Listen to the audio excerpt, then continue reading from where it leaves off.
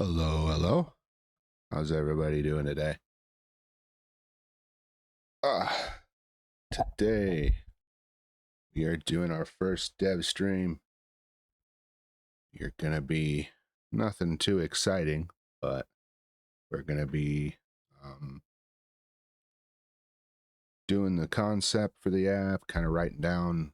I have to figure out, like, what the structure is gonna be. Like the different components and everything, and so that way I can be more organized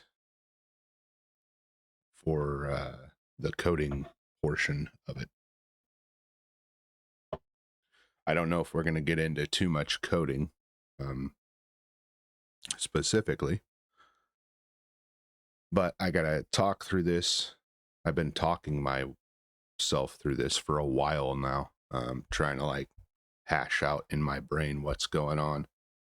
But I think it will do better to share that so that way people know what's going on. So, okay. So the app idea.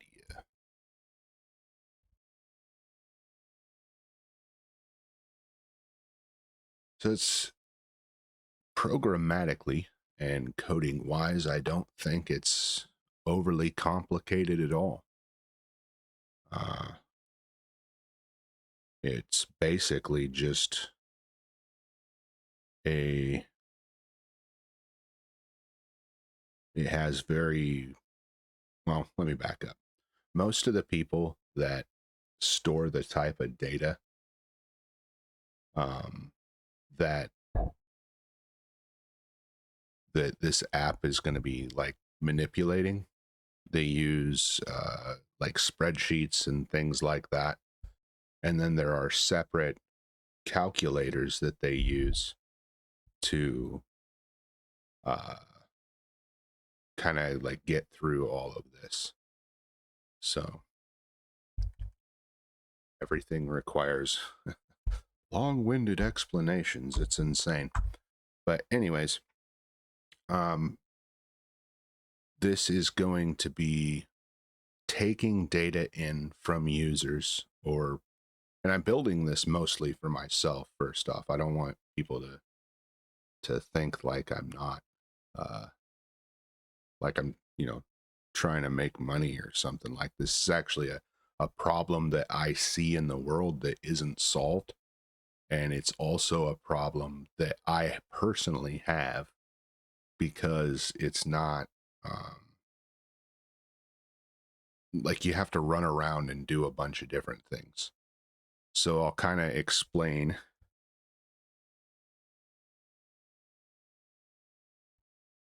I'll explain the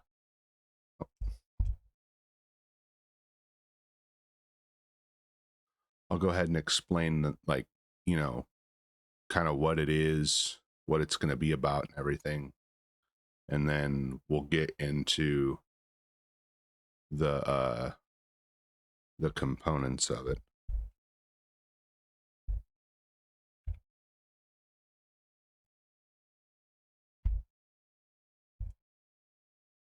You know what I mean? So for those of you who you may or may not know, hold on, let me put music on so you don't, maybe you're so it's the same thing.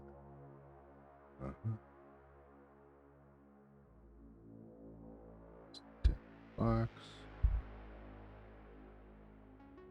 Turn this down just a little bit more. We don't want this to be the primary. Get to 45 decibels. Yo. There we are. That ought to be good. Okay, so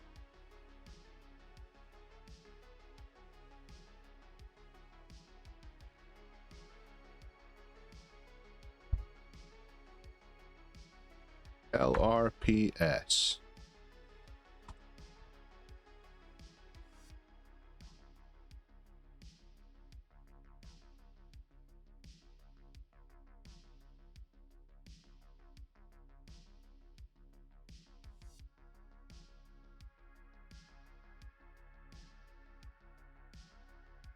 So I know it's a crazy topic that not many people are into, and there's a lot of stuff involved in it, but I promise you it's all on the up and up or whatever. So typically, Americans or whoever, they kind of follow a pattern of what they're going to be doing with this in particular, this marksmanship type stuff. And you start out when you're younger or whatever, and you start learning how to do all of the components that require this. As you get more and more advanced, or if you do it professionally like I did back when I was in the military, you end up becoming bored with kind of the typical doing things at pop cans and targets, paper targets and this and that. And you, just like anything, you start out like me, I'm beginning coding, right? So it's all exciting. You even little tiny if statements and while loops and for loops and things like that. It's all exciting. But eventually what you end up doing is you hit a plateau. Okay. We're doing lots of visual representation today. Okay. So you start out here, you're a beginner. And everything's really exciting, and then you start hitting a plateau. And on these plateaus, there is walls. And as you get up to these walls, right? So everything's exciting, and then you're moving forward, and you hit a wall. Okay, shooting pop cans and doing things on the range, it just becomes mundane. And you want to up your game, up your knowledge, increase your abilities, and just overall get better. And so you get over that hurdle and you go to the next one. And so you start improving your skills and making things better, making yourself better, whether that's going to courses, learning from other people, practicing, training, and the like. And that's sort of, that's everybody's course. And then for me in particular, I started doing it professionally. And you do it professionally, and they only train you to a certain level, a certain degree. And that's kind of where you stay, not because they don't want you better, but because more it is the, what do you call it? It's the, they don't need to train you beyond a certain point. It's like a waste of money. It's like it's like a good enough sort of thing. Just like, code in production, right?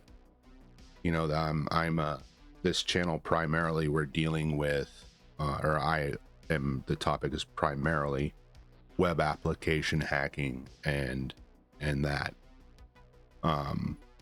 And with production code, the reason why it's so buggy is because they have deadlines they have to meet, and so they don't get things to where it's good, where it doesn't have these bugs. They get it to where it's good enough, and then they deal with that fallout later. But after you get out of the military, it becomes even more mundane, because the stuff like this whole plateau here just becomes boring and whatever, and you end up stopping. And most people, they just hang out in this plateau and they don't get better. Well, I was fortunate enough to work for a defense contractor a long time ago, and the job that I did there was I tested the munitions that all of the other defense contractors put out. So the military would say, hey, we need this piece of ordnance. It has to do this sort of thing in order to meet our criteria. It has to be able to operate within a certain temperature range. It has to be able to operate within a certain like wetness or dryness. It has to be able to, you know, do these things within this accuracy amount, etc., etc. I mean, there's like there is literal technical manuals. I mean, like a foot thick of some of the requirements for some of these things. And as that technology got more and more complicated, you know, you move from just your basic projectiles and things like that, and you move on to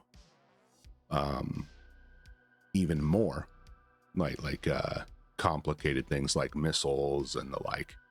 What ends up happening is those requirements get more and more complicated because the technology is more complicated.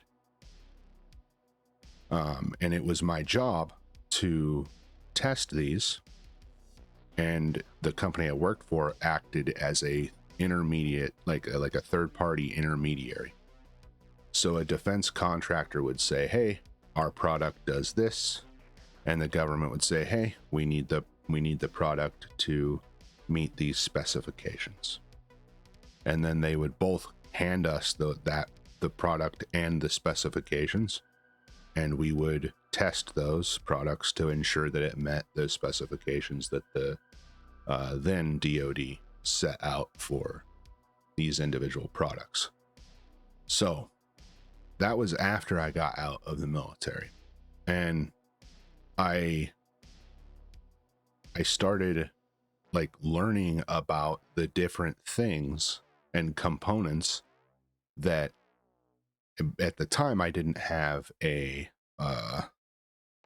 terminology for, but I now know that it is called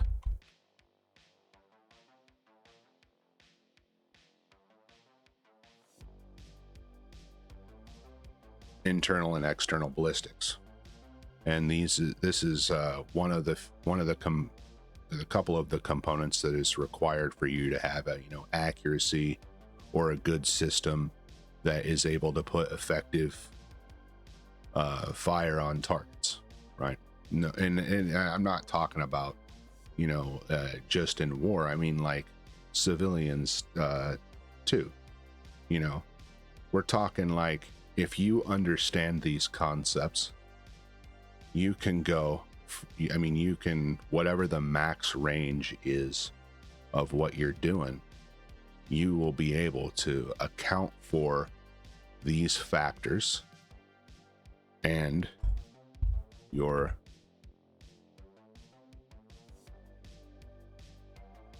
individual marksmanship ability. So the combination of these three things here are in reality what allows you to do these things. So internal, for those who don't know, is the system, right? So that's your barrel, that's your all the stuff, all the system, right? Your barrel, your buttstock, your trigger mechanism, the bolt, like how accurately all that stuff is manufactured, milled, maintained, whatever. This is the environmental effects.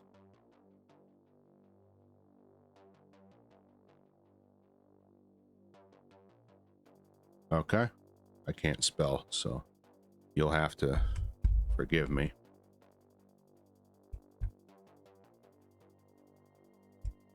Okay.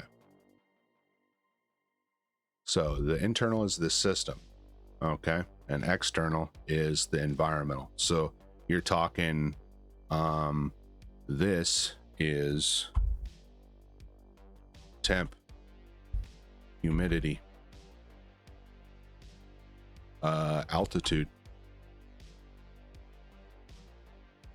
wind, right? Et cetera, et cetera, et cetera. Oh, drag. If you get out to further distances, right, you hear it all the time in all the the sniper movies and everything like that, right? Right, but it's the spin drift, right? So that, think about that, like spin drift in particular. Think about that like you spin a top, right? And as that, like, you know, so this is the top down view, right? So here's your top, and you spin it. And as it spins, as it loses momentum, it starts to trail off, right? And you see like the top moving, and it starts going in the direction of the thing. Well, if you get out to a long enough distance, your target here and your stuff here, what ends up happening is bipods. There's the thing, there's a buttstock. Okay, so as it gets out to here, this will try to it will throw the round off in whatever direction you're doing. So I promise you this is all connected. It's all part of the same thing here. So that's that. Your system is the machining, how well it fits. It is the harmonics. So think of it like this. If you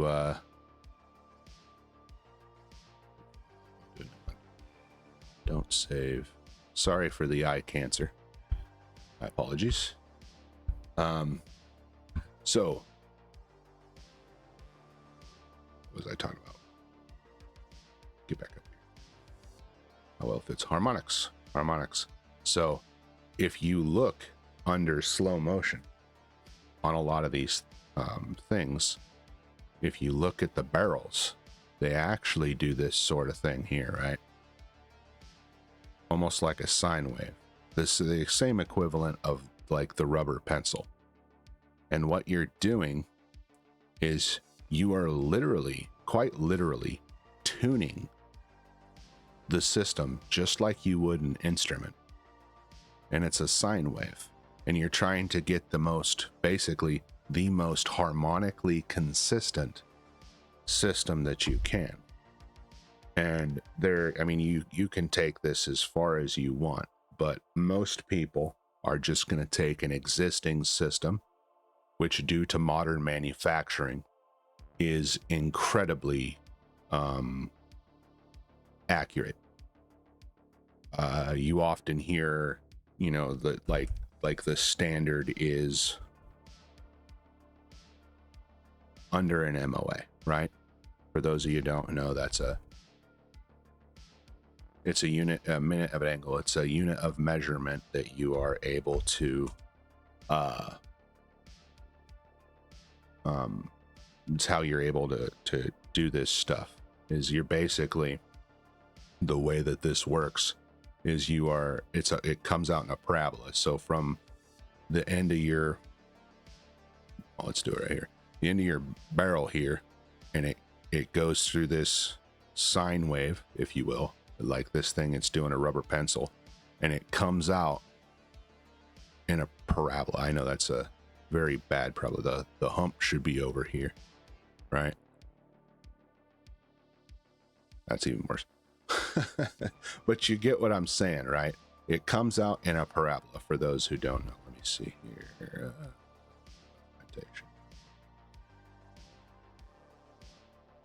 Parabola. Images. Oh, I guess I was right. But over longer distances, it looks like a long, looks like this, where it's kind of flat for a while, and then it gets bigger. And this is way exaggerated, but you know what I'm saying. So it comes out like that, and then it hits your target, whatever that may be. So I say all this because the app that I want to make right, is going to be, it's going to take in data about the round that you're constructing,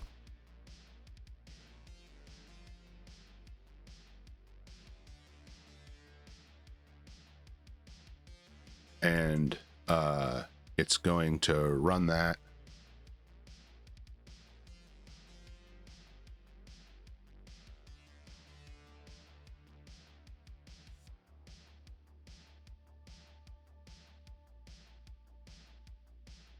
I was right.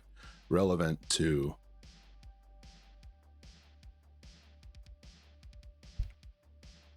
okay. Which, I mean, on the face of it, it really is. I mean, it's simple.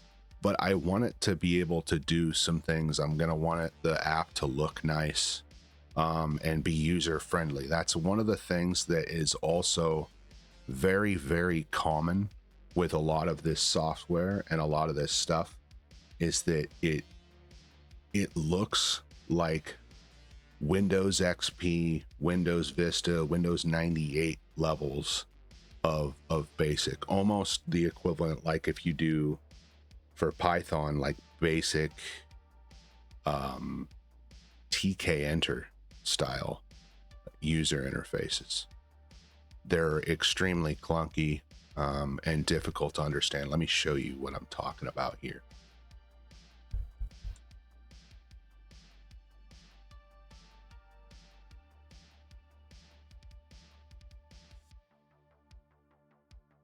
So you see all this. I mean, this isn't bad or whatever. And there's a lot of this in here that people just do not understand whatsoever. Again, sorry for the eye cancer, because, you know, they don't have this in this thing here. But this is a free version. So what you would have to do is you would have to collect your data, right? You'd have like a bunch of numbers.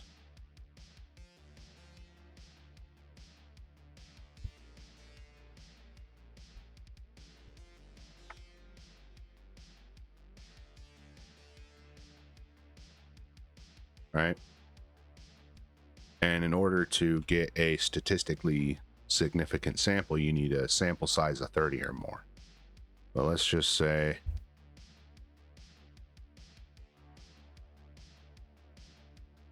I'm just using fake numbers here. Just, I don't think that there's anything that has this. I have a muzzle velocity. But you take your muzzle velocities, right? And you get calculations like your, you know, you get the min, get the max, you get the average, get the mean, and then you get the standard deviation.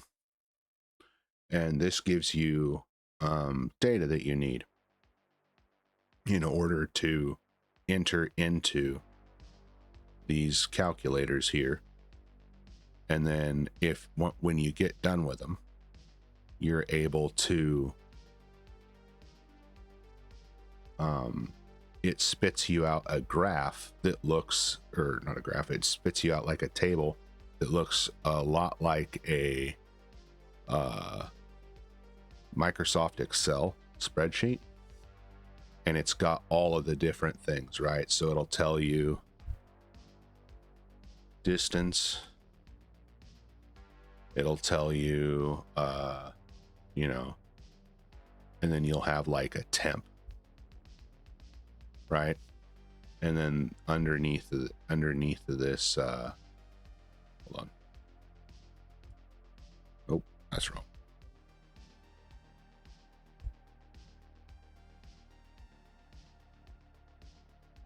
So then here you'll have like, you know, whatever your expected conditions are, right? So you'll have one for like 40 degrees, 50, 60, 70, and so on.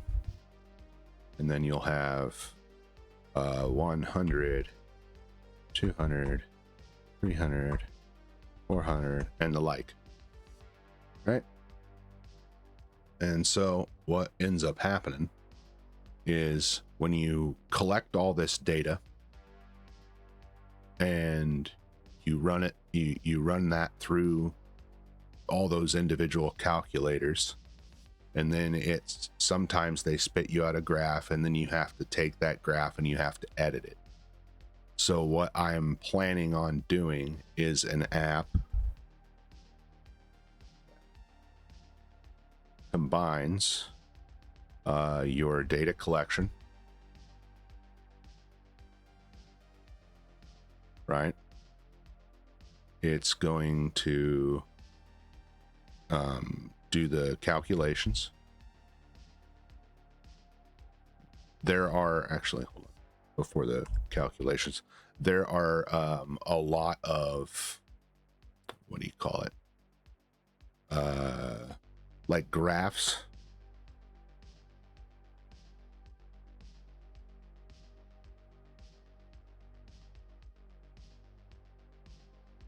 There's a lot of graphical representations of, not the calculated data, the, yep, collated data, right?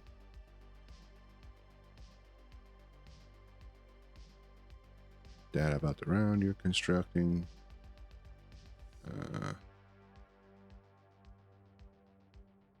So we're just going to call this LRPS app. Okay, so it's an app that combines data collection,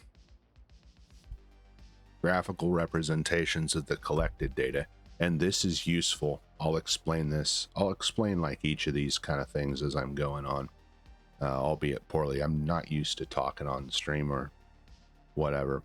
I'm kind of pretending like I'm just talking myself through it. But the difference between me and you is that I understand this at a higher level, and I'm like really I'm trying to dumb it down so it makes sense. Okay, so within the data collection, you're going to be needing MVs, temp,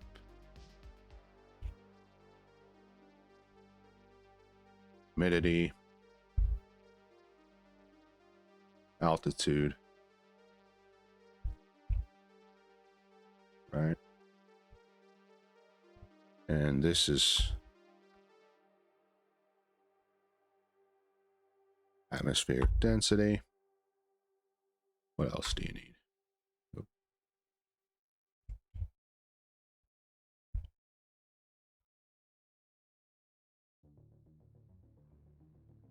Right. And then, so all of this, I guess calculations would go before that, wouldn't it?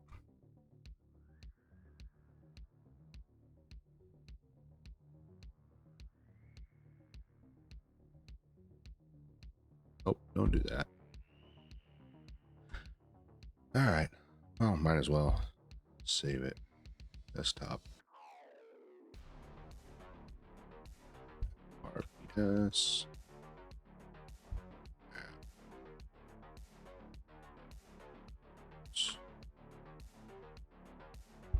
Cool. All right. So muzzle velocity, your temp, your humidity, your altitude, atmospheric density. I have to think through this.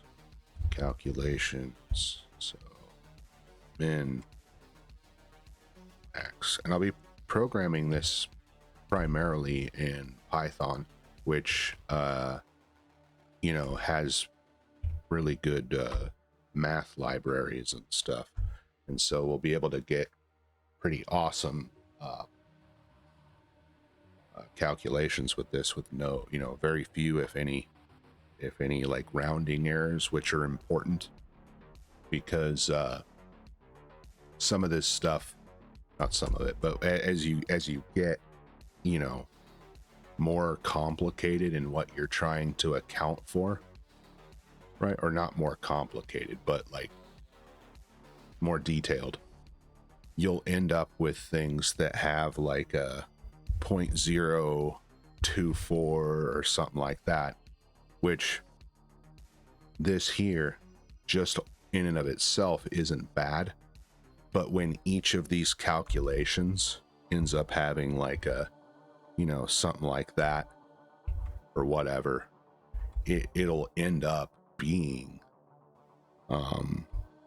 a severe error toward the end, and you can actually miss.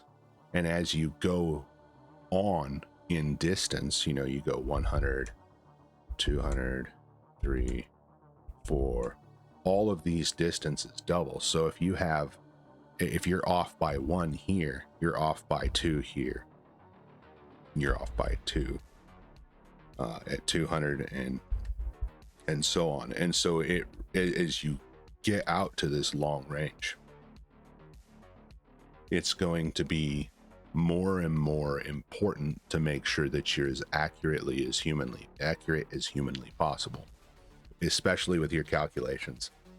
We're talking the difference between missing by 10 feet and nailing a beer can at 1,200 yards. So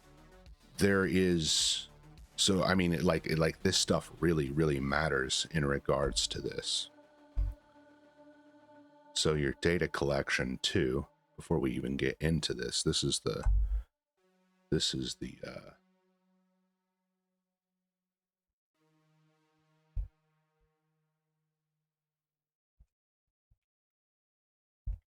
ballistics portion.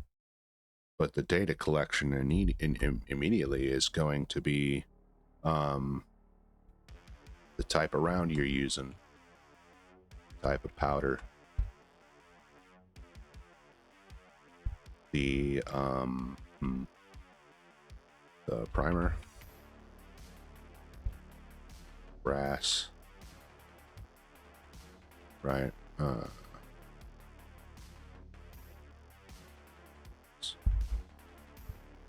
System. And then even in among these two, you're gonna have the weight,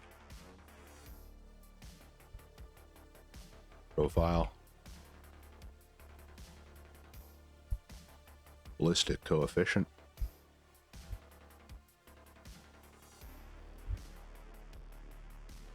else.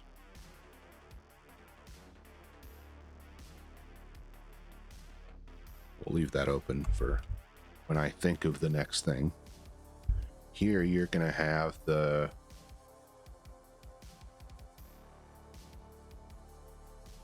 burn rate at temp. So yes. Type.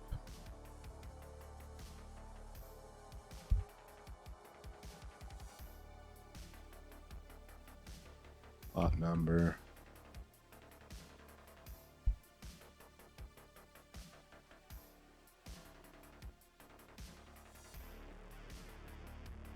Mount cartridge.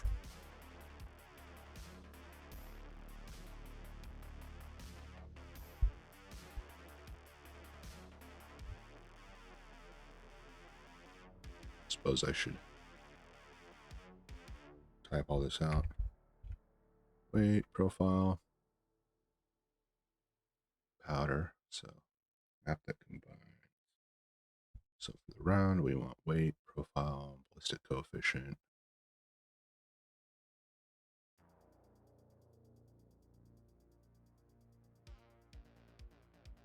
And I would imagine I know that the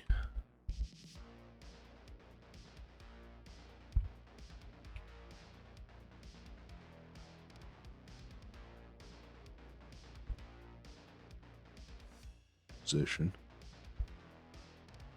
Okay. So powder.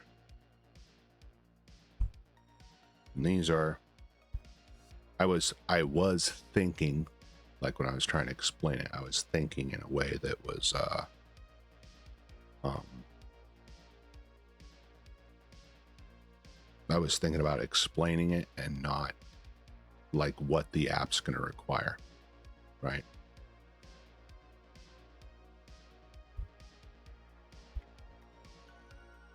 Brand.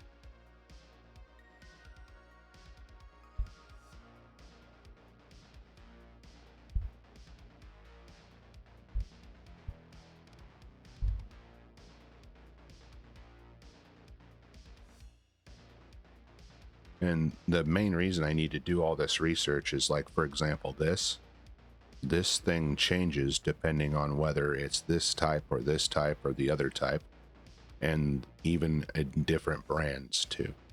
And by and large, it's all the same thing, but this is chemistry. It's chemical composition. You know, think of it like like water is ice, and then it can be boiling too, you know.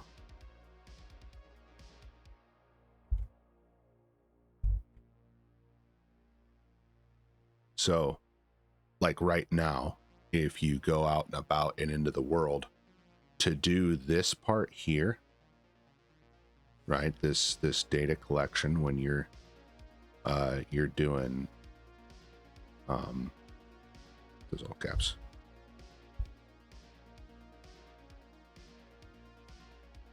When you're doing all of this, you have to do these things separate, right?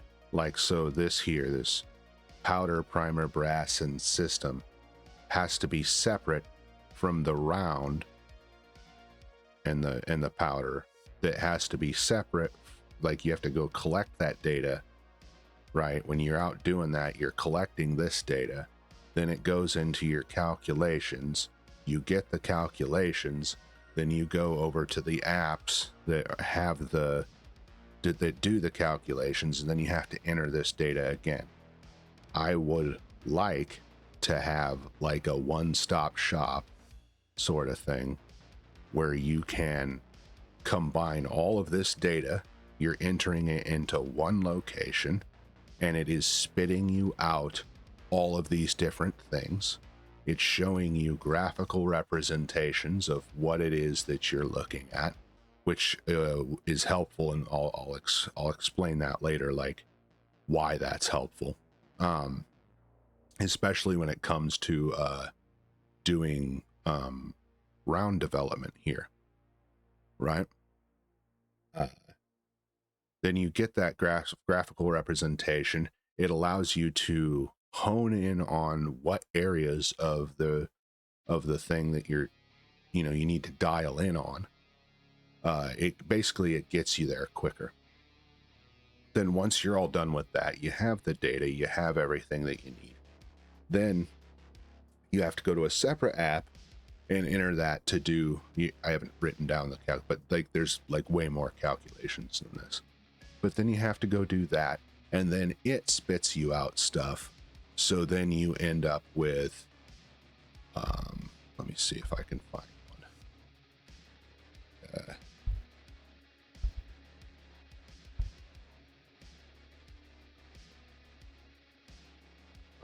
That's my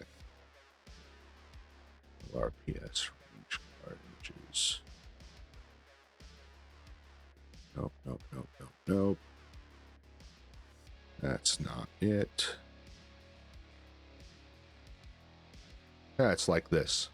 It's very, very similar to this, right? Where you have your range, you have your adjustment for your scope, you have like, there's like all kinds of information that it has, and you're not able, like, there is no, like, that I've seen, there is no one app that does all of this all together, and I'm sick of it.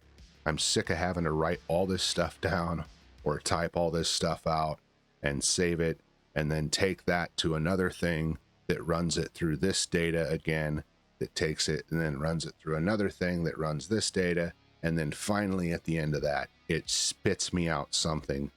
It spits me out data, and then I have to construct those little tables like what was on that guy's arm. I have to construct those again. So each time I'm doing all of this data collection, you know, and running it through these things, and then I take what that gives me and I run it through another thing, and then take what that gives me and run through another thing, and then at the end of it, I wish I had on this computer what I'm talking about, like the finished product of what I'm talking about here. But, and this is going to be like a work in progress as time goes on, of course, but it is just a pain in the butt to have to do this again and again and again and again. And we're talking like, so, and another thing too is when you're experimenting with things, right? If this number changes, right, you get another lot number, everything else changes. All of it. You have to recalculate everything. So but here's the thing. If, like I said, this is why I want to make this. If you have this in one thing and you're just tabbing over to the next thing, like you're like on here and you're looking at all the data that you entered, and then that is spitting you out. All right, let me go back to Paint so I can be super mega awesome. Don't save. Again, sorry for the eye cancer. We're gonna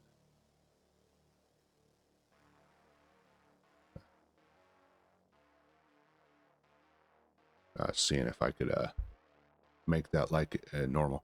Anyway, so you have all this data that you enter, right? Oh, I'm entering data, and then you, like, I want that. When you have that, it's going to have some calculations down here that are relevant.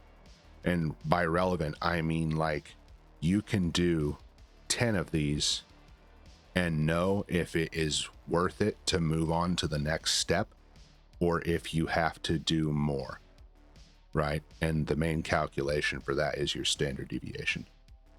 But also right here, I want it to show a graphical representation of what you're doing so you can figure out where your little points are. And as we get into this, I'll explain it more, but there are like nodes, flat spots within that sine wave when you're doing this, that basically it's ballistically stable, so to speak. So having all of that and then being able to tab over to the next set of things, which gives you, like I was showing you guys there, the JVM, right? That gives you the information here, like here. This is actually a pretty complicated one with a bunch of different things that you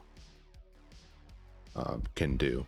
But so this app is going to take you from the data that you enter, allow you to see where you're at before you get and then before you get over to that JVM style ballistic stuff.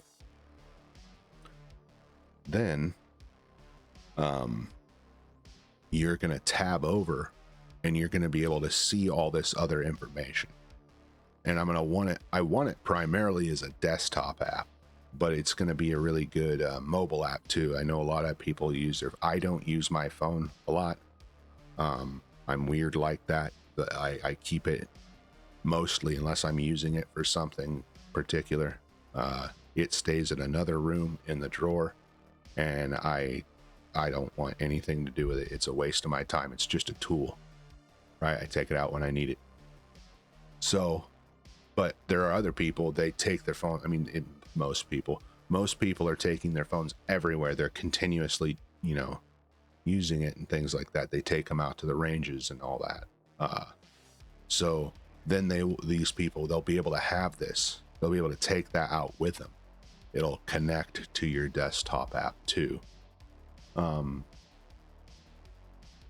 So that's kind of like what I'm thinking about for it. And it will organize the data in a bunch of different ways. Man, I've been thinking about this for a really, really long time, because it's been frustrating me having to do this and go to all these different areas and all these different locations to basically take data that I I mean, like literally manufactured myself, because I made these things and I put all of this system and this stuff together. And then I have to enter it into like 7 or 8 different people's apps or calculators in order to get the answer that I want. It's frustrating. So I want to do this. So I have a thing that's like a one-stop shop where I'll be able to not have to do that anymore. And like this app, really, like, so the reason why I want to build this, why I have this app idea, is because I'm like a really beginner programmer or coder or whatever. I'm going to call myself a programmer. I'm a really beginner coder. You know, I don't know much, but this is really not that complicated at all. At all. You know, like especially with how Python is with math, the calculations should be easy too. And there should be a lot of answers online for how to do this, because most of the calculations that you're doing are standard type calculations that you would do for anything else, you know, that you would do for finance or science or whatever. So there's really not a lot of complicated anything with this. What's complicated for me is going to be putting all of it together, and because I'm new at doing the coding stuff, it's going to be pretty difficult for me to you know, get this done up and in a way that's good, so to speak. Brand, what do you call that? So, you know, Frito-Lay is the brand, Coke is the label, right?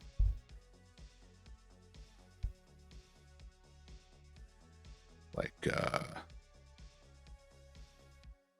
what do you call this? Hodgdon.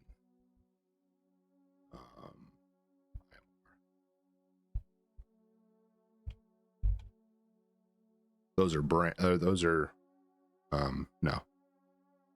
This goes up here. Copy. Paste. This is your 4350. Your True Blue. Your 4064. Okay. Lot number, pretty.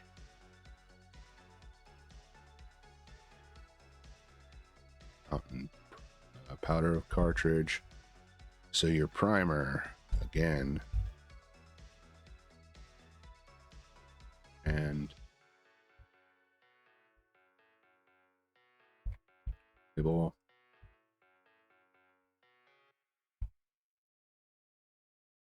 Seating depth.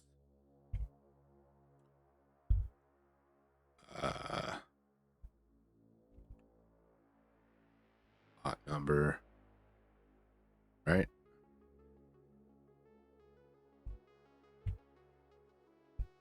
Brass, brand.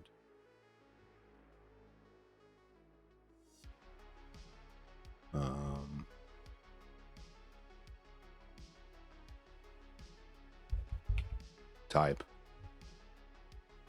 By type, I mean like, you know,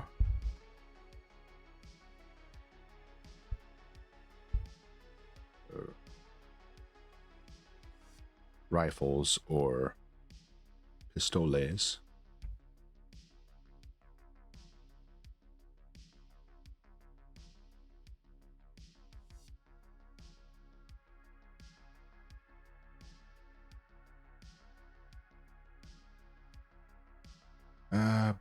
brass. That's about all there is for brass. All brands are not created equal, and there are some that are better than others, and there are some budget brands and things like that that are better than others. Sometimes people, they overlook a lot of this stuff, but in reality, it's a pretty dang good. Like, for example, there is a brand called Privy or Pervy or whatever, Partisan. It's from Eastern Europe, and people knock it a lot because it's not that good. But in reality, the stuff that they use to manufacture these things is amazing, because it's that old timey, like that 1940s, 1950s machining and manufacturing stuff that had just incredibly tight tolerances on it, right? So then with all of this too, I'm going to want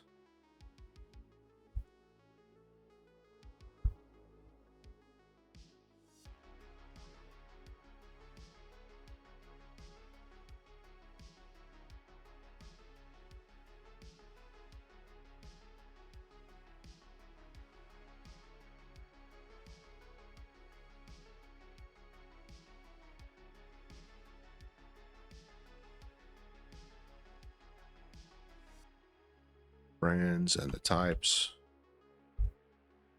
of powder.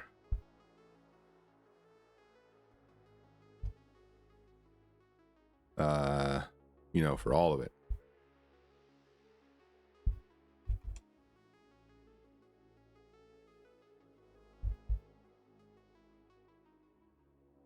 All right, so round the weight, the profile plus composition. Because another thing too, like, I'm writing all this out too, because each one of these components has a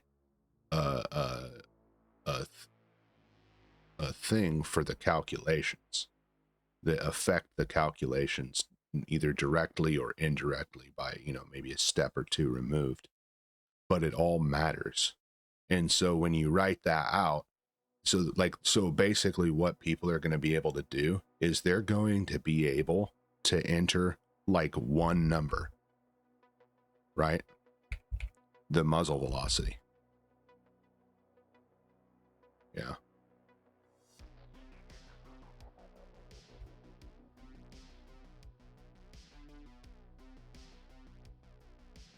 Loading data.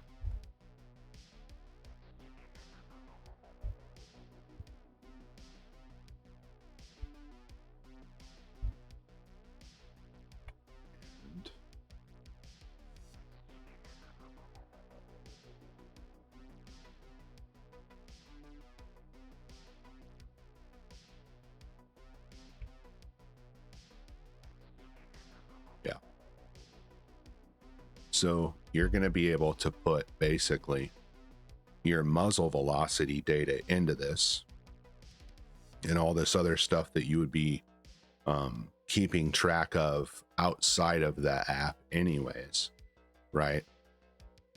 It's all going to be there together. So you're going to have like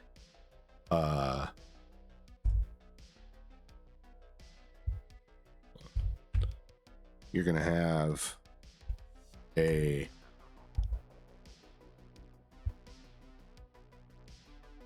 bullet profile that will consist of what the round is, what the powder you use, the primer you use, the brass you use, what system you shot it out of or whatever. And then that is going to, then you're going to be collecting and putting into. So like this is prior to you doing anything like actually on the system, right? Then you're going to go out and you're going to do your testing. And when you do your testing, you're going to get this data from the outside world, right? And this will hopefully to an API.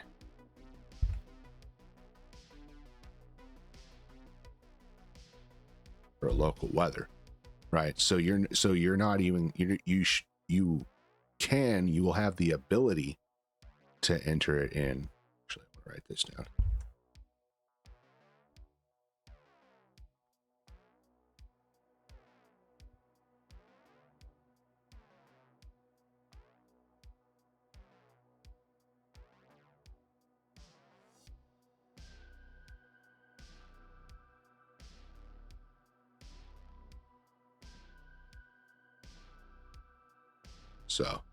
So you'll be able to connect to a local API for local weather. So you'll have the ability to enter it in yourself if you want to enter these, not the MV, but the temp, the humidity, and the altitude, and all this other stuff, right?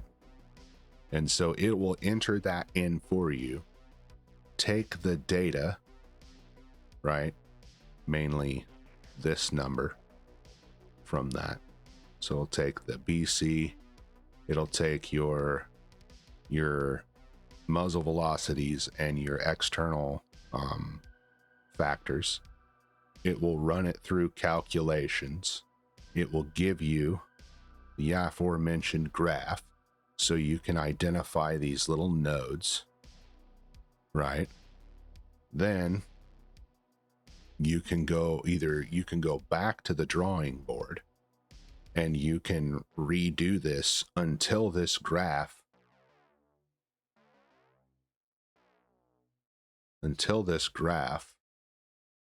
does what you want it to do, right? Because this is what you're trying to achieve. You're tuning it just like you would a guitar or a piano or anything else. You're making sure it is literally harmonically consistent, right? Then it takes all of that, it does calculations, it does min, max, average, mean. I definitely spelled that wrong. Wow. How do you spell that right? Oh my gosh. Standard deviation. I'll have to look at some other calculations too. So this is going to be, what's that library called? That's another part of my research here too, is that's why I have the documentation pulled up, is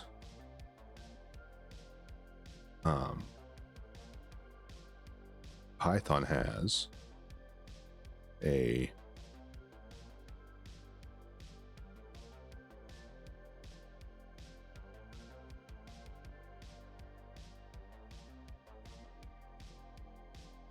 hold on, I know where it's at.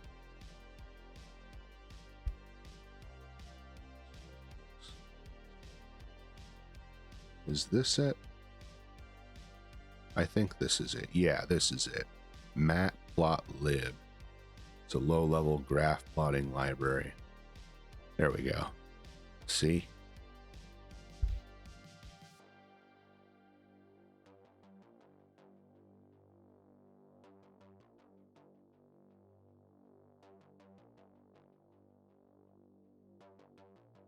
And then what I'm curious about too, because I don't know, is which one of these am I gonna have to use to get these? Oh well, there's median, so we know that. Mean, okay, median, mode, all of these, standard deviation. Holy crap, I was right. I was looking in the right spot. I've never even, I've not gotten to the point where I've, like going around and trying to use libraries for anything. So I was just guessing at that. C math, complex math.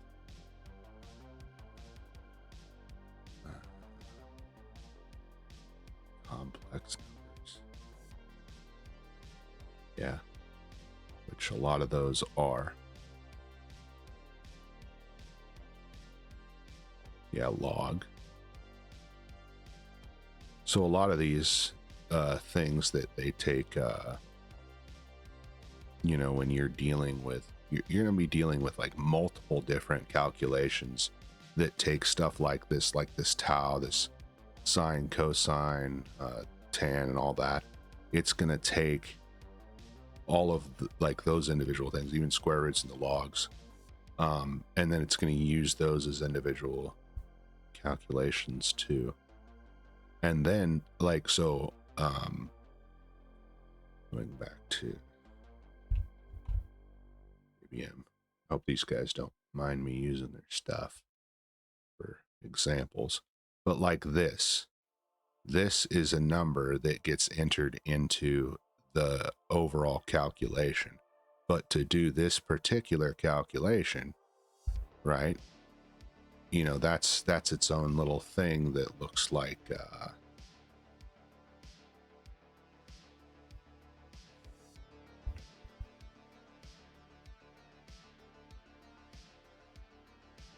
it looks like this, right? I don't know. I don't know math terms like this. I got up to linear algebra in college, and you know, so like I know of these things, but I'm not a math dude. Like I don't really care beyond what the calculations that I need to do, you know. But I'm gonna end up learning this. Well, yeah, variance too. So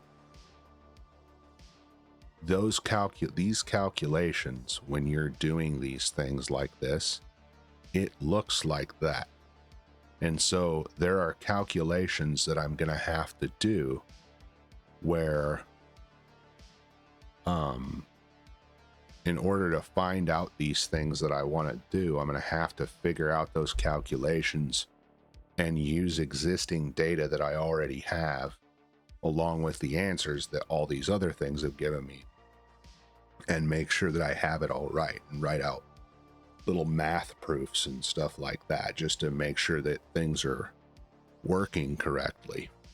Because another component of this is, if I make this thing good enough, there are people that might have their lives rely on me not messing this up. So I want to be sure that I really do it right. In addition to that, my life could be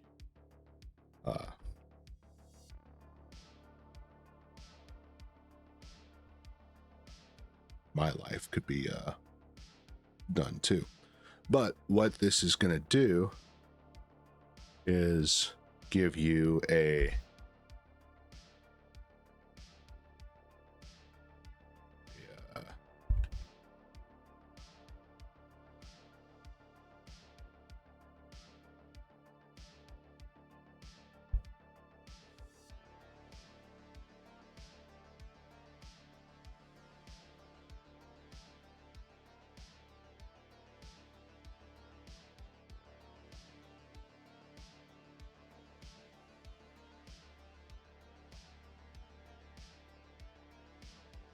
okay.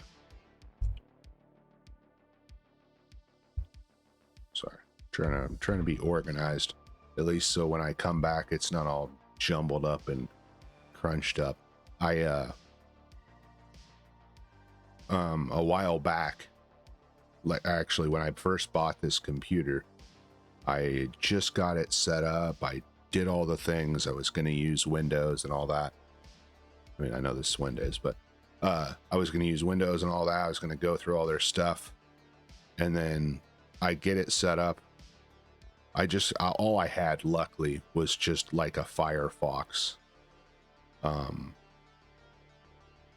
setup, but that bug got released where it blue screened your computer if you had BitLocker on there. And so I had Windows 11 Pro, and then my stuff got basically they bricked the Microsoft bricked my computer. And so I had to go into the BIOS or whatever, and I had to reset the whole thing. lost the Windows 11 Pro. Now I just have the regular. But as when that happened, I started looking for ways to just get all of Microsoft's BS off of my computer, so they never did it again. And so I did a bunch of geek uninstalls and then went to the registry and deleted a bunch of their stuff, anything that I could to get it off of there, because it irritated the heck out of me for it doing that. So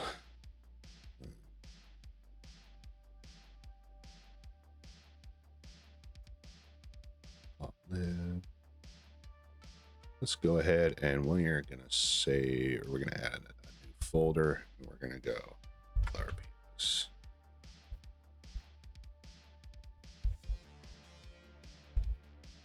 RPS info. And we're gonna save all that to it. All this stuff that I need. Statistics.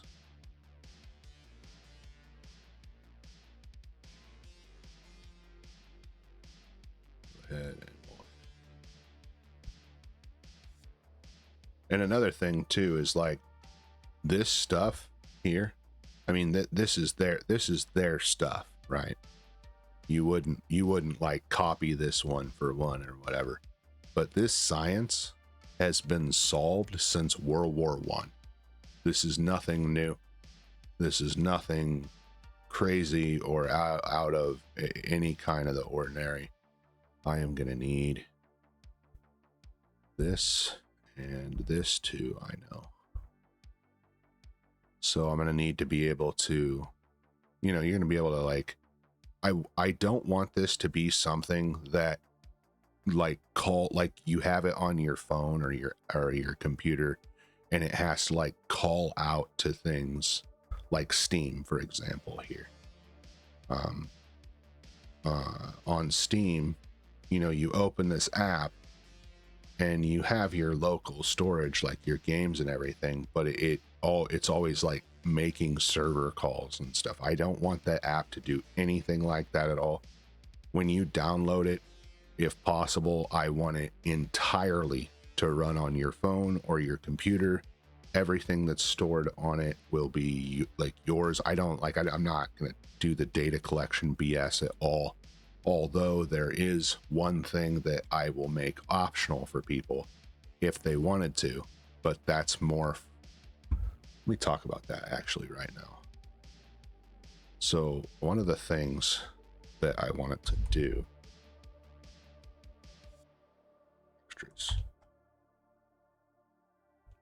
is I want you to be able to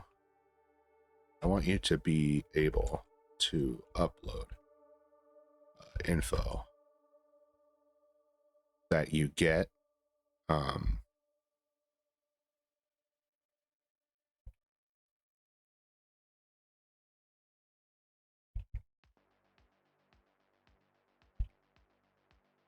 so what I mean by this here is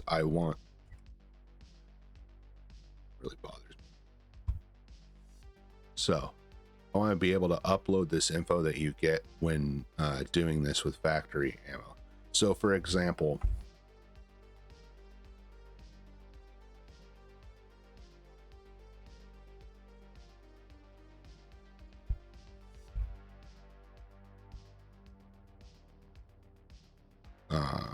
what is it, 2770 at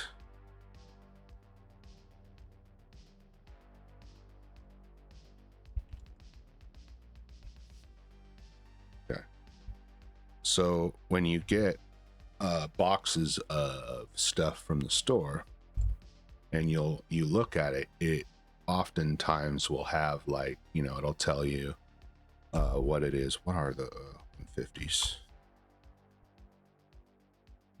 So it'll say something like, oh, it's 150 grains.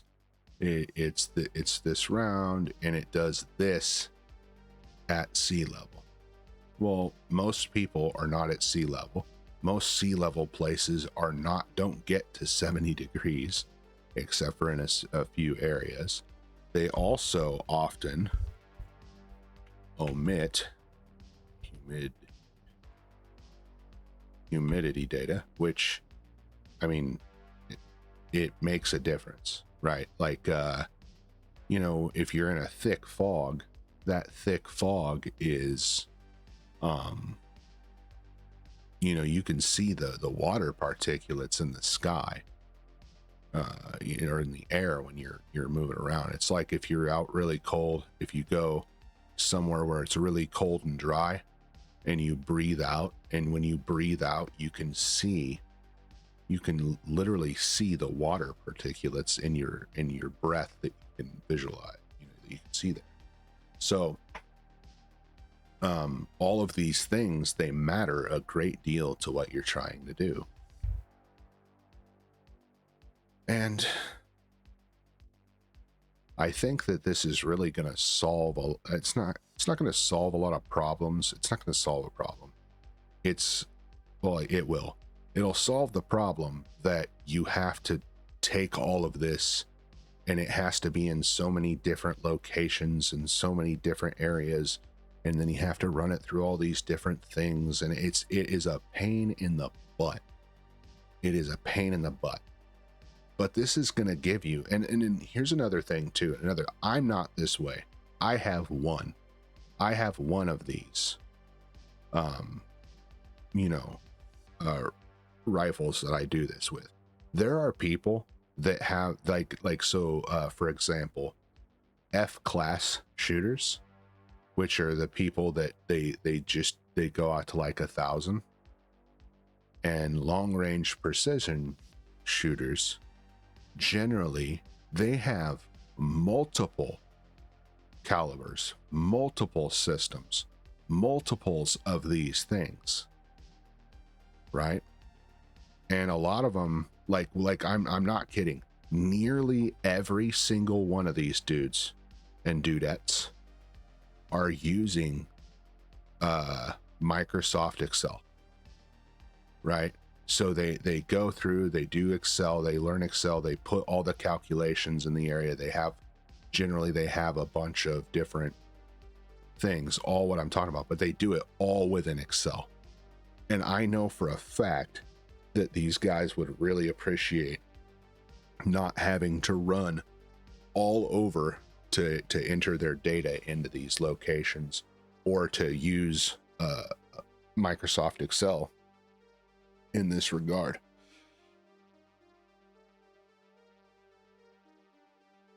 Oh man. Ugh. Sorry, had to stretch. So it is, yeah, like I know from personal experience, just with my one thing that I do, that it is going to be incredibly useful to have all of this in one location, to be able to get that, you know, get that going. So your system, brand, your model.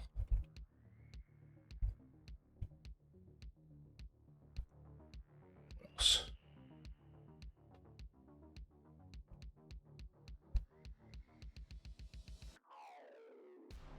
Go profile, you know, and then I'll let people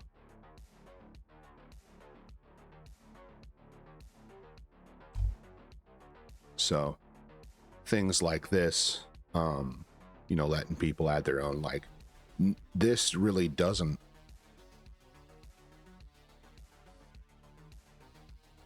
excuse me, this doesn't really have this much of an effect on anything. I mean, it does in that if you have a sloppy system, right? If you have a system that's not constructed properly, not put together properly, if it's not, you know, like if your scope screws are loose, or if there's a screw in the bottom of the receiver that holds the whole thing to the chassis or to the buttstock apparatus. If you don't have all of that done up correctly, or in a manner that can come loose after a few shots or whatever, then it's not going to to work for you. You know, it's going to be sloppy. And so, like, and just as an aside, like, that is why, for example, you know, going back to, where is it? Oh, I deleted it. But going back to MOA, you often hear like people refer like, oh, this is a, you know, this is a 3/4 MOA or a 1 MOA, right? Or like a 4 to 5, right? So this, the one that I have, promises you an under this with regular factory ammunition, which that's really good. That's better than most people can shoot on their own. However, if you are, you can get it down to low. So these guys that are doing F class, they're down to 0.25, right? Yeah. You want to hear something crazy? The dudes that are doing, there's like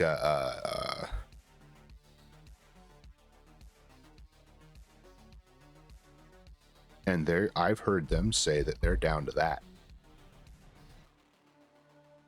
Like that their stuff can do this. Which is insane. That is insane. Like, this is insane. This is absolutely nuts that they can get that like that. Right? So, but with this being, this is industry standard. If you go into the store and you buy something over the counter, this is standard. Okay? This here, this is your military stuff. Okay?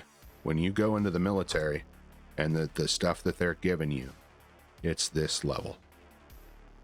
Okay? And these guys are generally considered pretty good shooters, pretty good marksmen. Okay? They're not. In reality, they're not. There are very few that are actually trained well in this stuff. So it's all about this number, getting this number as low as possible by manipulating these variables, right? And then putting it into here, doing your calculations, and it spits you out your little tables that you have. So ultimately, this is a simple program, right? You're going to be doing your MVs. It's going to spit you out the calculations. So on the back end, you're just putting this stuff into lists or dictionaries or whatever it is, doing your things. You're using the matplotlib library to represent this, so that way you need to know if you're going to make it to the next step, right? And then you go on to the next tab, right? And then it gives you a list of all your calculations. Okay. So that way you can see it. Gives you a little bit of a graph, right? So you know where your little nodes are. Okay. And then it gives you a thing that tells you, hey, at this range,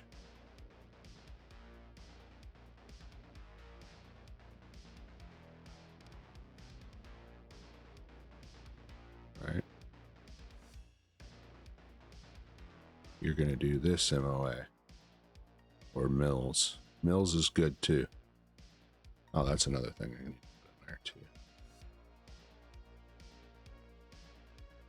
Standard deviation.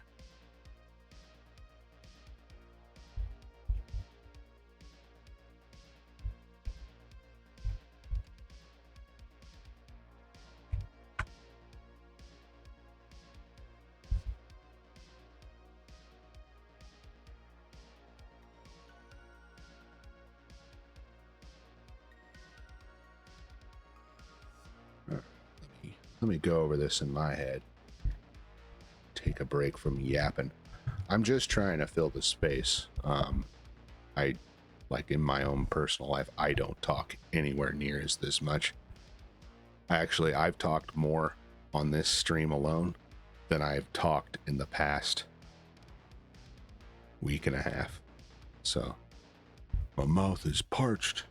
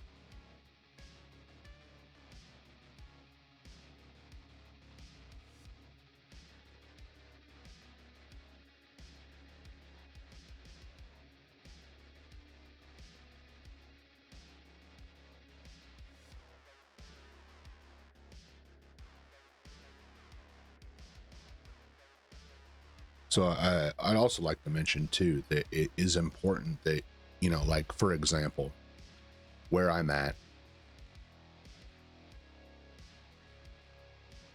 right? It is typically 52 degrees F. I don't know about any of that other nonsense, although I'll put it in there for you degenerates, the rest of the world who doesn't use these measurements. You're all wrong, by the way. Just to say. Right, so standard conditions where I'm at.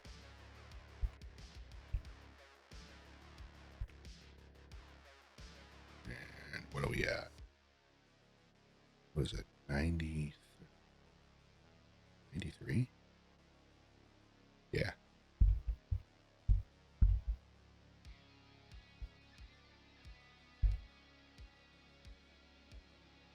So this is the standard conditions for where I'm at. And the altitude's like, we're in the 1,000 range. Okay.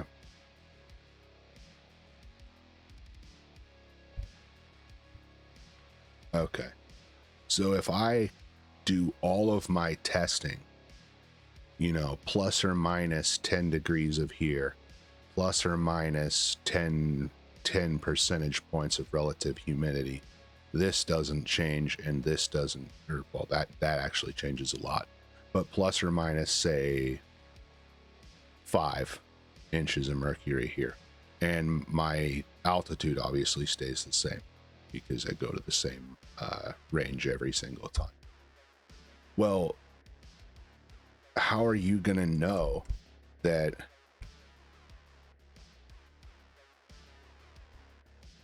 no, and this is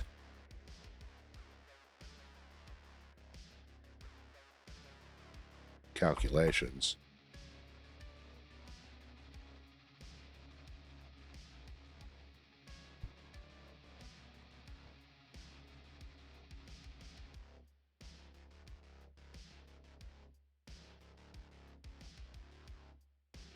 You know, say where you go and it's like, you know, 65 to 78,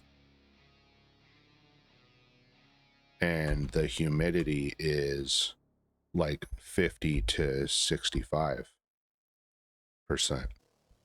And, you know, say at that level, you're at like 3K to 7K, right?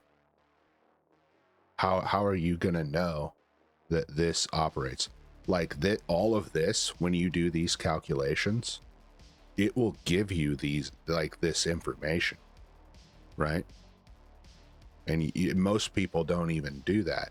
And so, you know, like somebody where I'm at will cite their stuff in, will get their stuff in using this here and in under these conditions, and then they'll go over to Wyoming or like Colorado or Montana, and they'll be in these conditions, and then their stuff will miss by like, you know, 10 inches or fly right over the animal's body, or whatever the case is that it ends up doing.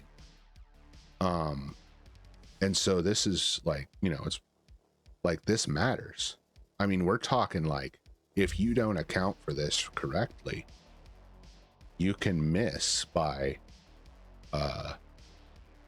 you know, inches to multiple feet, you know. And like I said before, if you were here and you caught it, the farther out you get, the more this this matters, right? Because you're not just starting off.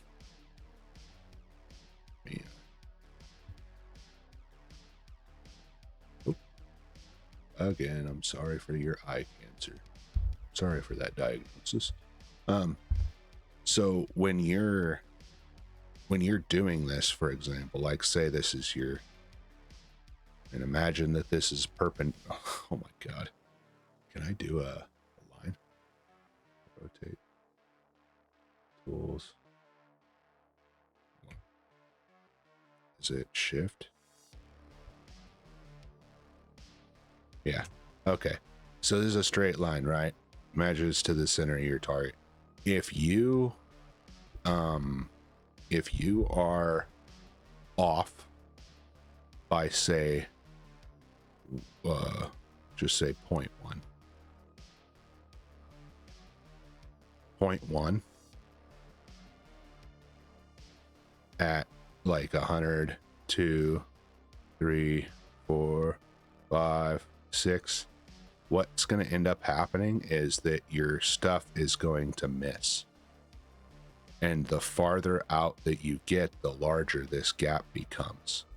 And this is for every single thing. So if it's for temp, it's for relative humidity, your altitude, or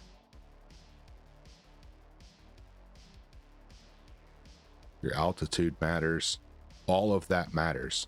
And these things, these calculations, if you mess them up, you're talking about missing your target that you're getting like by a lot. And so it's really important that you get all of this right. And that is why you do all of this work first, and you figure this out, and you combine it with all these things, because you work out the kinks on the flat range. So when you get out and you're doing real world stuff with competitions and the like, and you're trying to really be as accurately or as accurate as humanly possible, then you have like the likelihood of you having a lot of variation between these two conditions is minimal. And it is a matter, like for mine, for example, I have one of these little things done up for every single area that I'm going to be in. And on every single one of these areas, I go from -10 to 100 degrees.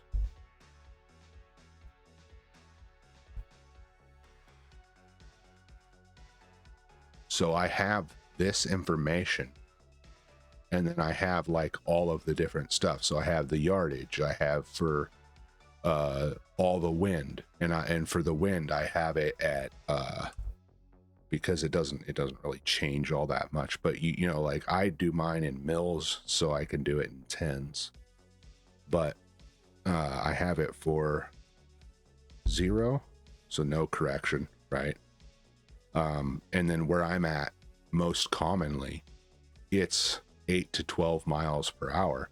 So I have 5, 10, 15, and 20. So I don't have 0, but I have these numbers. And then then I have a separate set of paper tables that cover, like, because it gets really, really windy here, like 25 and 30, which I would not take any kind of thing. I would not take a shot under these conditions. I wouldn't even take a shot under these conditions if I didn't have to. But I mean, like at a Target or nothing. But these ones, this is like standard stuff, actually. Like 8 to 15 miles an hour is standard. And that's another thing too. So I actually just saw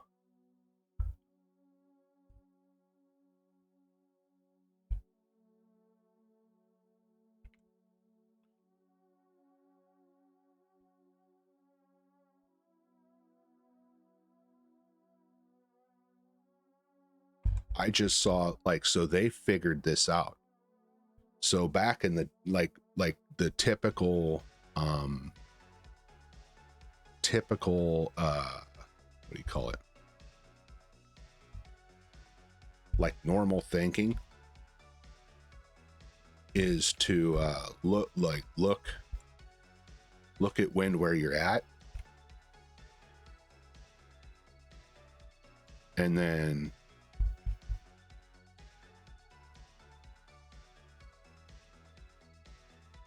look at the target location. And then this is the big one. This is the one that you really, really want to make sure you get right, right? But what they found, I mean, in this, I don't know why they thought this was a big deal. I think it's because they actually figured out the calculation for it. But somebody figured out the calculation as to like what weighted percentage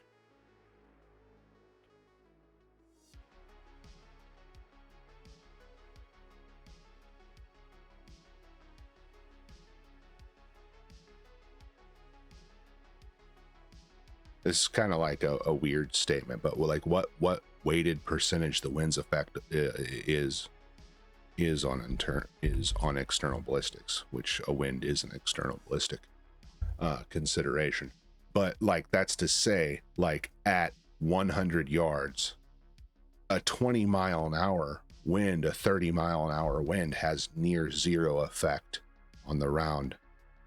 But as you get farther out and the round is overcoming these atmospheric effects as it goes further out, and it's like, so at 100 it doesn't have very much, 200 it has like a like a 0.1 effect, and then you know, 0.4 for the next, like, and so on and so on. And as you get closer to wherever it is that your target is, it's going to have more of an effect on what it is, or like what the wind does to the round, whether it knocks it left or right.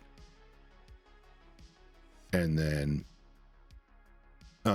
also too, you know, typically people, when they're doing this, they're firing in between wind gusts. And so when they do that, they're trying to like time it, because it, you know, only takes like a few seconds or less than a second to get down range to do what it needs to do. But you know, like, knowing that calculation, you would even be able to maybe shoot into the wind too, right? So instead of having to wait for a break in the wind and shooting and hoping that your round travels downrange fast enough and hit it, you might be able to calculate that and shoot into it as much as you would shoot out of it. And with the way that these scopes are, let's see here, like, this is not a paid advertisement or nothing like that, but these guys, they just have really, really good reticles. Arctics. And this was designed, these guys, this is a veteran guy who designs these. Where's the Christmas tree one? EP55, yeah. So this might just be a matter of you being able to do like a holdover, right? And then like for this reticle in particular, go away. This reticle in particular, you are like, these are the hold offs for 1, 2, 3, 4, 5, 6, right? And so as you're doing that, you're going to be able to see where it falls within this tree here, and be able to adjust accordingly, you know. By the way, I'm not sponsored by these guys, but their products are some of the best products on the market for this particular thing. Not only do they have a lot of, like, this looks busy maybe to the outsider or somebody that's just used to the typical X and Y axis thing, but this gives you the ability to measure the width of a target, the height of a target. It gives you very fine reticle to do your holds on. And then it also, say that you're low, right? So you done all your stuff, right? You went here, you turned your little scope to where it was on where you needed it to be. You got your windage right, you did all your adjustments, and then you fire and whatever, and your stuff hits here. Well, then you know you're going to have to go down that amount and over that amount one way or another, or up that amount and over that amount or whatever, in order to get to where what you're trying to get at, you know.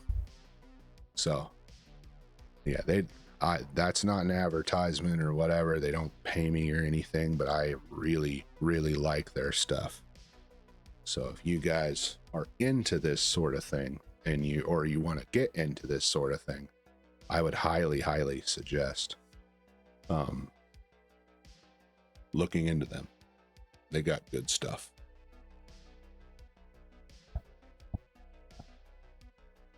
So I'm trying to get an overall sense of kind of what this project's going to be, like the app flow down here, right?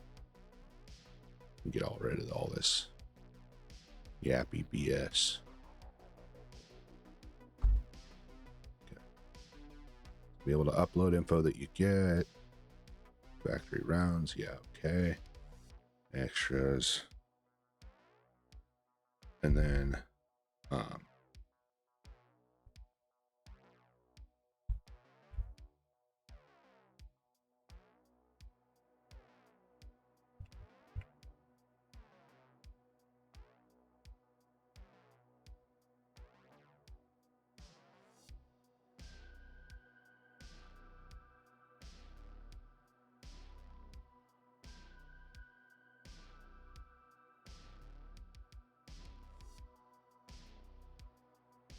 right. So what I'm thinking about with this in particular, so the extras, so you'd be able to upload your factory loaded stuff, and then when you do that, this stuff will, or I want the app to be able to, you know, like if you're measuring this,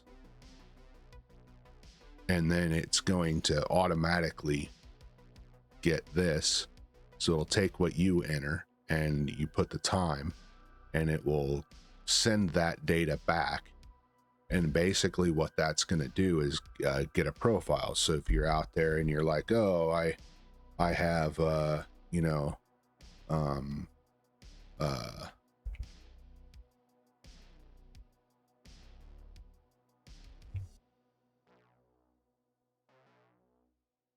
of a,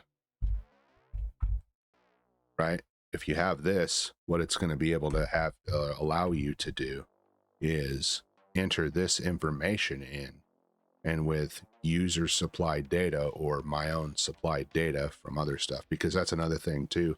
A lot of this information is known. These people, like these companies, both the round companies, the powder companies, and even some like rifle style companies, put this information out for everybody to have so they can make better use of their systems. So that data can be gathered, collected, and put into these models to where you will be able to select from a drop-down menu. And then that's what that's really nice too, is I don't like this stuff is pretty cheap to make, like, and do. I mean, it's still expensive, but, and that's just at the level I'm at. Like there's those, like I was talking about, those F-class shooter guys, those F-class guys, those target guys. I mean, they're spending like $10,000, $20,000 on stuff like this. You know, like all this equipment to make all this stuff go. Like, for example, there is a primer setter that allows you to press fit the primer into the bottom of the brass. And it is, gosh, what is it? I think it was like $500, and that's just like one job on one thing. So in essence, I'm not in essence, you are literally, when you're doing this, I've said this a couple of times now, but you are literally tuning this stuff like a dang instrument.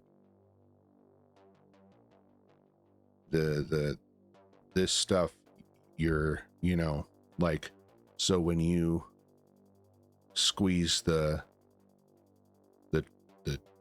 trigger or whatever, and it releases the hammer, which strikes the firing pin, which hits the back of the round, which hits the primer, right? If this system has to be correct, if it's machined right and correctly, the time between you hitting when this releases this, that hits this, and then, you know, the spring, like all the springs, like you're literally tuning that to where when you do that, you're not having so much input on the system itself.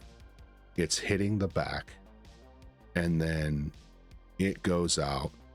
If your thing is chambered correctly, right, and then it goes into the barrel, and then the barrel is attached correctly, and then this is harmonically consistent, or as consistent as you can get it, then basically what's happening, I'm not basically, but literally, your round is in here traveling through your barrel, and it's the barrel is rubber penciling when you do that. You know what I'm saying? Like, have you ever put like something inside of a tube and then tried to launch it like one of those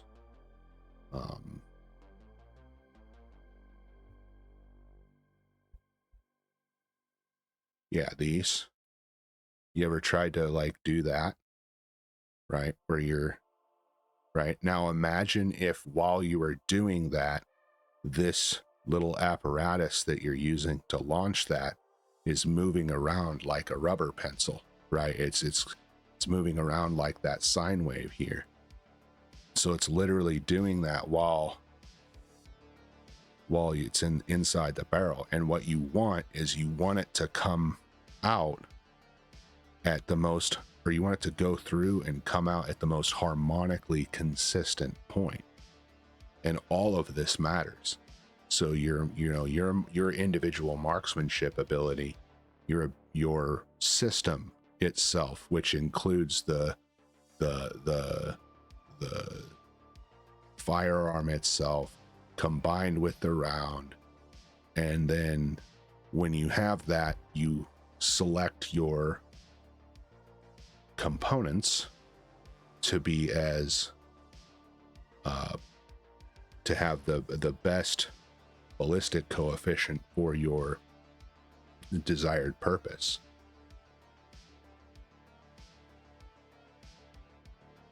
And then what happens is you are able to do good stuff. Checking things.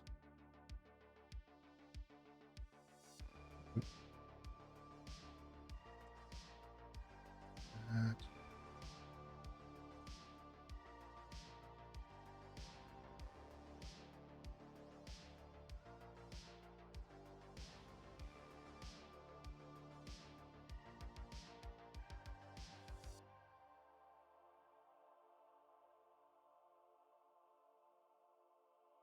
So once I have all of this, conceptualized, I have all of it organized kind of in the app flow that I want, I'm then going to start coding it up. Okay.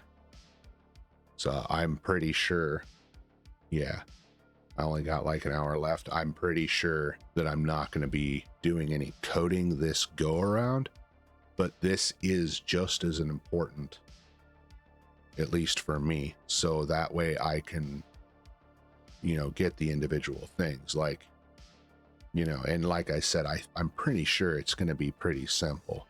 You're going to go on this thing, you're going to be able to, it's going to have the user interface, which is its own thing. I didn't even mark down. Right.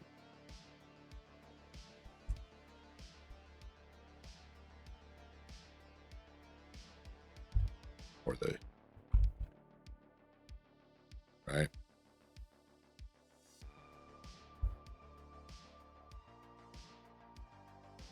And then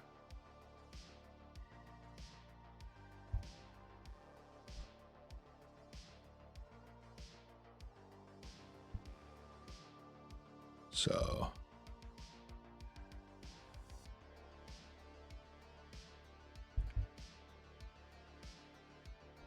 it's going to have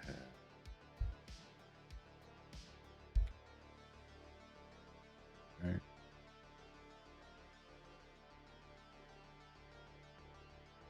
And then system, ballistics portion, muzzle velocity temp.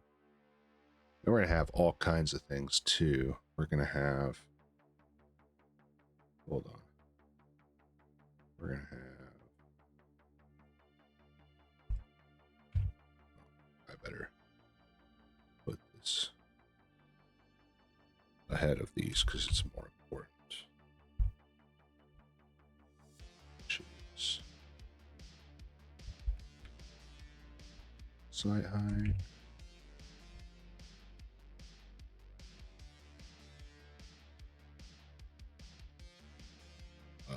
If there's a can't angle, can't, is that how you spell can't?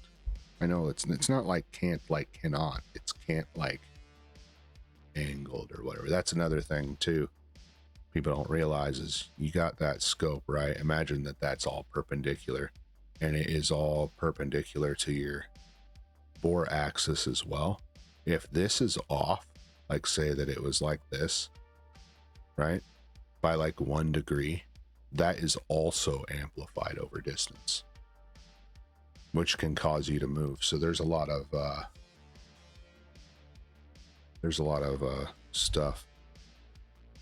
Ballistics portion, speed,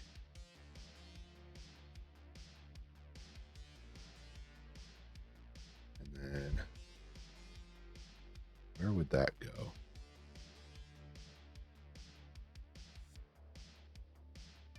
I'm gonna have, it would be in here.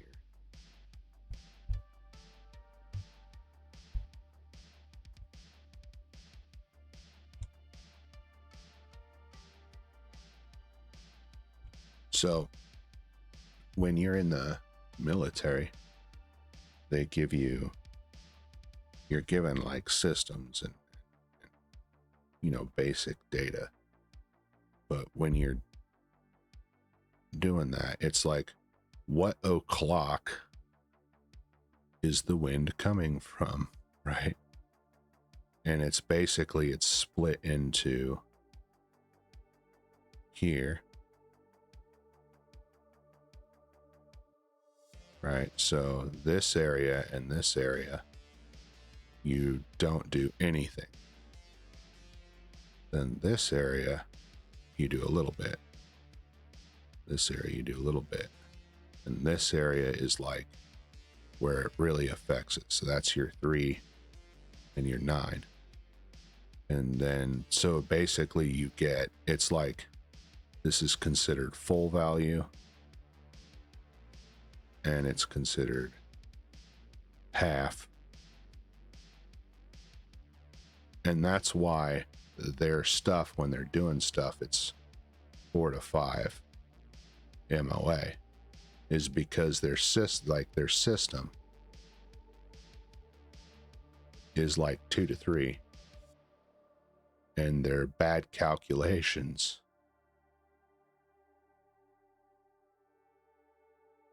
or for sake of saving time and teaching it to, you know, both stupid and smart people at the same time, adds another, what is it? You know, 1 to 2 extra MOA. And so you end up with this, which means that, you know, at 100 yards, there's a 4-inch circle. This is where you, so each round, every time within 4-inch circle, we'll be doing this.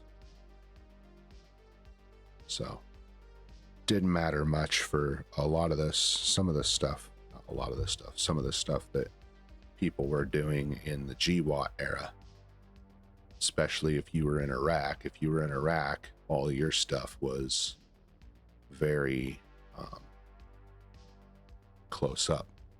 And if you're in Afghanistan, your stuff was mid-range or far, often.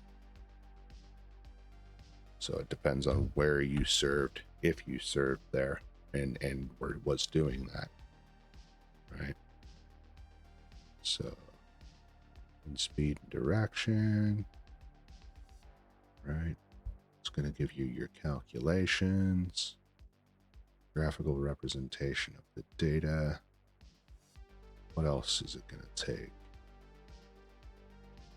I'm going to call this other, because I don't know what to call it. But it's other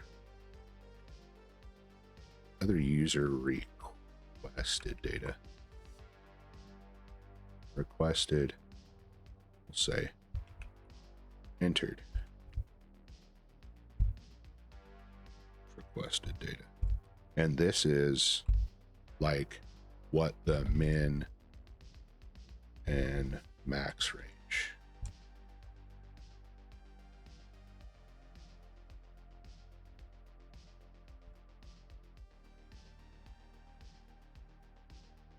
So what the minimum and the max ranges you want on your chart. What wind speeds? What's the other one? Wind speeds.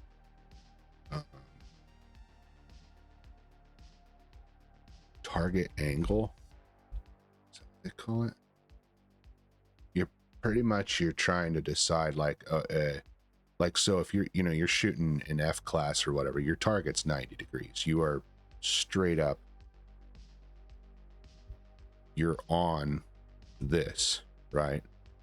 But in other situations, like, if you're a hunter or something, your little critter might be going away from you, But a deer, because that's what they do, or elk, whatever. But they might be going in this direction away, or some just not like straight across your stuff, right? And so that makes a difference too. You got to be able to account for that. I want people to be able to say, hey, this is like this is where, what it's doing. And you can set that. Some of these calculations I want to be toggleable, right? And it would be nice if, when I'm doing this user interface with the these graphical representations, or the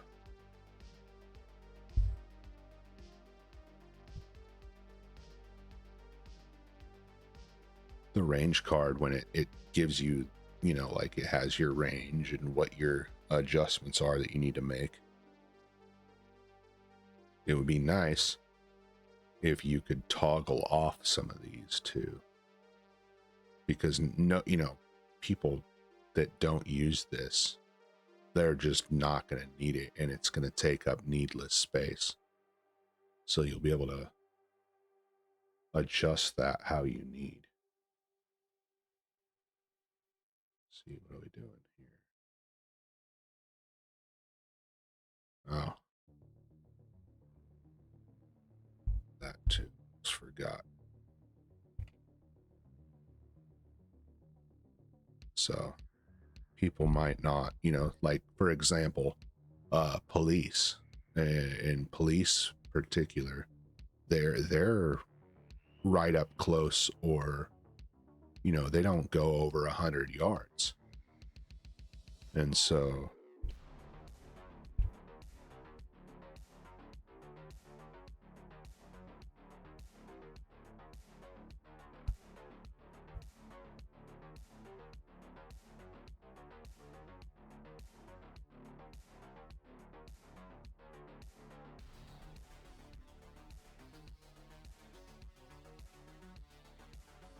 temperature, pressure, humidity.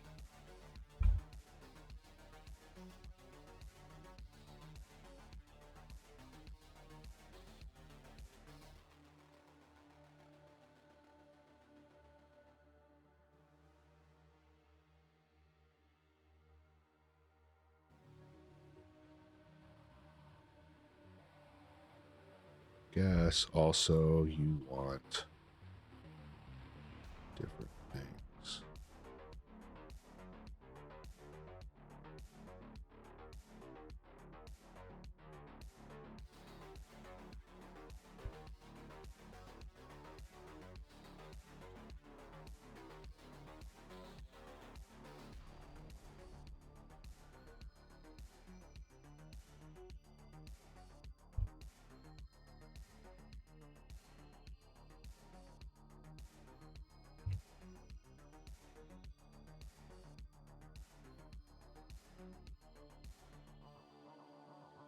So I'll just work, when I end up getting to work on this, like code wise, I'll end up working on things individually. You know, like I'll start with a component, you know, like you know, enter the round and the system data and what that's going to be like, how that's going to take shape. I don't know exactly what would be ideal for that. Graphically, already we found the matplotlib, so I'll have to learn that library to get that to do me some actually that was that W3 school. So let's go back here. I'll be definitely needing this because it's going to be creating this into or OS and pathlib 2. And it will be creating a your own file. I was learning on my own, learning about data structures and algorithms and stuff. Matplotlib intro. So I'll need it to be doing like line graphs, right? So when you do this, I wish that I had this stuff loaded up, because I do it all on my own. Like, so like I said, I have different tools that I'm using that are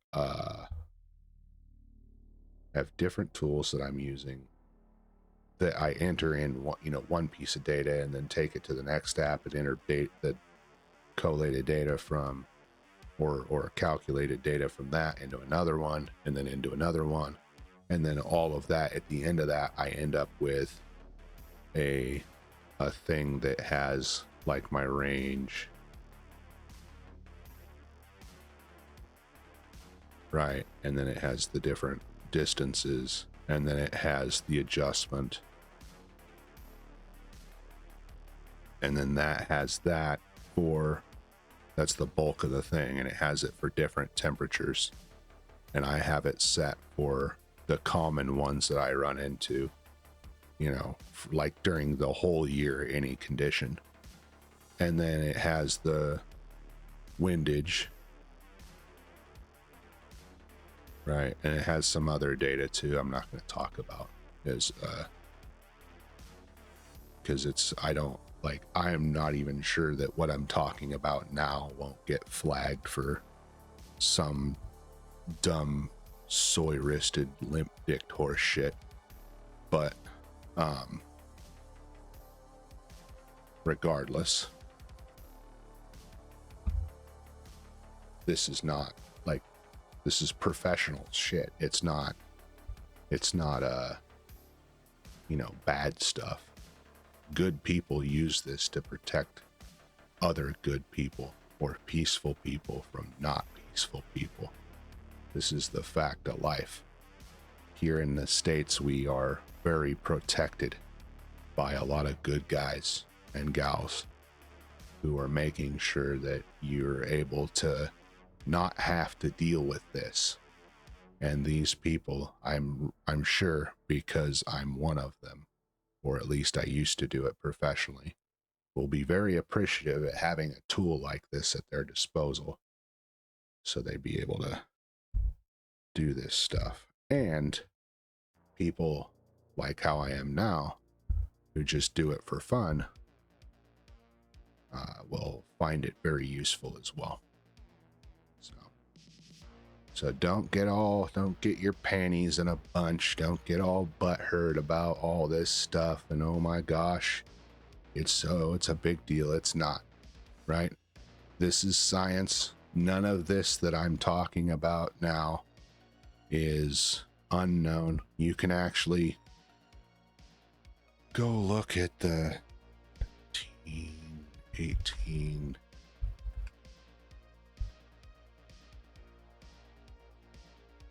There's some, yeah, here it is. World War One. Oh no, it wasn't talking, no, not that. It's, so this is talking about a system, but this is like, I'm talking World War One when they were launching artillery back and forth during that time. That's when they figured all this stuff out, right? That's when they figured out that, hey, if you take something that weighs this much and you put X amount of force behind it at, you know, under these atmospheric conditions, and it produces this, this is how far it will go, right? This is how far it will lob to get to where you need it to go. This is like settled science. So don't get all mad and weepy and your pansy ass pacifistic horse shit. It's not going to do you a dang bit of good. No matter what you do, there's people that want to harm you in the world, unfortunately. And the only thing that keeps you safe from that are other people who are willing to stand in their way. And in order to do that, you have to be educated. You have to know. So,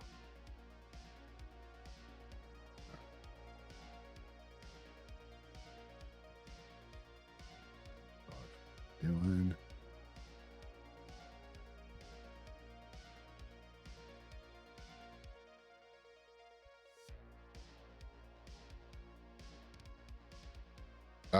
That's another thing too. So, on my first live stream video, you guys heard me talking about like why I'm doing all this coding stuff, why I'm not in this job anymore and doing what I do and what I grew up doing and what I've lived my whole life doing. And that's because I am jacked up. I have disabilities. One of those now is my hands don't work as good. It's painful, and they like literally like my brain just sent signal to my finger to type the T and 2, and it didn't do it. But some of that has to do with these really garbage what do you call these keyboards.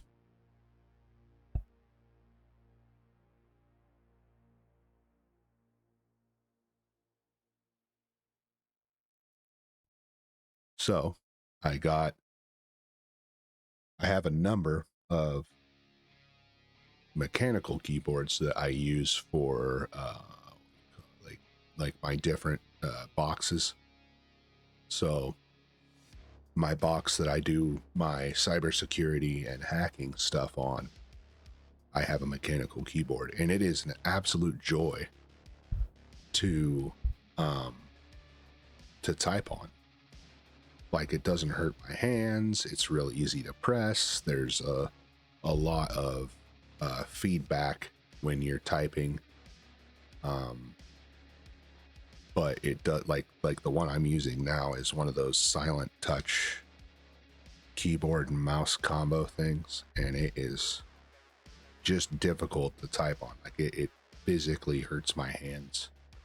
So I ordered another one specifically for this laptop that I'm on, so that way I can have one for my other stuff too without having to take the PC, the PC that I have for my other system and rip out the USB stick thingy every dang time I want to use it.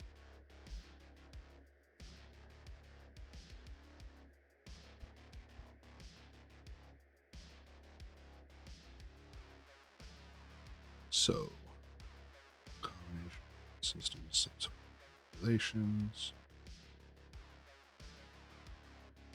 profile. This is the round, the weight, the profile. This is your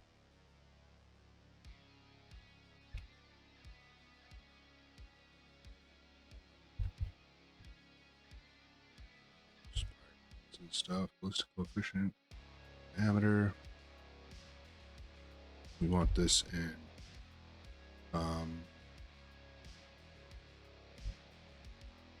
composition.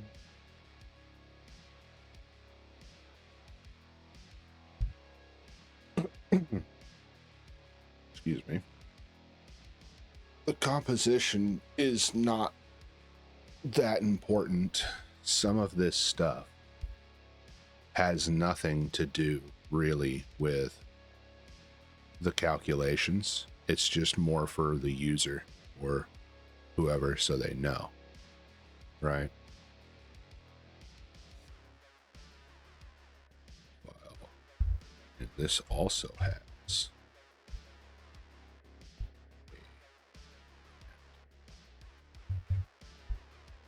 a,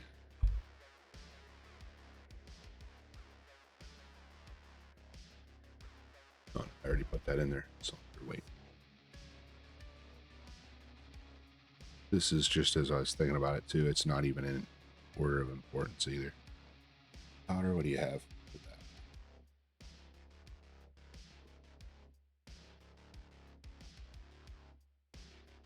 Brand label. I don't know. Not good. What do we call that? Label.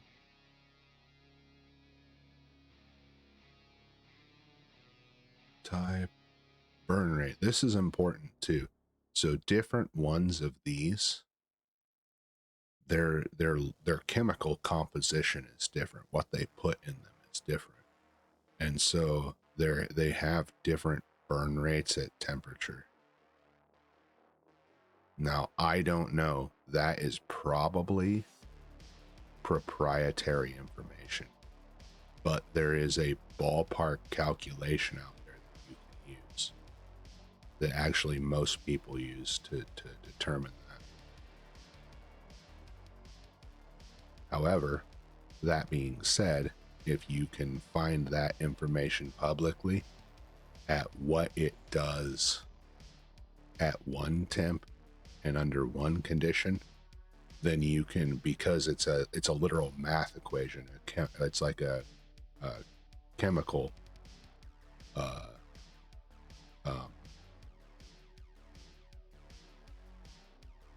what do you call that? I don't know science terms. It's a chemical reaction which is going to have which is going to be measurable, and so this is going to be calculable. So if you can find that out.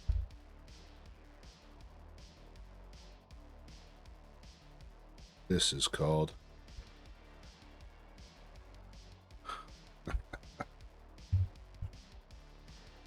and then for all of these too, there is like freedom units, and then there's the heathen metric system BS that everybody uses. Again, the rest of the world. You're so wrong. You're so wrong. Primer.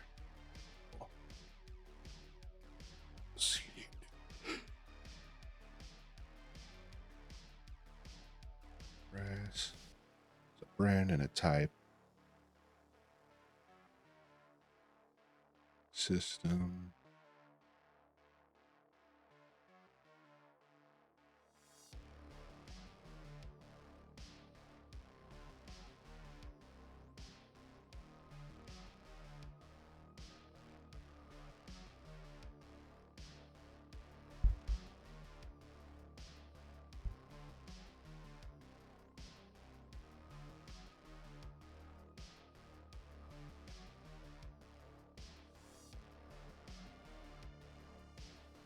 But the degrees for measuring wind direction is far more accurate than it is for doing those basic systems like what I was telling you guys about that the military does. It's a lot different. Next chart, increments or yards, wind speeds.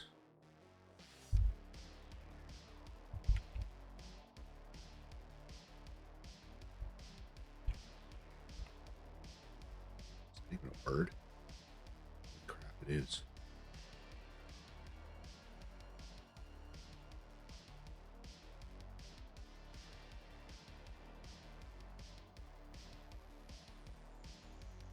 Calculations. Mean, median, mode, min, max, average, mean, median, mode, standard deviation, mils or MOA. Windage at distance. This I'm gonna put.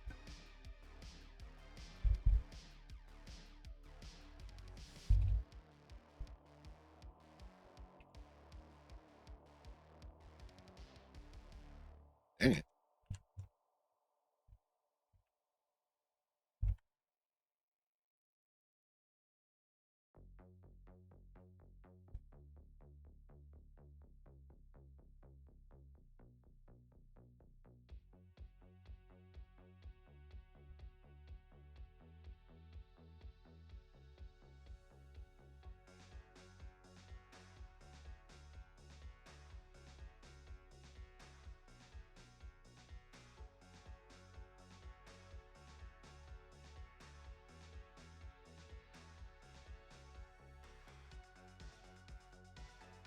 This thing.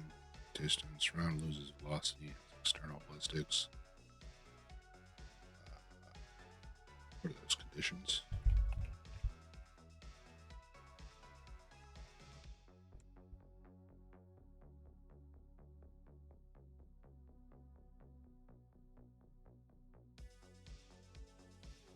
Okay.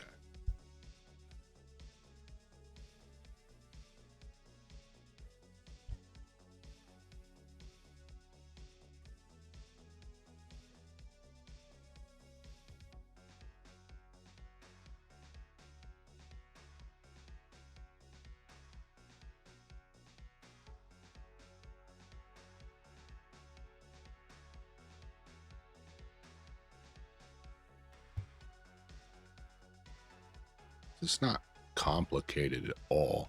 I mean, it really isn't. You're just collecting data. You're picking out the parts of data from the individual entered things that the user's going to be doing, right? So, like, this is not like the brand and the type. Oh, that's what I should call it.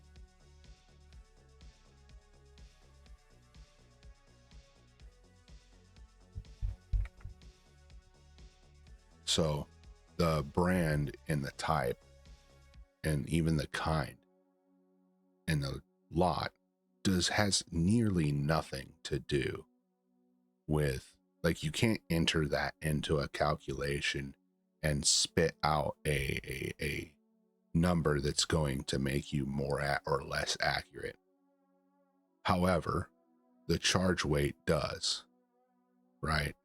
And this is like way before you get over to this point here where you're doing the standard deviation and everything like that. But but it does have a direct impact on this number, right? Because yeah, that's what it does. That's what happens to it.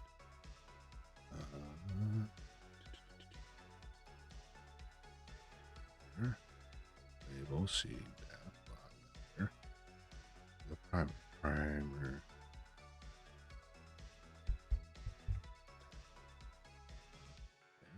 Brass. Brand.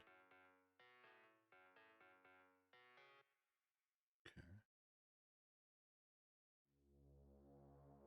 But being able to select these things now, I say that this stuff doesn't, it doesn't have an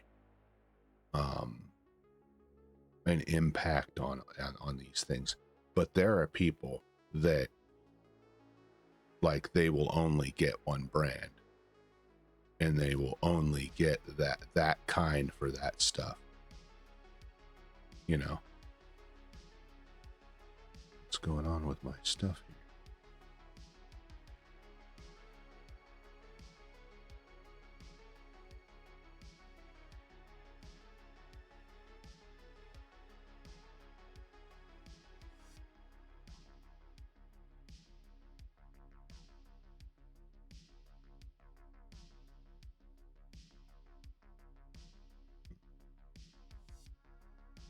My computer is acting weird. What's going on?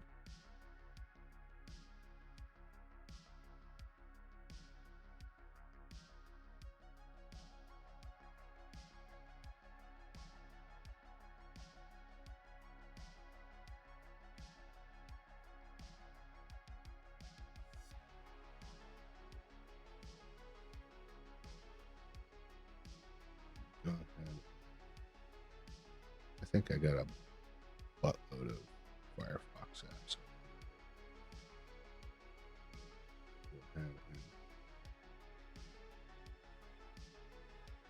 Hello there. Hello there. That's one of my alerts. Who done?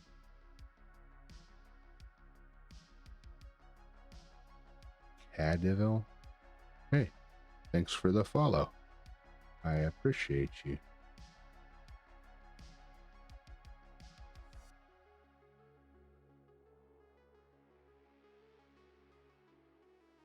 Sorry guys, I'm just trying to get all of this.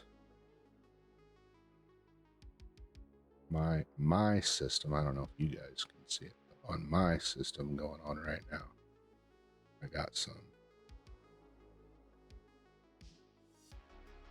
real laggy stuff, and that's not normal for my stuff.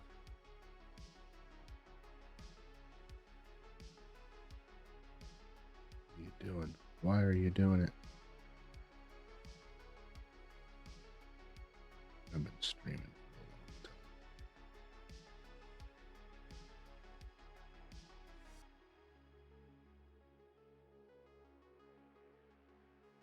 a long time. Oh. What are you? Oh.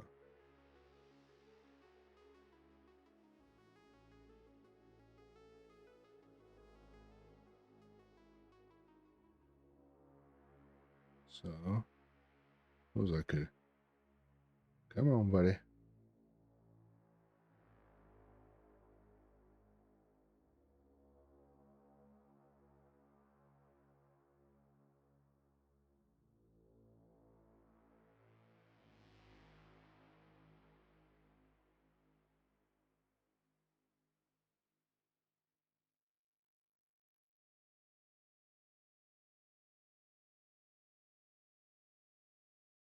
Oh, I saw.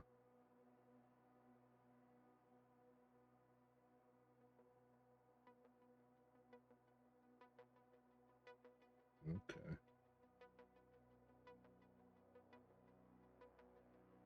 I see what's going on. Okay.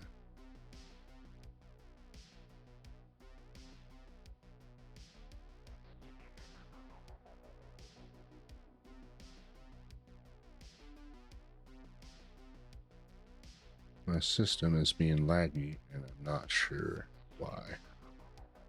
There's no apparent reason right now. Close down some of these programs I'm kind of not using. I don't need to be going back to this drawing board, so to speak.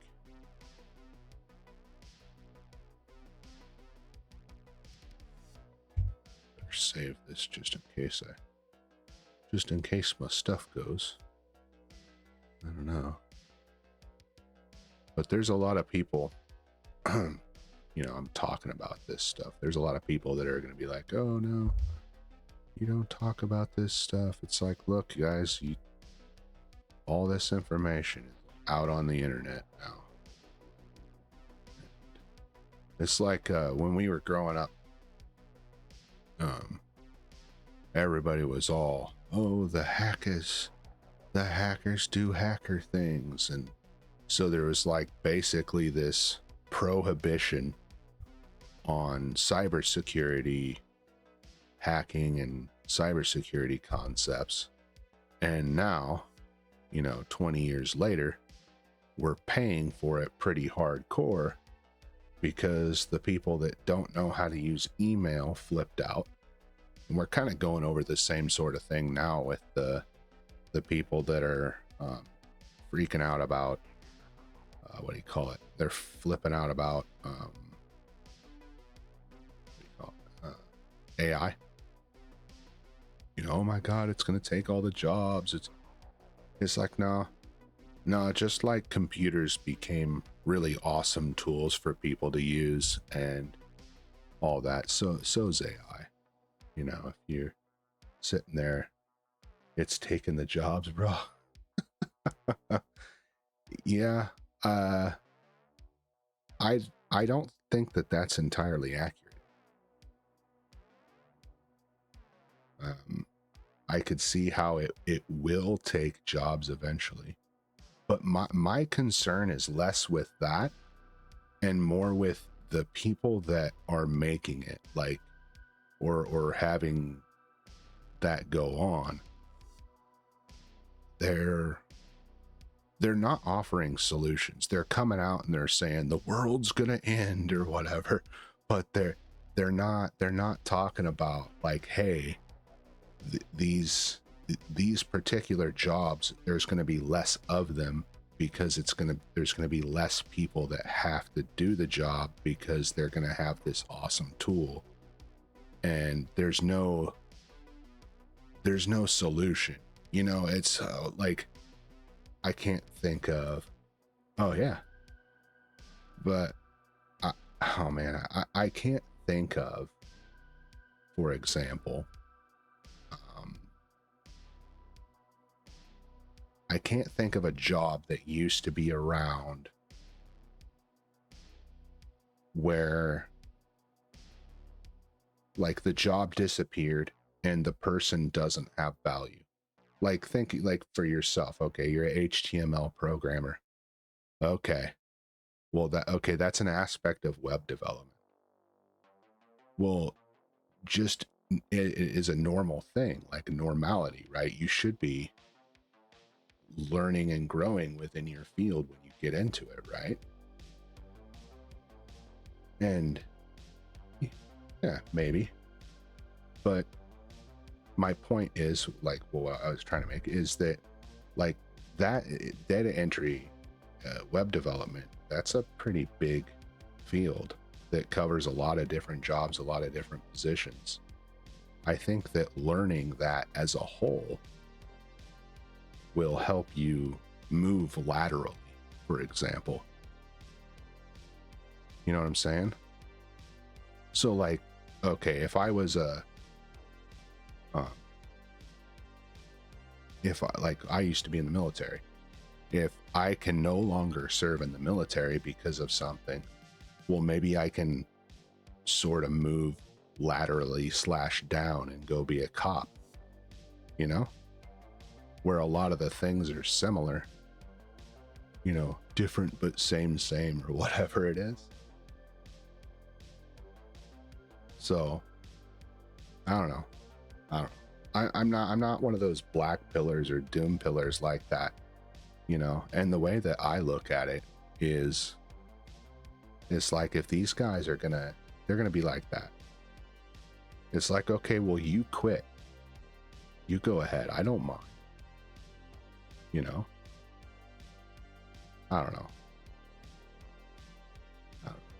My computer's still being all weird. Maybe I'm getting hacked.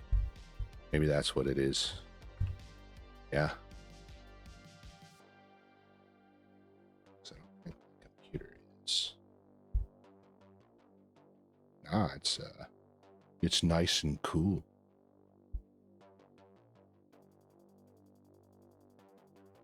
Yeah, it's not bad.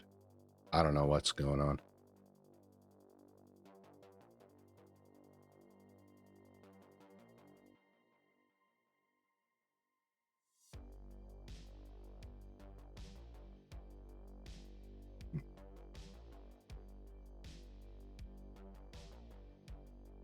Skipping around.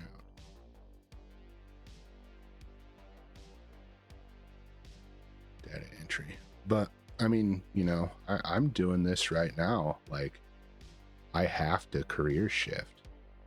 Like, am I to believe that all of this is going to go away? These guys, they sit there and they say that this is going to not be here, but they don't offer solutions. Well, what's your solution to that? What am I to do if I can't do the career that I used to do? I used to have a woodworking and a blacksmith or a metal fabrication shop, and because of the disabilities I have, I can no longer do these things to the level that allows me to make money, at least in a meaningful way. You know, and I'm not talking like, oh, let me get up to the point where I can, you know, make millions of dollars or anything like that, but just a living. So what I noticed, like, especially about when, you know, that NVIDIA CEO, he blew up when he was talking about, you know, it went viral. He's like, oh, there's not going to be any of this stuff. It's like, okay, well, what's your solution to that? Mr. Guy who stands to make the most money and profit off of this type of thing coming about, right? Because you're going to need people doing other stuff too. And also, one thing that I do not see some of these people that are talking about this, like a lot of the gamer guys on YouTube, the ones who do like game reviews and they own like some PC companies, they never mention the fact that this has also been deemed a national security concern. And so I just like urge you, like, look back in history during World War II when they were doing that with metal and with metal rationing, and they would have people that would come around and gather up your extra stuff. You know, my grandfather, he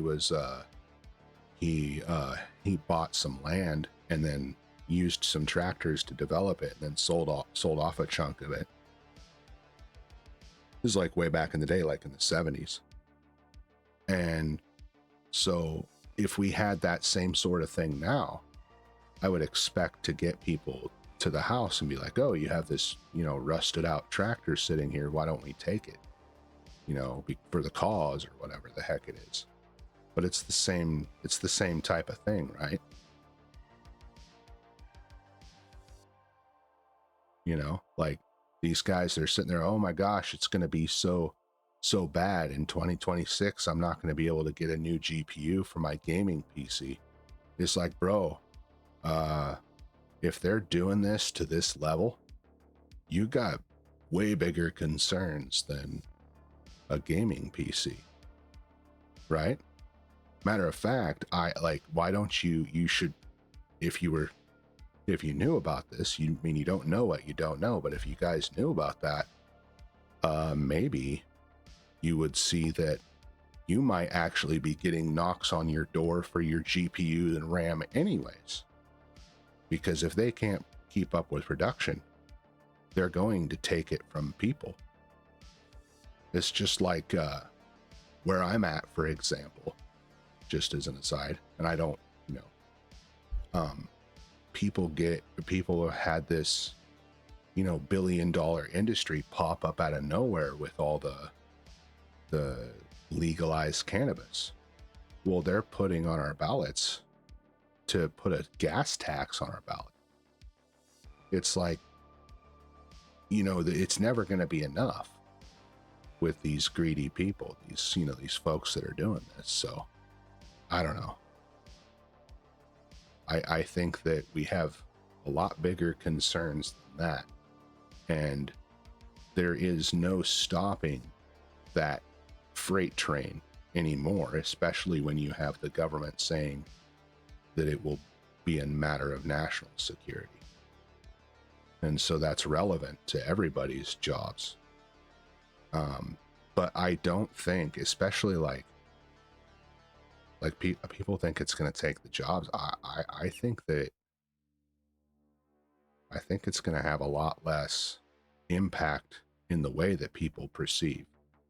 I think that it would be a better,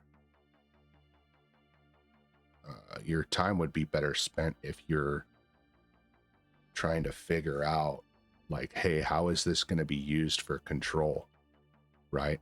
So, for example, when I was in the military, these new MRAPs, right? You see these police out here with these MRAPs.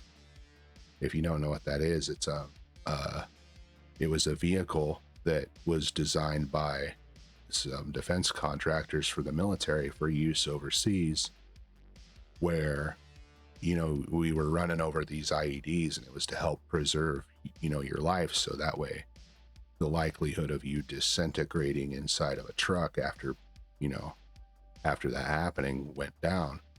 Well, now all the cops have those vehicles,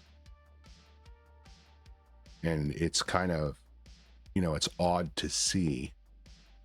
I mean, it makes sense, you know, that's kind of how it works, that it has like a trickle down effect.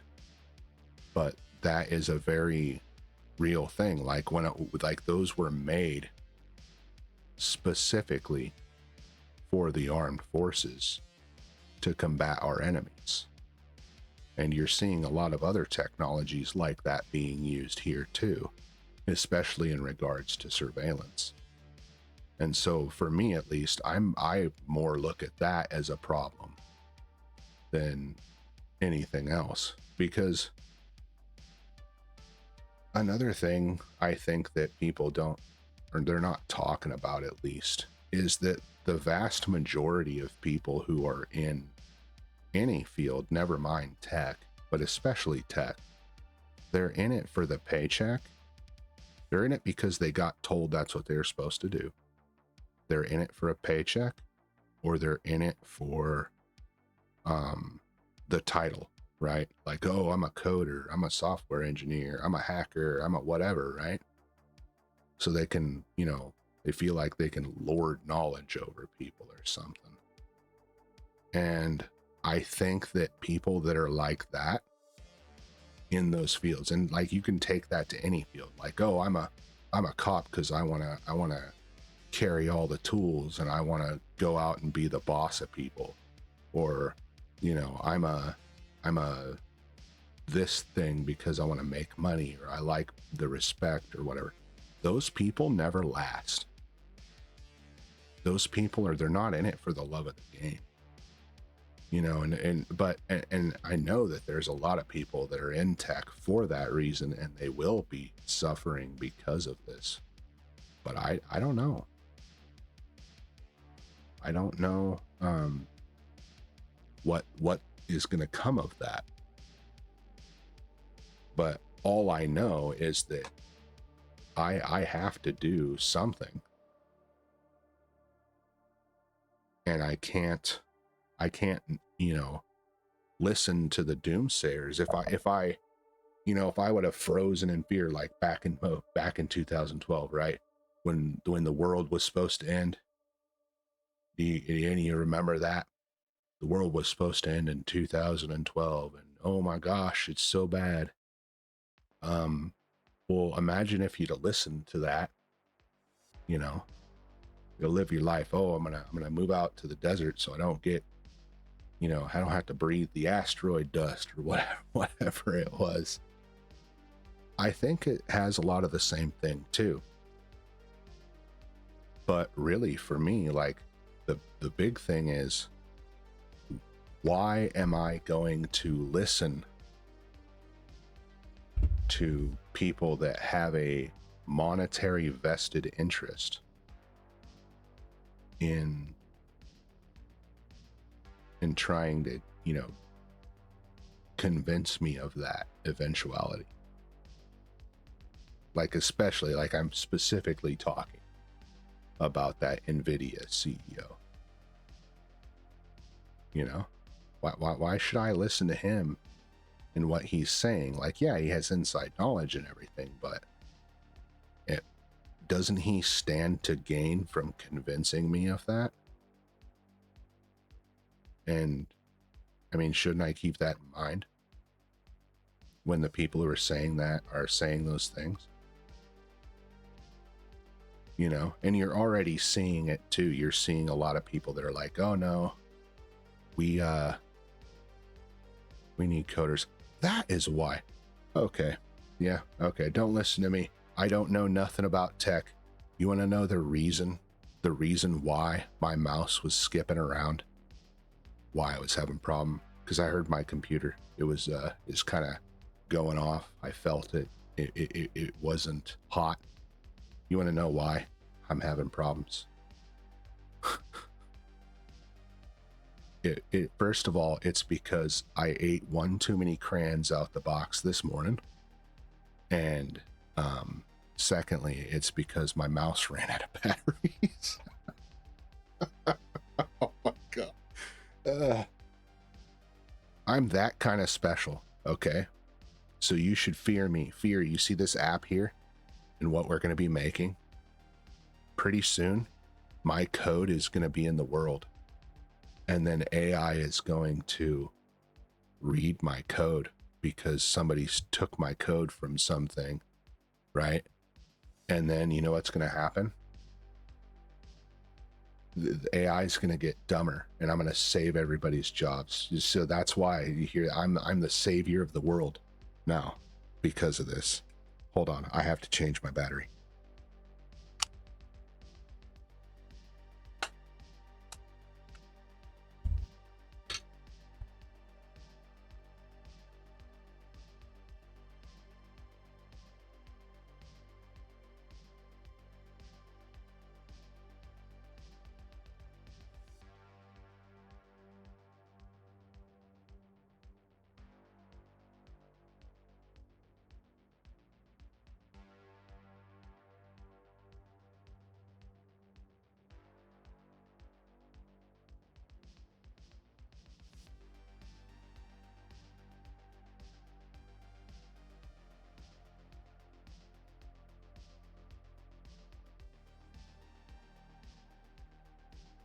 There it is.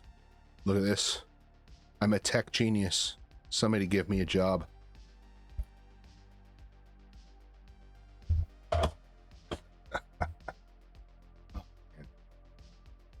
But I get your guys' points.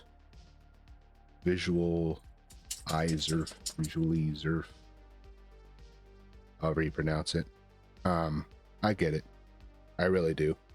But at the same time, you know, the way I feel about it is tech is always going to be here. And even if I can't get the job that I want, even if I couldn't get the, you know, my top 10, there will be something regarding tech. Do you not think like okay, you're like, oh, the robots are going to repair themselves. It's like, okay, well then I guess then we're going to be doing Terminator future, in which case this stuff that I'm writing down here is going to, and making an app for, is going to be even more important, right? So if we're going to be in the Terminator world, but my point is with that is that even if you can't do HTML programmer, even if you can't do data entry, even if you can't be a coder, like, you know, for Python or machine learning or data entry or whatever, or backend, even if that's all true, and then you can't even, you know, it moves so fast that you can't even laterally move into robot repair or stuff. Like have you ever had to help somebody try to fix their computer who doesn't know about technology? I mean, seriously, that's like the vast majority of people. They can't even figure out how their dang phones work. So something, somewhere, some way, somehow, right? It's gonna be there. The thing is like, learn as much as you can. Like, have as much useful, utilizable knowledge that is possible for you to have.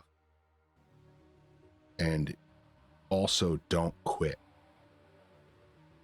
And you're, you know, ideally, hopefully, you'll be able to, you know, mitigate these disasters or problems coming down the road, you know? And, you know, I don't work in the field. I mean, like, I could say that I do it for free, but even that would be an understatement. I paid to do this. I'm paying to do this. I paid for the mic to talk on this thing. I paid for, you know, this little avatar you see here. I paid for this guy. you know, so I didn't have to buy a webcam and show my face. I I bought this equipment and stuff to do uh like hacking labs. I bought dedicated equipment so that way I can have an entirely different alias and person on a different computer to specifically to do my bug bounty. That's also separate from my own personal stuff, you know? So, you know, like, how invested are people? You know, you gotta be able to roll with the punches. But yeah, it's taking the jobs, bro.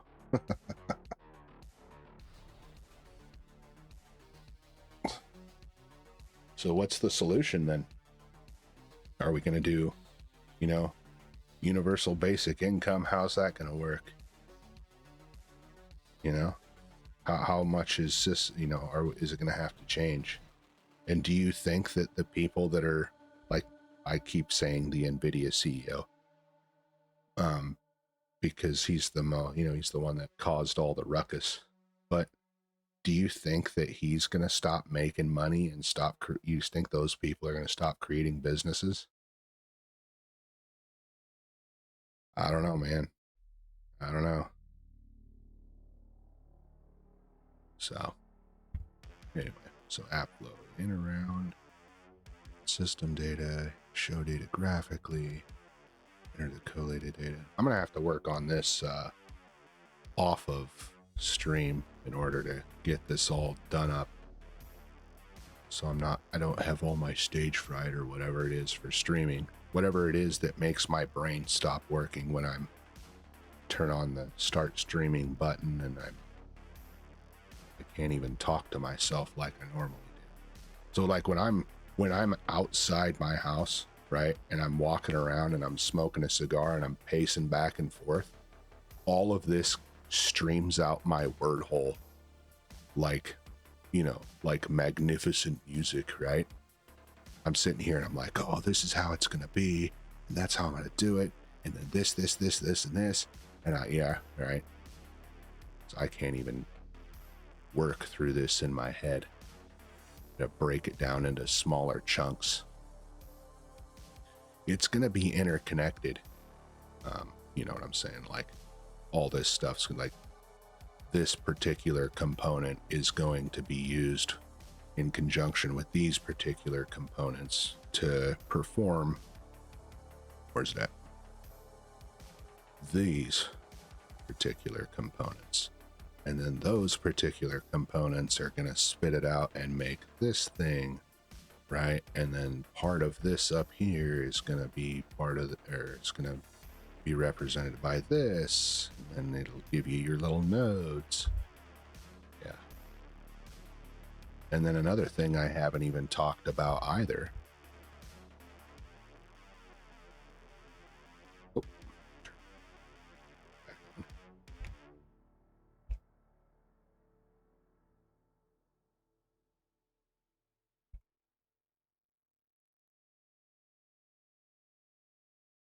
So I haven't even talked about seating depth yet, which is the literally the next component.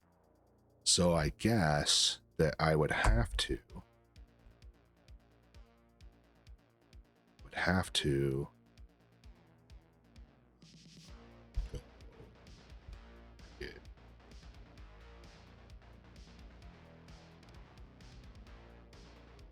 first. So what's the process?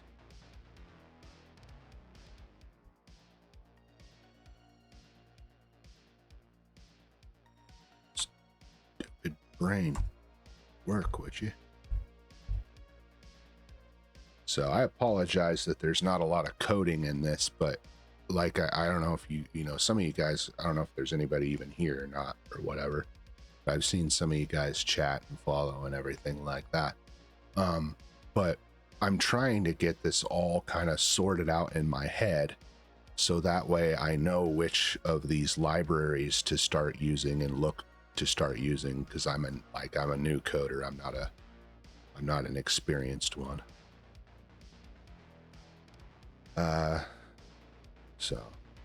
So what do you do first? So you gather your components. Chosen.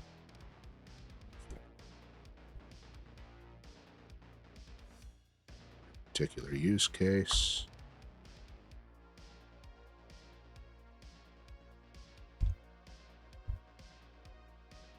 Then you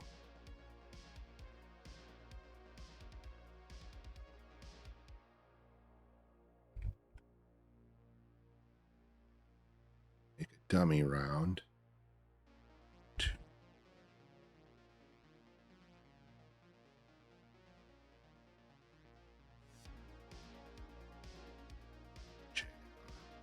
Minus, is it tens, hundreds, thousands?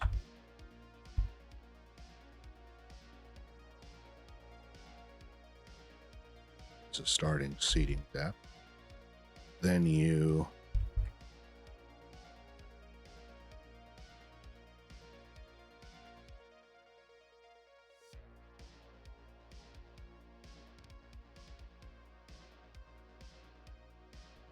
take your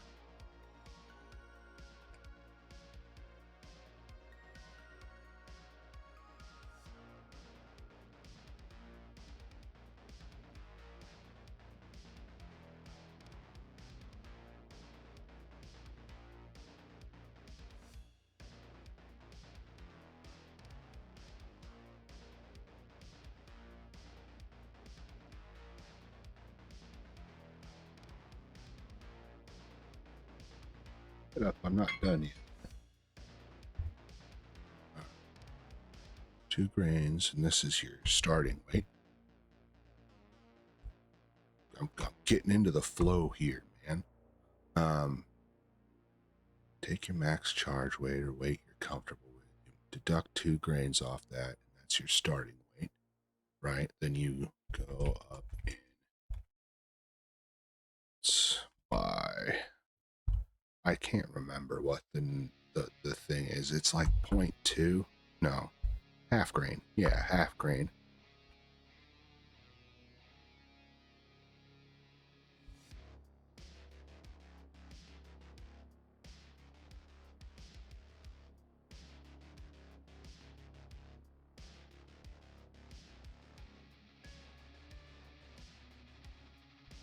Right, and then so that gives you your, you do that for 10 rounds.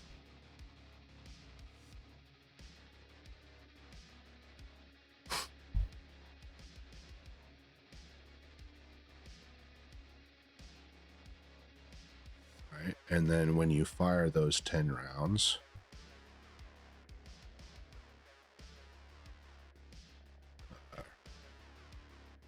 record temp. Well, we'll record MVs.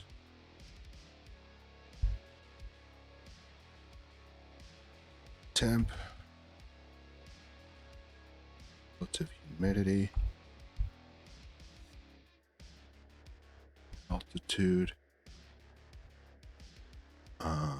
and inches in mercury.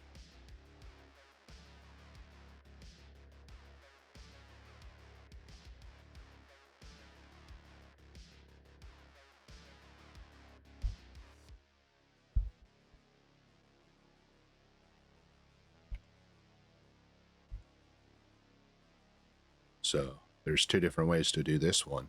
If you have a chronograph, typically you stand like 10 feet away, and that gives you your thing. That's if you have one of those. It detects the flight path over it. I have one that you strap to the end of the barrel, and it uses a magnet. And so my distance to chrono is 0. However, I will say this, I tested it against my regular one, and it wasn't off at all. Or it wasn't off except for one instance, and it was only off by 1 foot per second. I don't know what that is in meters at all. I don't concern myself with such heathen BS. Fire 10 rounds, you record the muzzle velocities.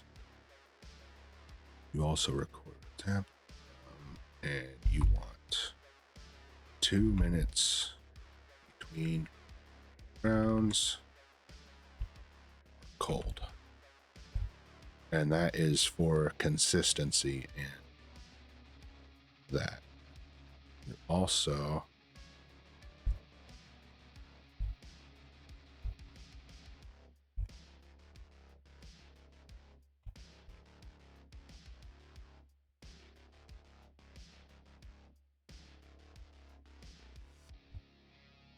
okay. So then once you have that,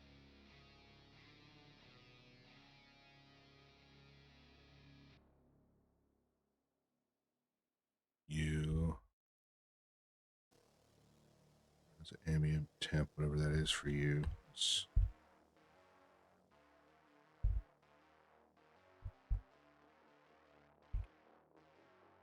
So all of this, if you don't do it right, will create more and more variance in what you're doing. So the perfect example I can use of this is if you are what do you call it, like, so if you're out in the woods and you're hunting or whatever, and it's raining or it's snowing, and you're trying to protect your rounds, what's going to end up happening is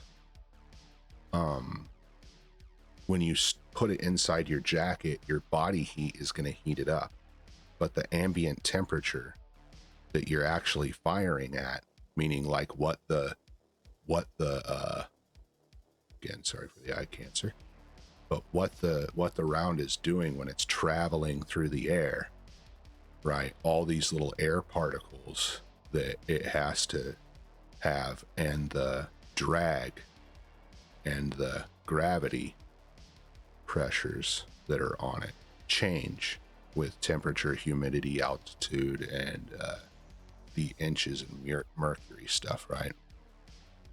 And so if you don't account for those when you're collecting your data, and you don't do that 2 minutes in between rounds, or you have your rounds like locked away or something, right? So like, for example, if it was raining, you keep them in one of those little plastic boxes, and you only take one round out to do it per time, and you wait 2 minutes between rounds, because if you don't, what ends up happening is your stuff, like the heat from the buildup of doing the firings, will end up distorting this data point to where it's going to throw your stuff off. Okay, so do for that for 10 rounds. When you fire the 10 rounds, muzzle velocities, distance chrono, 2 rounds in between each shot, keeping the rounds at ambient temp. You record the temp, the relative humidity, the altitude, and inches in mercury. So all those data points you're doing. Then you come back in and you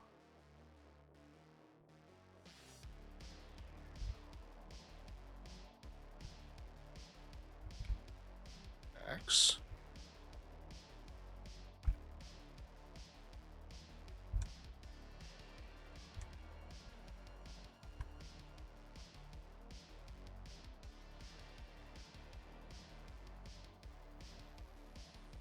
standard deviation, right? And you want that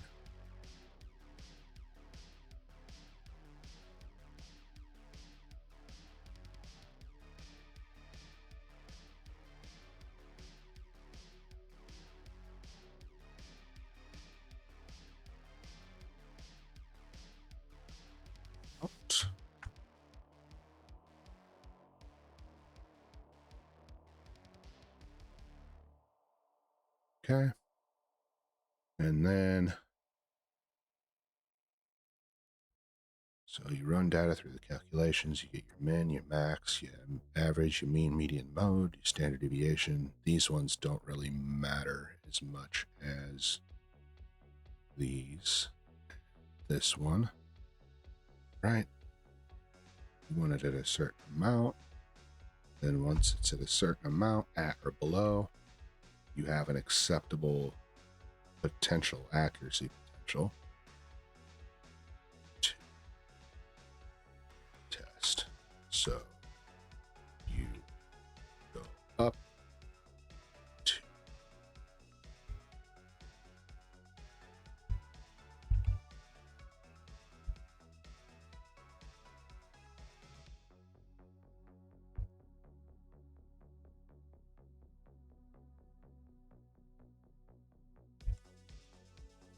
it's important to mention that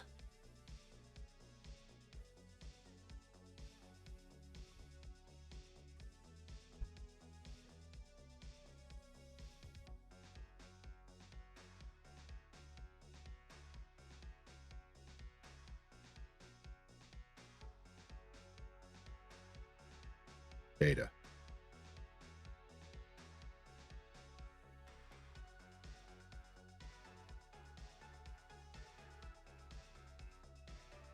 Right. Now, for me in particular, doesn't. Yeah. For me in particular, because I use the type of chronograph that I use, it will actually mess with your stuff. That's another thing too that, I'm not mentioning when doing this, is that like if you have something hanging off your barrel, or if you have a set of bipods on your system or not, or you have a sling on your system or not, and the amount of force you put into that, like this will literally change this number, and it will change it by enough that it will make all the subsequent calculations become off. And so you need to make it as close to either your field conditions or as close to sanitized scientific conditions as you can. When I worked for that defense contractor, when we were testing these, for Olin Corporation, for the guys that make all the stuff for the military, we would test it in it was like a 2-inch steel bar. It's called a bull barrel. And that was the barrel that we used. And it wasn't like a regular rifle system. It was it was a breech loaded, you fired it with a string sort of thing, and it was attached to a mount, and that mount was cemented into the ground. And so you were going for the most minimal human interaction or interaction, human input is humanly possible. So then you move to the seating depth test, you go up to jam.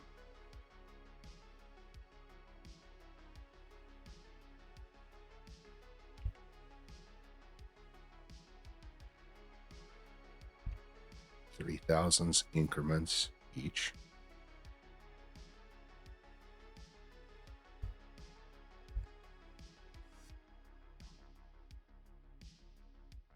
It's time firing for accuracy.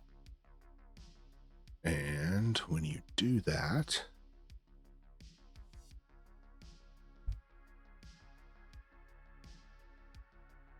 you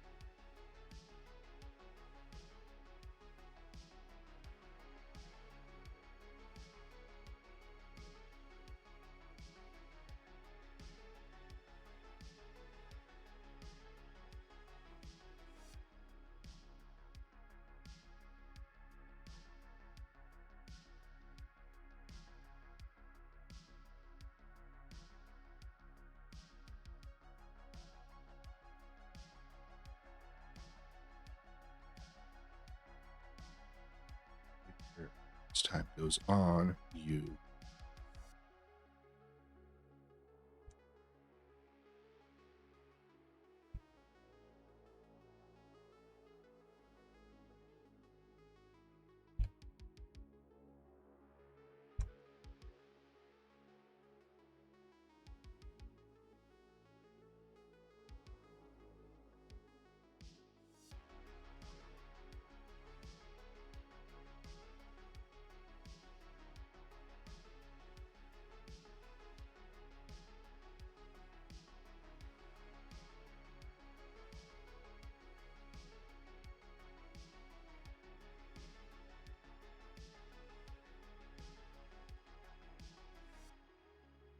okay.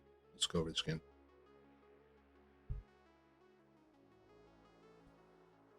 So you gather up the components for the particular use case, right? So you're selecting the powder, the projectile, the brass, the primer, getting all that together. You make it a dummy round, you figure out what your jam is for your system.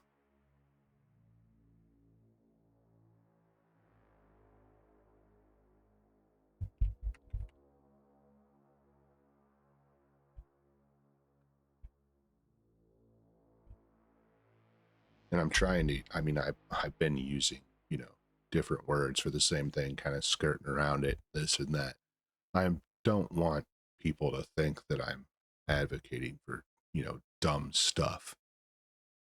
This is all professional level crap. So if you have a freaking problem with that, right, get out of my country.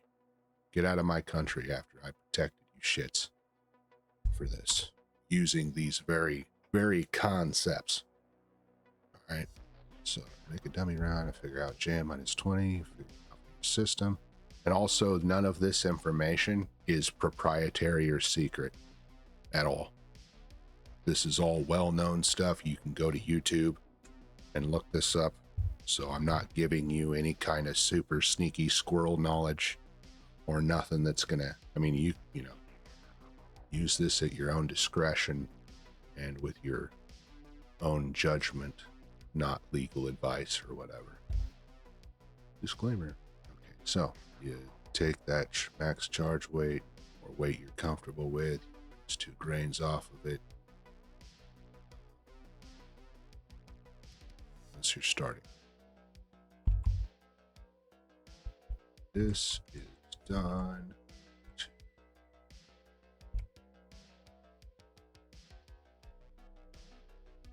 So if you don't care about barrel life, if you're one of these F-class shooter guys, which if you're one of these F-class shooter guys, you already know all this, but that's not why I'm writing it out. I'm writing all this out so I can know the flow of like the information that the app is going to have to then take, right?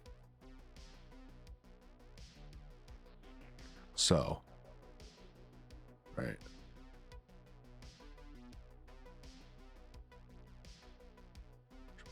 Comfortable with.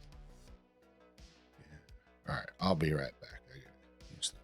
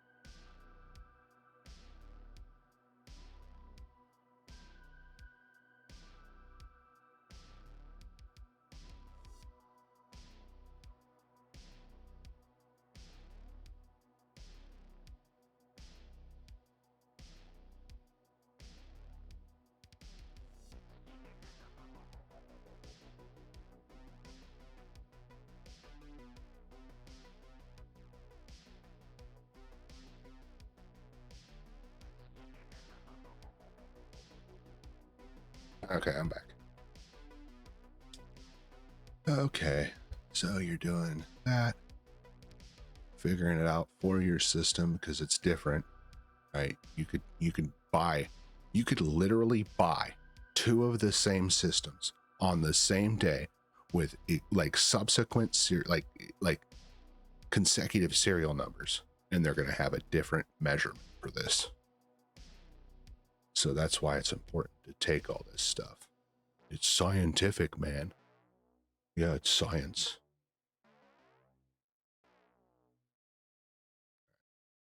So you take the max charge weight you're comfortable with. For some of you, that's going to be different. For some of you, that's max, or you hear the term plus P or whatever. That's that level. That's what you're doing. And you minus 2 grains off of it. That's done to increase the barrel life. But also, you wouldn't have any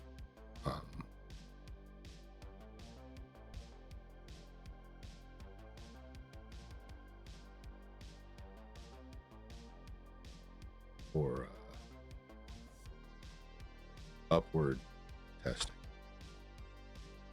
right? So if you got to like, near this point, like where you're half a grain away and you're still not getting some, it's doing what you want it to do. You have no wiggle room to do anything. So you go up in increments by half a grain. I have to look at my notes. I can't remember. I think it's half a grain. Surely it's not less. You could probably do more testing less. So until you get to your max or where you feel comfortable, sometimes more. My experience, you're usually stopping at like, no, it's 0.1. That's what it is. That's why I was like, yeah, well, that would only give you a couple. That's 0.1. Okay, so you do that for 10 rounds. And you get those, you get the muzzle velocities, distance to chrono if you have it. You do 10 minutes between, because the whole point is to get an accurate muzzle velocity, not to fire fast. Remember, you're collecting scientific data. So, right, so this, and then this stuff, it doesn't have to be a target. You're like, and that wouldn't matter anyways. Like, even if you did this stuff's going to be peppering it like a shotgun. So it's not going to matter one bit, right? So you're going for data, firing a sandbag if need be. So you're also keeping the rounds at ambient temp. So if it's outside, it's frickin' 50 degrees. Your rounds need to be in a plastic box outside at 50 degrees, right? Preferably you need to be setting those out there a little bit before you're going shooting or while you're setting up. So that way it can be at the proper temp. You absolutely don't want to have that crap inside of your jacket or pockets or anything like that, because that's going to be a different temperature, which is going to greatly affect this.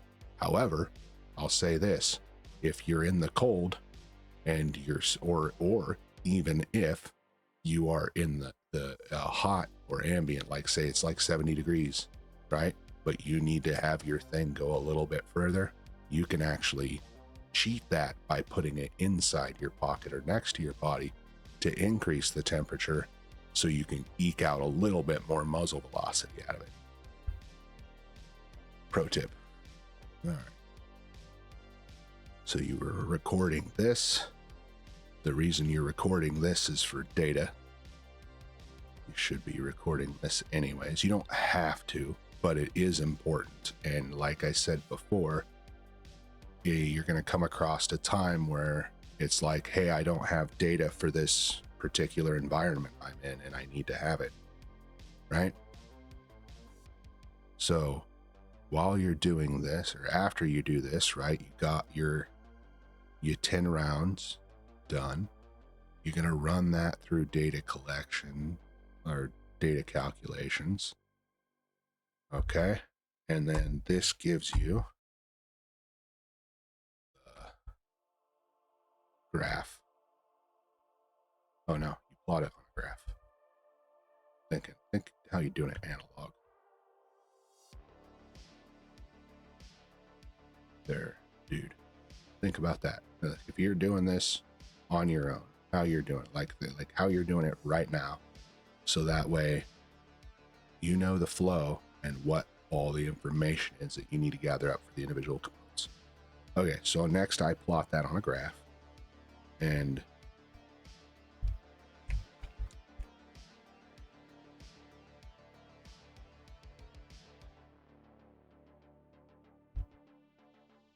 or not.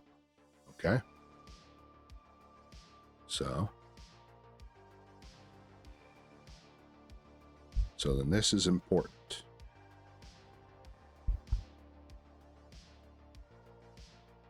Not for the program flow as much, but for that. Now you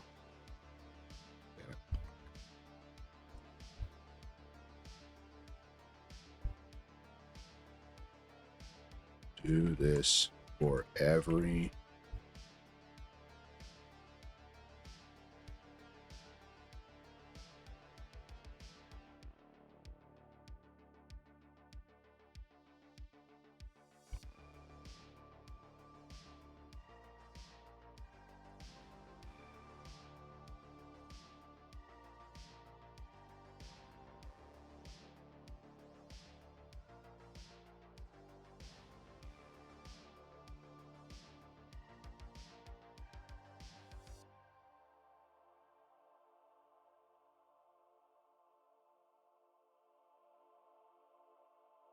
So you do this for every powder combo. So if you're doing 4064 or 4043 or Winchester 6.5, whatever the heck it is,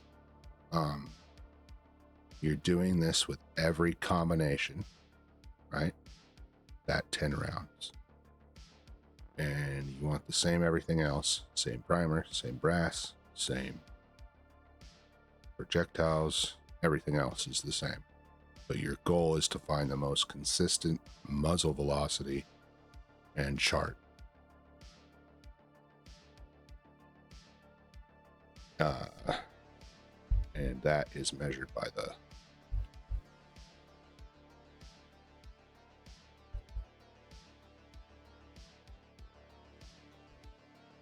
lowest standard deviation, right? Which means, if you're listening, if anybody's listening to me do anything, that means that the variation, right? Because it's like a bell graph.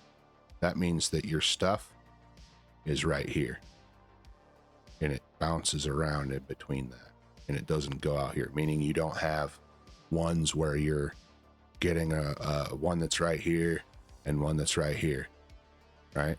It's consistent, harmonically consistent. It stays within the bounds of this two thing. It doesn't go below 1 and it doesn't go above 10. It's between these two, right? With this always being lowest and this always being the highest. There are no extremes on one end or the other. That's ideally what you're going for. Okay.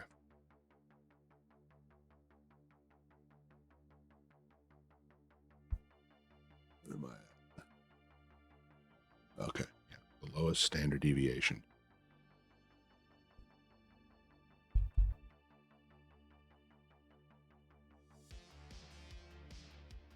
This is now your powder.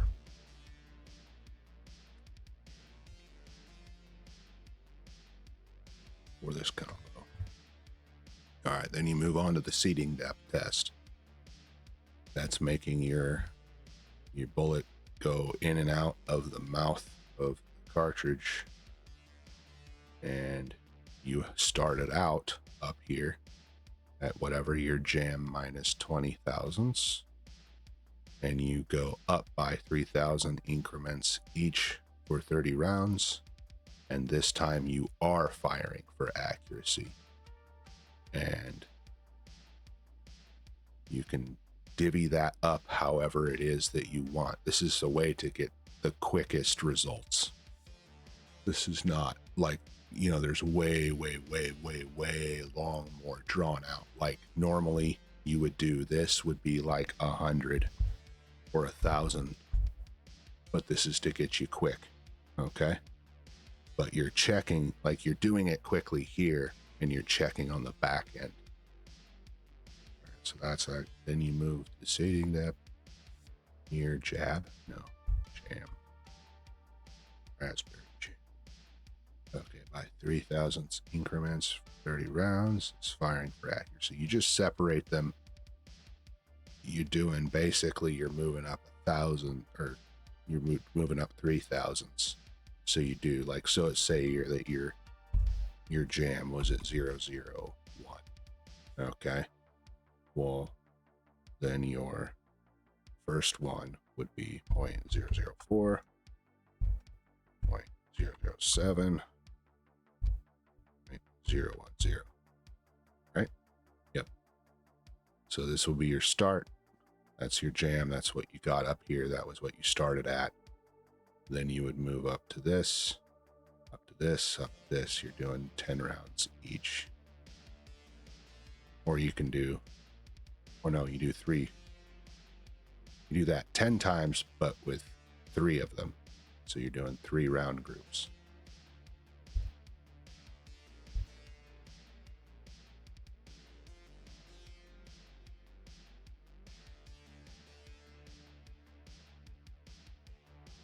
It's 10. Okay. So then that tells you your accuracy. And you select the best group that is consistent. You usually do a couple of them, right? Because you're like, what's going to happen is you're going to have some of these that they're like real, they're real accurate or whatever. You have like,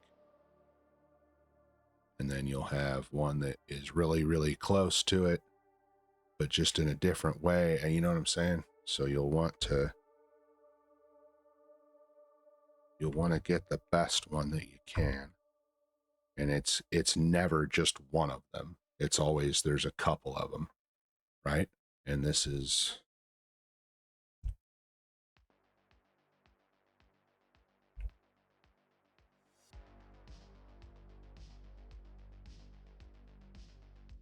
MOAir Mills.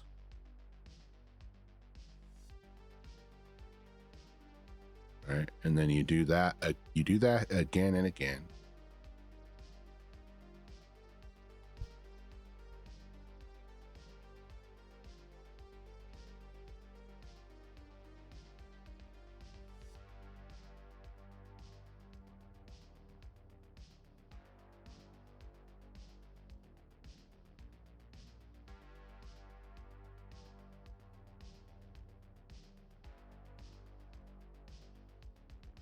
So you repeat the load for each of your selected loads until what's left.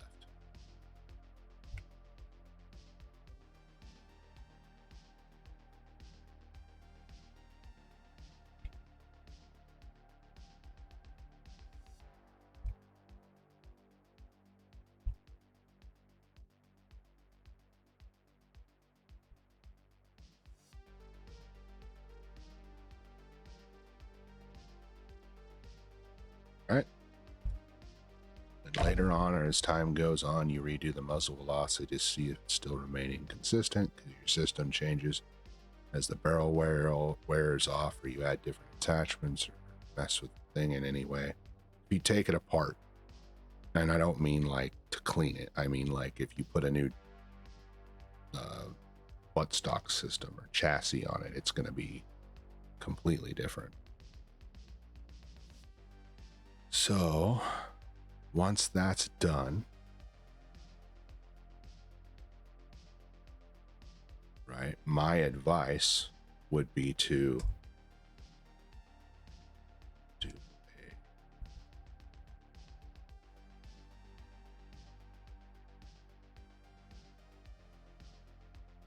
do a 30 round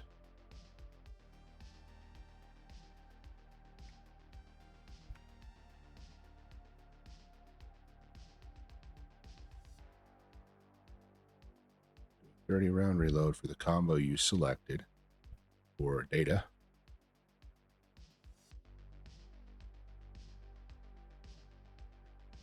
Put this.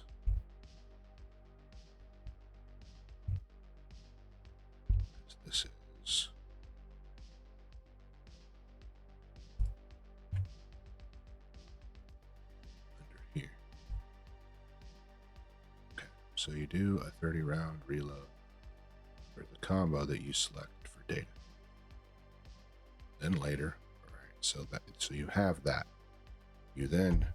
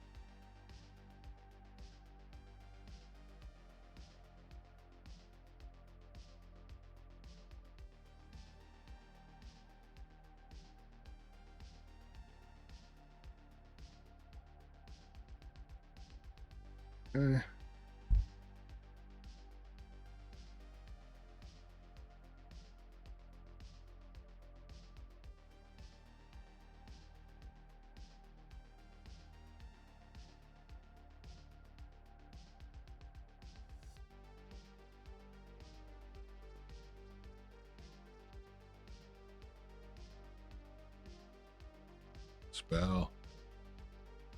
Okay, so then that gets you the most consistent info to run through your ballistic calculator. So to even get to that point, you need to be able to do that. Oh, just as a side reference too, like for those of you who are into this stuff and you only do like factory loaded things, if you repeat this portion, if you had if you had reloading gear, you might as well just do the reloading. But if you can't like afford that or whatever, and you just get a press and you go from this point on, you can get stuff that's tailored to your deal. So what you would do is you would get a couple. Let me just write it.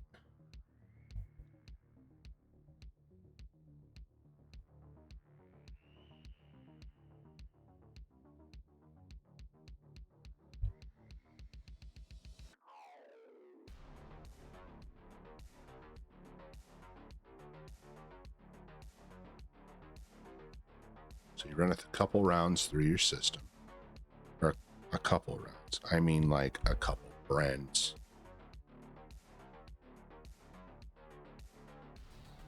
Of rounds through your system.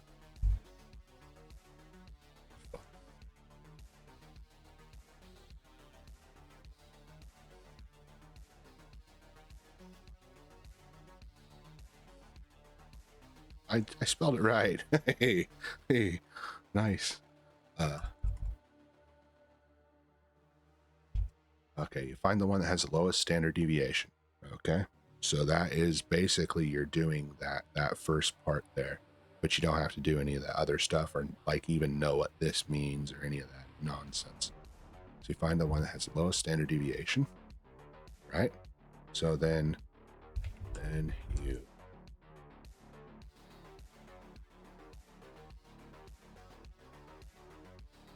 you manipulate the seating depth, and you can go by like 2 or 3 thousandths.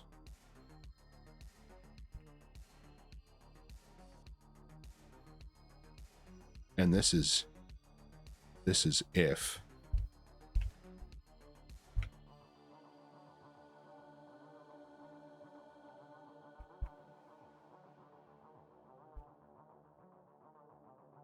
if you're not happy with the grouping. That's not groping.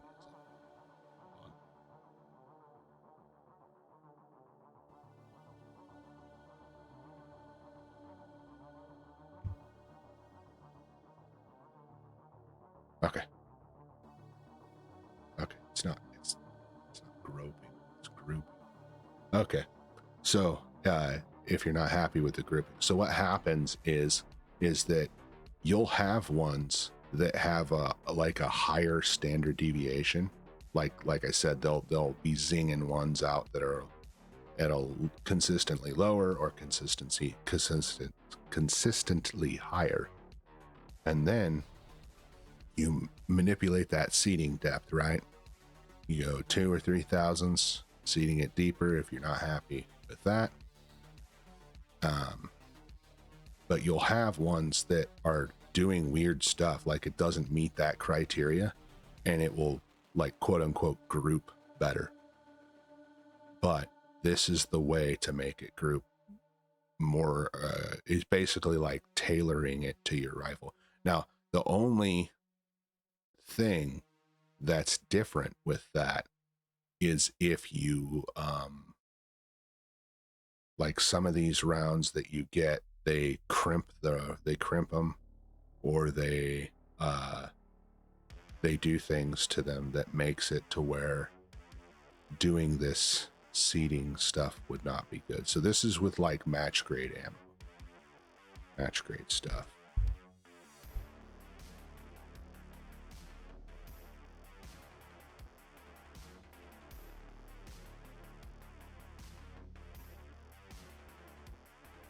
Right.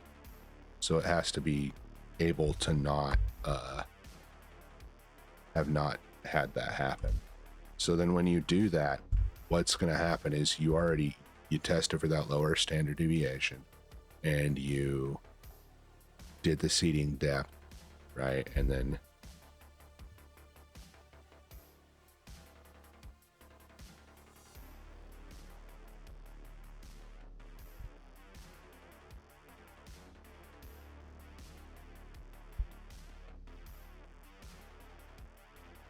so it's the same process as below for collecting data and are equal to 30.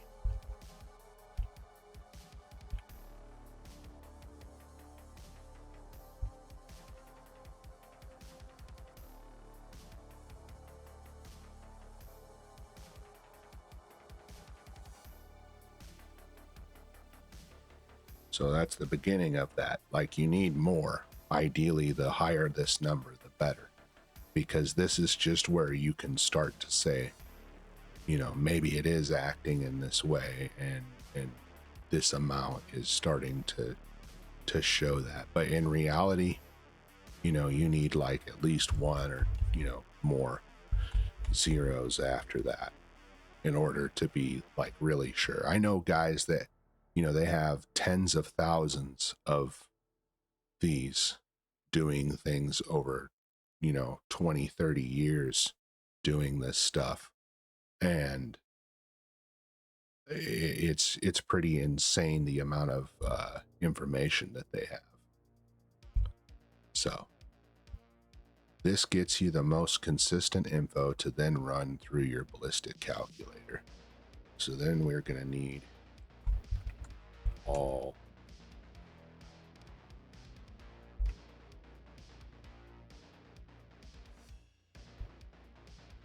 so here's where I'm going into. I wrote this out so I can get this, like, what the app needs.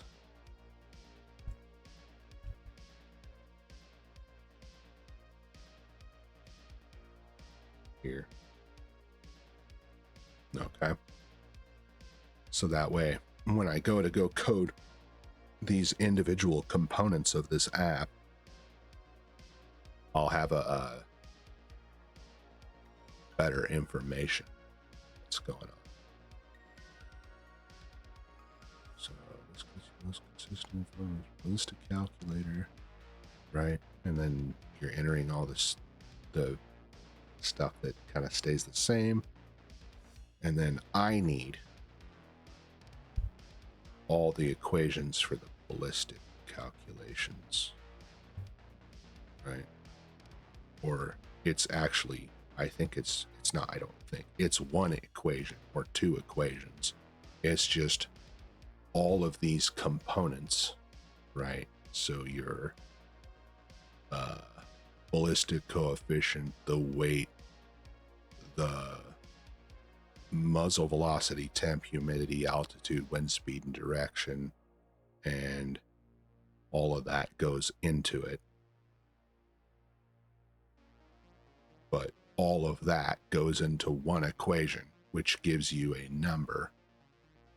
So then you have to run the equation multiple times for multiple deals, and then you'll just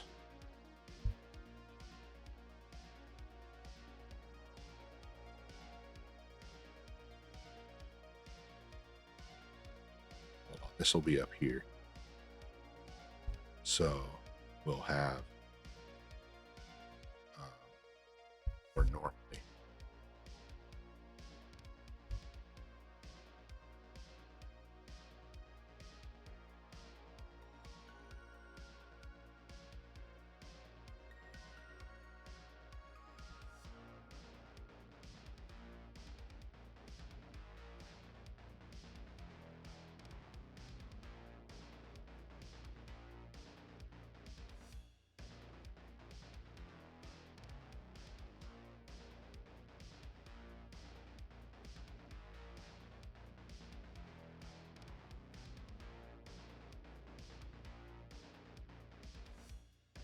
So grammatically. Yeah. So you need all that.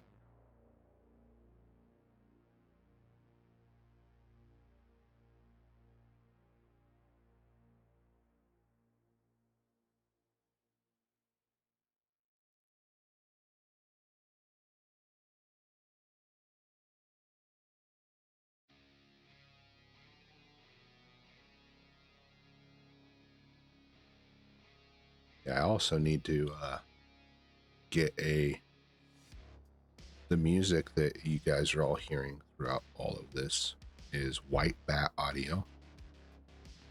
You can find him on YouTube. I got his entire collection of stuff. I paid for like all his albums and everything because he's real awesome and lets you use all your music and live stream, and it's copyright and all that stuff safe. But I only went through like half of or like a third of what I got from him. So I got to go through the rest of it, listen to the music over time off stream, and make a few more playlists. I also, for these longer playthroughs, I'm going to need to do more. I'm going to need longer playlists and different music because I like all the music that is on here right now. It's some of my favorite ones, especially is one called Hackers. It's got a good beat. It's got a good beat to it. You should check it out. But I like some of the stuff. I don't normally listen to it. Normally listen to music like that, but I really like a lot of his stuff. Need all the equations, ballistic calculations, right? So it's like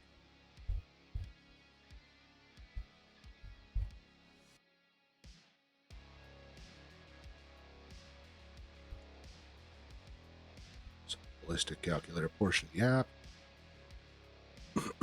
which, a lot, like all of this data as you're looking at it or doing it is going to be able to be seen on each one of these things, right? So if you just enter 2 data points from something that's up here on that same page where you're entering that, it's going to have this standard deviation, mean, median, mode, all that, so you can see, right?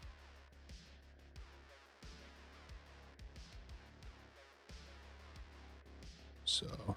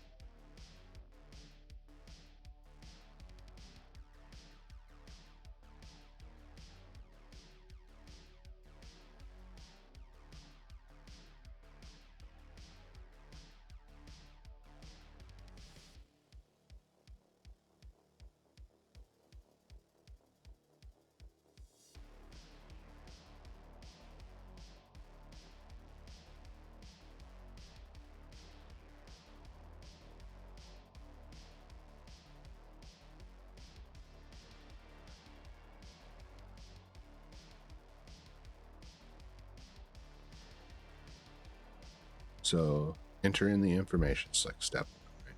So you enter in the information prior to testing. And it's stuff like above, right? This is your brand, your weight, your profile, the powder, the primer, the brass, the system, all this stuff that you, anything that you want to enter in, right?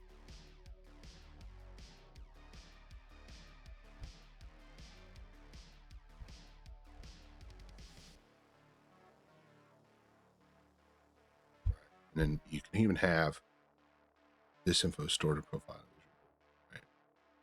User supplied. So this user supplied info could be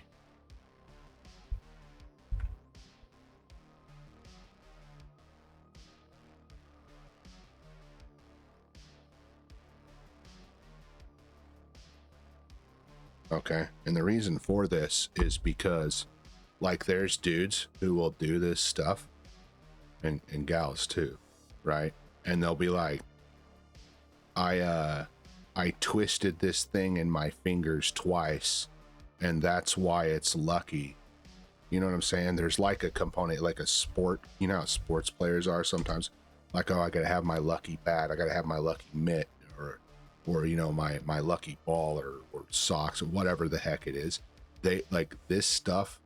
People take that stuff that far, and so you want to be able to let them enter in those things. And like I said, you know, because this is not going to be communicating, or it shouldn't be, it's not going to be communicating with no servers or anything like that, where the user is going to be able to compromise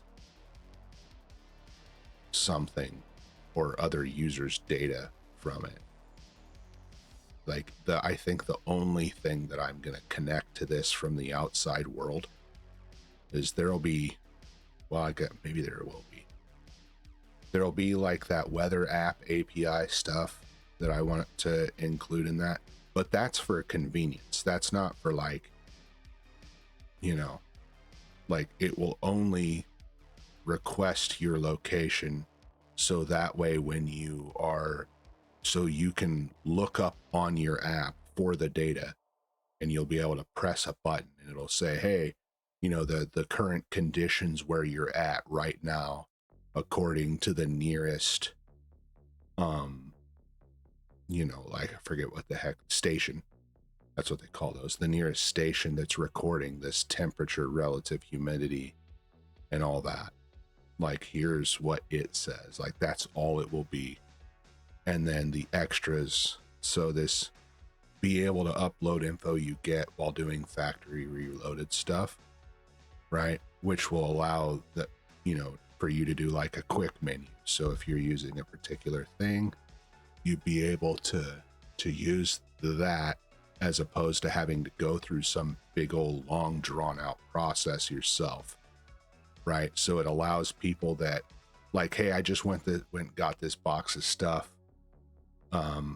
you know, let me get a general close to good enough 500 yards and in sort of thing that's going to work for this particular combo, right? So that's what that's for.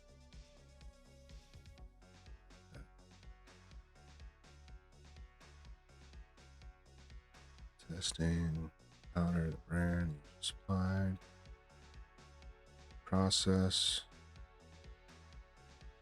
Okay.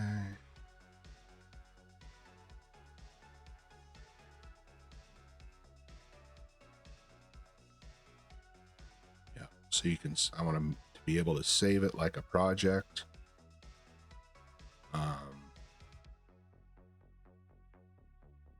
So maybe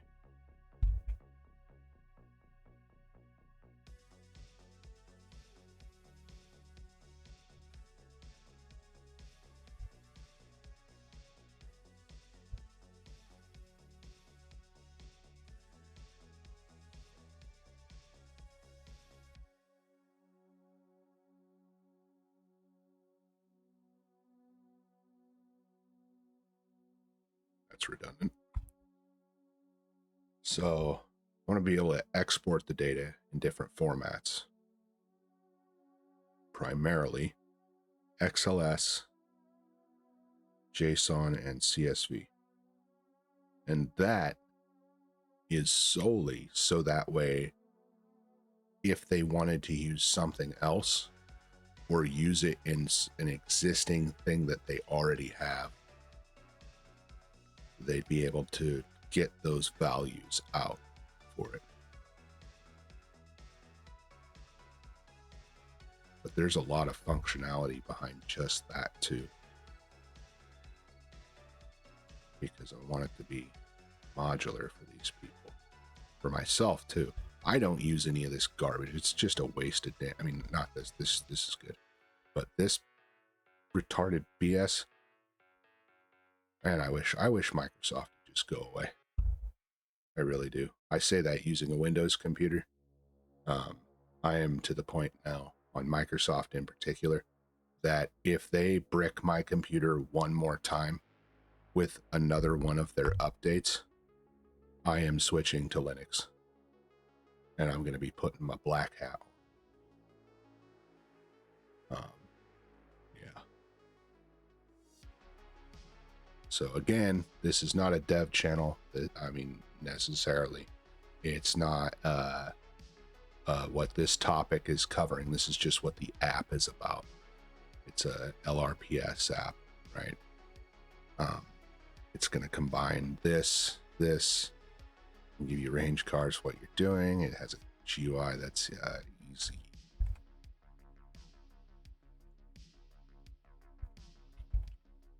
Right? So it's basically, and I'm doing this mainly for me. I do this stuff on my own as a hobby. I used to do it professionally. I've done it in competitions. So this is like high level information, right? So if you have, just as a tier list, right, I would put at the lowest of this tier, I would put police. Now, and I'm just going off of training. Hold on. Civilians. Now, right? Then you have your military. And then inside of these different, like they're like, some civies are used to be military, some civies used to be police, some police used to be military, all police used to be civies, right? So there's like variance in this, but then there's different levels to this too. And this whole thing, it's not like a tier system like how I'm drawing. It's more like one of those Venn diagrams where people are in certain areas and other areas and stuff like that. Okay. So I don't mean if you're a certain level, right? But I'm just saying this to say this. So military, right? And then everybody, the snipers, the snipes. Okay. But let me tell you something about these dudes. Let me tell you something about them. And any of them worth anything will tell you the same thing. These guys, they're not extra good shooters. They're just a little bit cut above regular military or regular police. Okay? They're people that either showed interest or aptitude. These people don't know jack shit. You understand me? They don't know anything. I know what you saw in the movies. I know what the news media tells you. But these people are given a system around and peripheral equipment. They're then taught how to employ that in their given environment. That does not equal competence. That does not equal aptitude, right? At all. And I say this having been in this realm, not this one. I was never one of these guys, but having been in this realm, okay, So, but it's one thing to be given this system, handed this system, this round, and the peripheral equipment that goes with it running it. And it's another thing entirely to be able to create it from the ground up. Just like if you're programmed, like, right, like I swear to you, eventually we will get into programming this and coding it up. Okay, I'm just trying to work out the individual components because I'm new at coding. But okay, let's take what I used to do for a living, right? I used to do the woodworking stuff, right?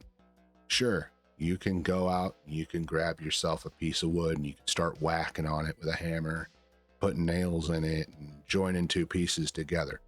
But it's a lot better. It's a lot better to learn what the individual components are. Just like here. Just like here. Okay. And then you go, okay, how do you construct a nightstand? Where, like, what's a lap joint? What are dovetails? Why would you use dovetails on a drawer? Like, what orientation would they be? So if this is your drawer face, you're looking at it from the side, right? Right? Do you want your dovetails to be like this? So that way when you pull the drawer out, the thin side is in here and the thick side is in here?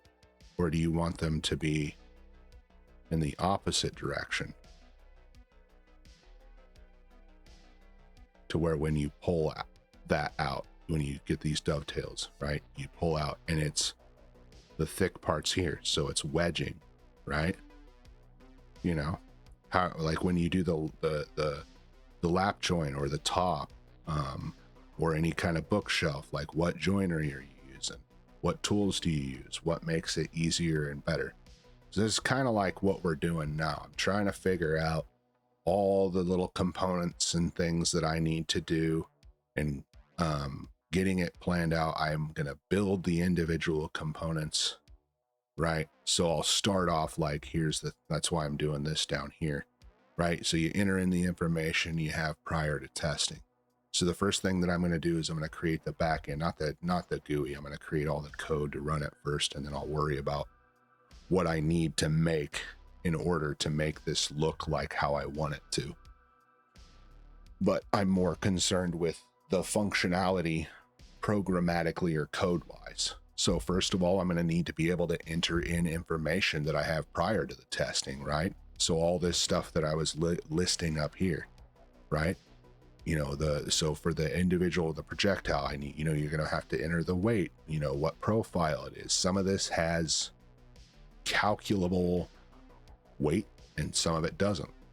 Like, it does not matter what brand of this you're using, but it matters what this is, right? It also, like this too, the composition, believe it or not, this actually matters, right? Because this takes some, while it's been nearly perfected, takes a lead core and pours copper over the top of it, right? Or molds it, right? But if you have a monolithic one, like if you've seen some of those, well, then you can machine that from a solid piece. Well, then there's no dead spots. There's no things that are going to make your round like spin out of the barrel in an inconsistent way, right? It'll be like a more closer to a perfect circle, and the closer you get to that, the better that is. But anyway, back to what I was saying. So being able to put into like the brand here type, and this is all for the user. Like I personally, I don't really care about this. I would enter this in just to have like a profile for this, right? An overall profile. So like you're going to be able to here. All right, shield your eyes, people. All right. So you're going to be able to, like, you know, you're going to come onto the user interface and you're going to have like a list of little things that you're going to be selecting. And these are all your little projects. And so you'll have one for your 308. And then maybe you have one for your 300 Win Mag, right?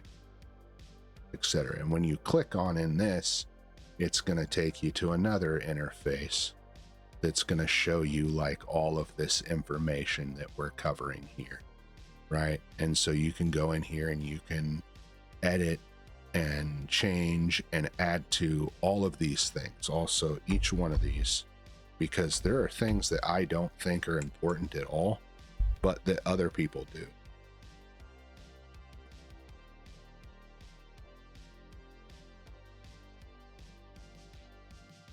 Sections, right? So like there's something here that I missed probably that somebody else is going to say, oh, that's important, or I want to be able to keep track of that. You know what I'm saying? But there's going to be like a base of things, right? And then, you know, like this one, for example, this is the one that's most important. If you don't put this in, you're not going to be able to do the subsequent calculations. Additionally, the manufactured supplied number of this is never the same as the real world number that you would get. And collecting all of this other data is going to allow you to go find this calculation so you can calculate that. And you're going to get a more accurate representation of what it is that you actually possess.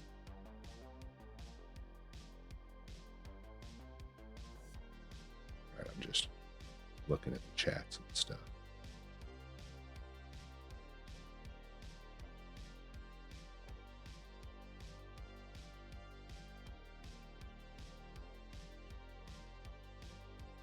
So while not maybe important, some of these things are not important, but I want people to be able to add the things that they think are important to a point,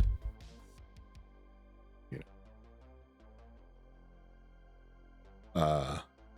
And then in each of these two, I want them to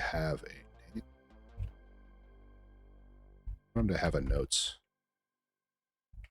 section as well for each one of these. So that way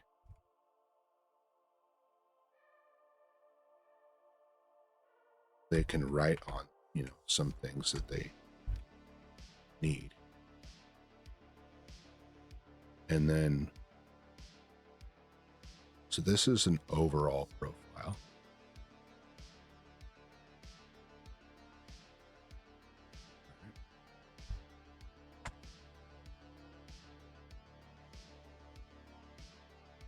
This is the main. So I want them to have the overall profile, and that's this, right? Then when they click into this, that will be like the main profile. And then within this, I want them to have like versions.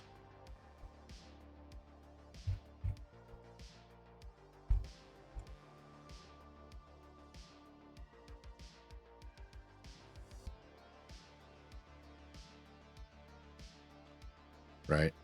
So they're going to come in here, and inside the 308 thing is going to be your rounds. Nope, don't do that. Come on, move where I tell you to. Okay, so we can look at it side by side.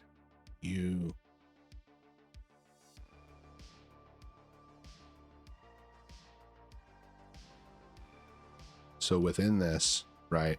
So this is going to be you have the main profile, and it's going to look at all these, and these will be the individual project files, and then you'll go to the sub files, right? And then this will be the round.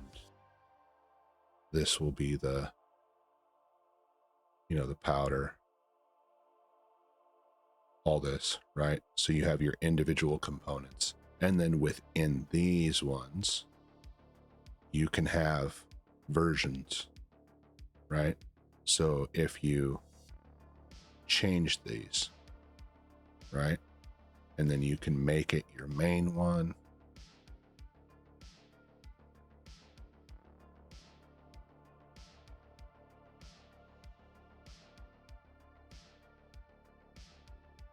I feel like I'm really trying to, or I'm really starting to understand here.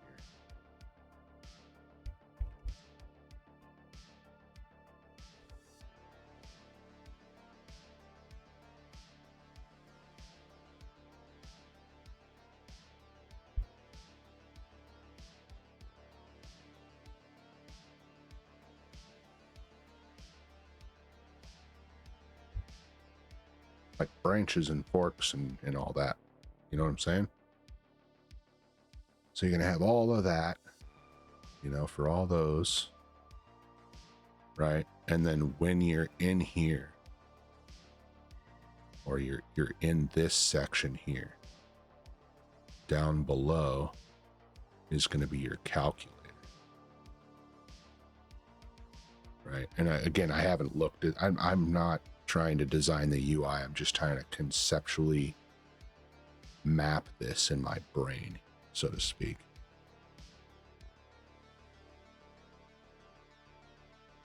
And yeah. But you'll also have, this will have its own sort of thing too.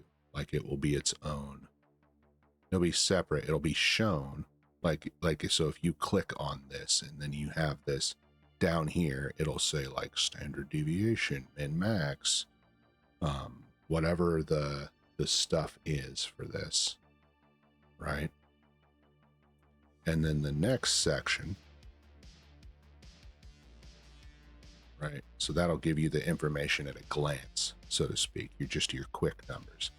Then you will have the, like the data slash ballistics, BST, right? And then from there, that's where like all of this will be out, right? For the individual thing that you did. And then this.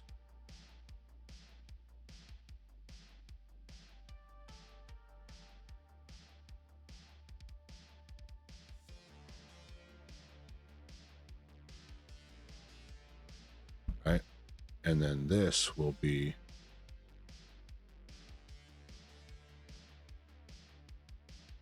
go to here, right? Are you smelling what I'm stepping in here? So that's sort of the thing that we're going to be doing like that. And then in there is going to be all of your stuff.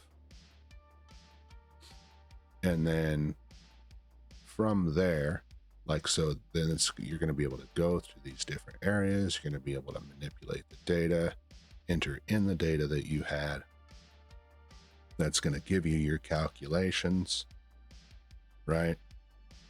And then the last section where there will be like a little button or something down here that says, you know,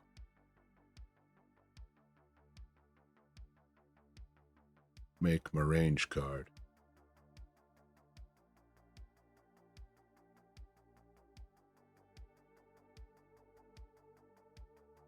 And then it's going to give you a again, sorry for the tools. Black.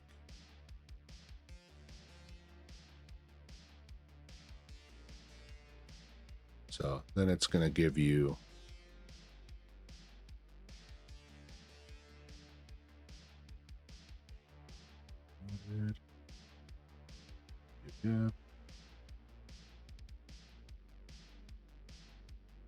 yeah, and then so you'll have the seating depth portion.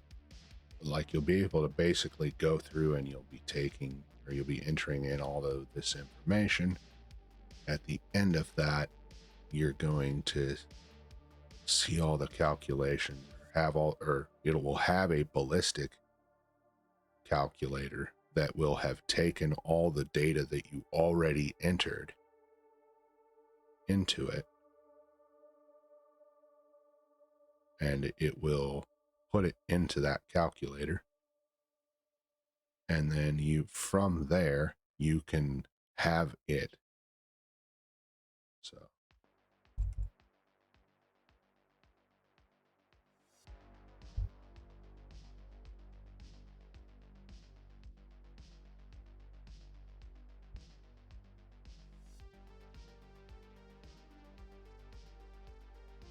be able to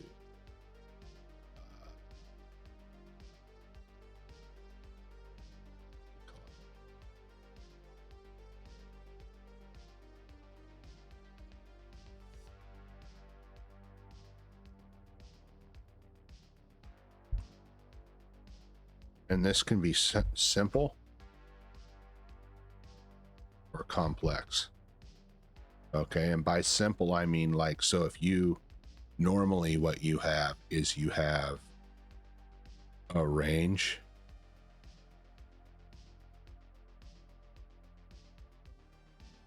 your wind, and there's some other sections like your lead, etc., etc. And then you'll have like 100, 200, etc., etc. And then in your wind, you'll have like a couple sections. You'll have like 5, 10, 15, right?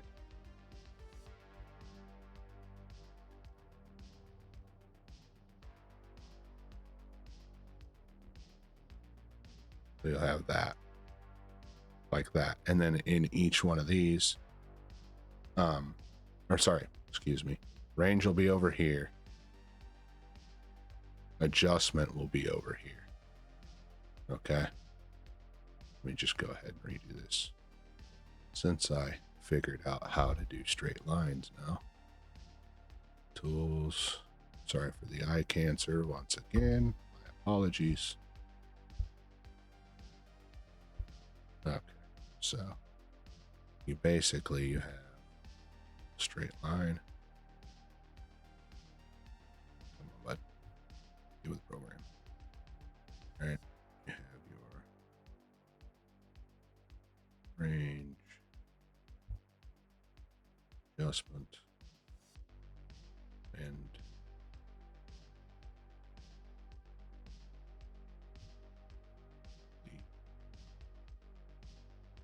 the range, 100, 200, etc. You'll have your adjustment or elevation, right? And you'll have like nothing there. You'll have like 0.01, 0.03, etc., whatever it is. Then you'll have your wind, and then that will have 3 sections. You know, you'll have 5, 10, and 15 miles per hour, or something like that, right? And then there'll be individual values in here for each one of these. And you'll have your lead, whatever you want. You'll have your individual values for these. That's generally how this works. If you look at military, police, what have you, that's generally how they have it set up. And especially if you're looking at like the F-class guys, they have this with even more data. Like I said, the one that I have, it has the range, and it has a big gigantic middle section for adjustment that's separated by temperature, and then it has the wind at like the most likely temperatures.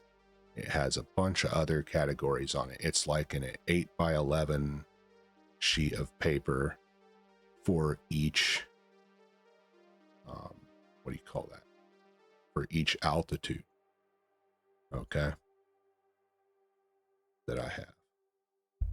So that's how I do mine. And I learned that from somebody else too.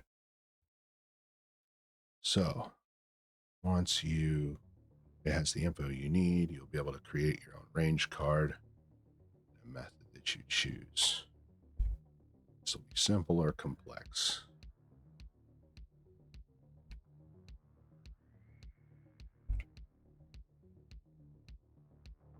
So there's a lot behind this. More, I'm really, really simplifying this. But it's a simple app. It's like, and then like I said, I want it to have assets. So like for the round, right? Like, yeah, where's my, what are those? What's that called? It's not ASCII. NSI.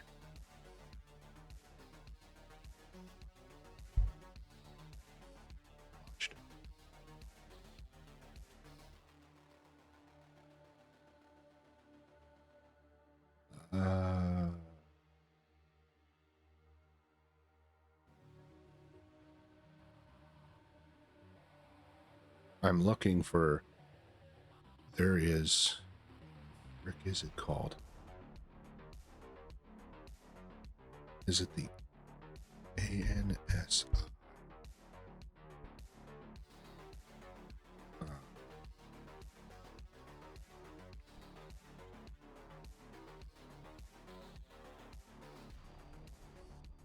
Sammy. I knew it. I knew it was one of those weird acronyms. So I'll just go to here.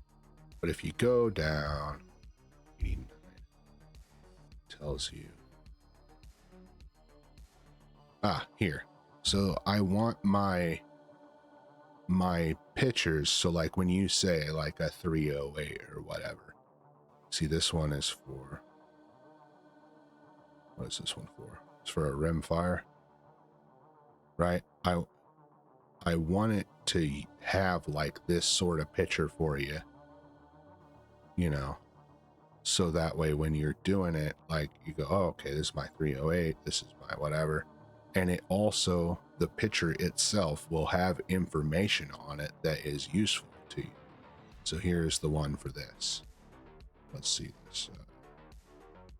The table of contents.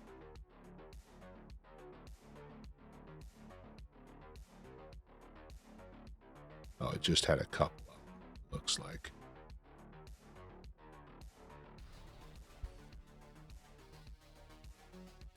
Yeah, but this is important to know too, because let me find one of these rounds. Okay, I need to go back up.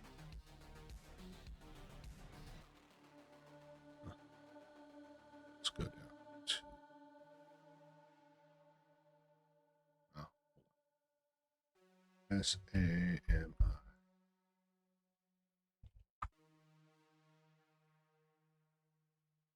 There we go.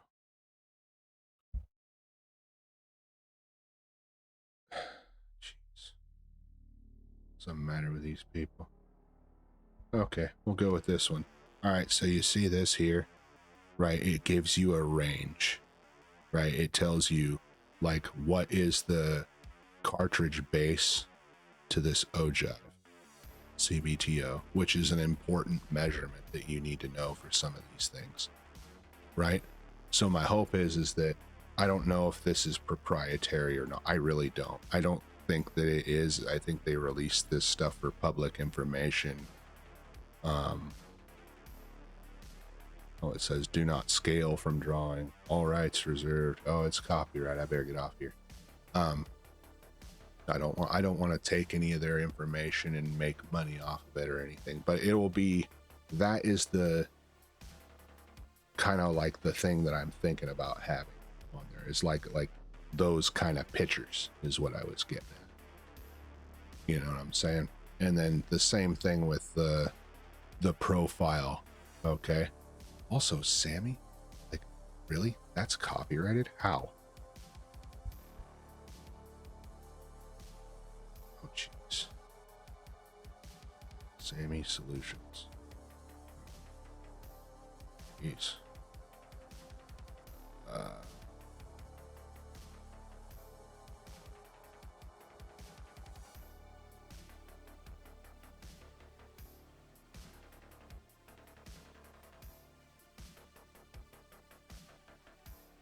Oh, it's this. Oh, it's the logo. Okay, it's not the. It's not the technical information.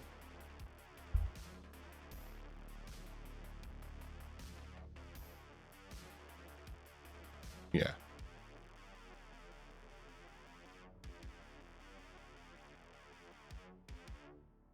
Because this is like, you know what I'm saying? Like the cybersecurity equivalent of this is NIST, right?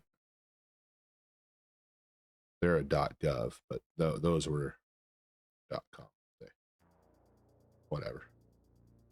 But regardless, that's the what I'm thinking about for, you know, like what it would be, right? So you're gonna go on there, you're gonna see your little, even if it's like cartoonish looking or whatever, it doesn't have to be. I would like it to be like that, so that way valuable information could be placed into the picture. So when you clicked on the picture inside of the app, you would be directed and you'd be able to see that information as you are doing these things, you know? So, um,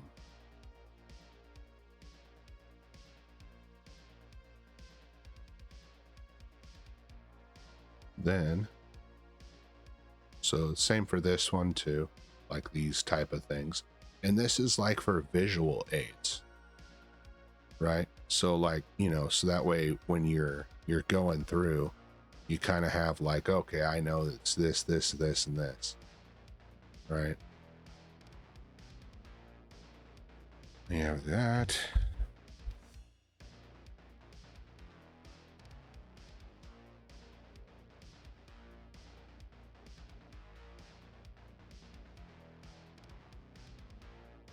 User inputted sections, right? So these are all the things that I didn't consider that somebody else would find important, right? So if it's not included in the app, I want them to be able to add that, right? Additionally, I also want people to be able to, like, so I was talking about like, oh, it's going to store the picture of this, so people can, you know, be able to see. I also want people to be able to enter, um,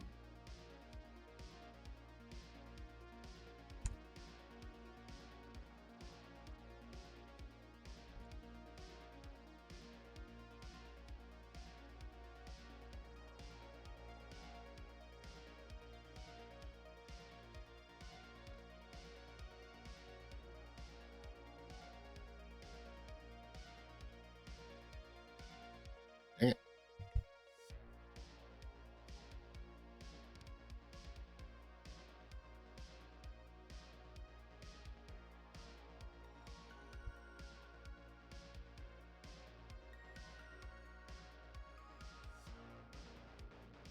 Who knows? Like, if it ends up being like that, something like that is copyrighted, I might be able to contact them and ask them if I can use their.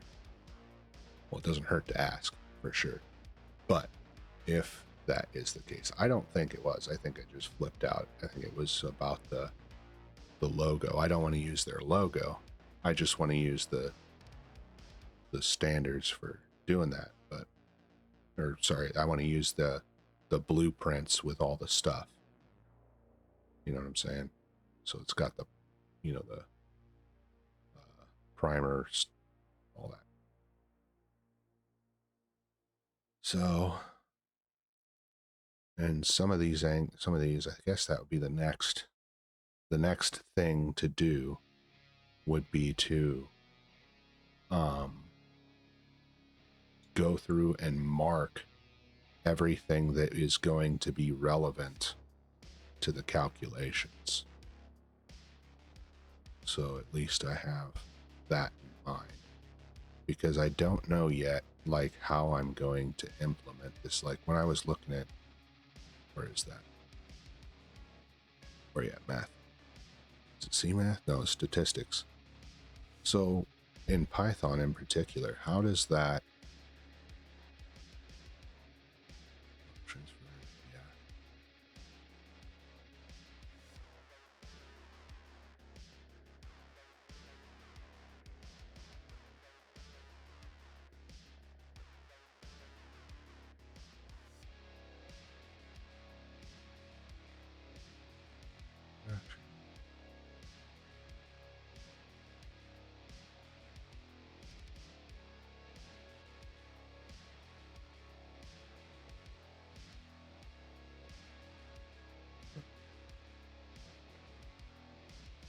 So my thing is for the, where did I see the, oh, here it is. How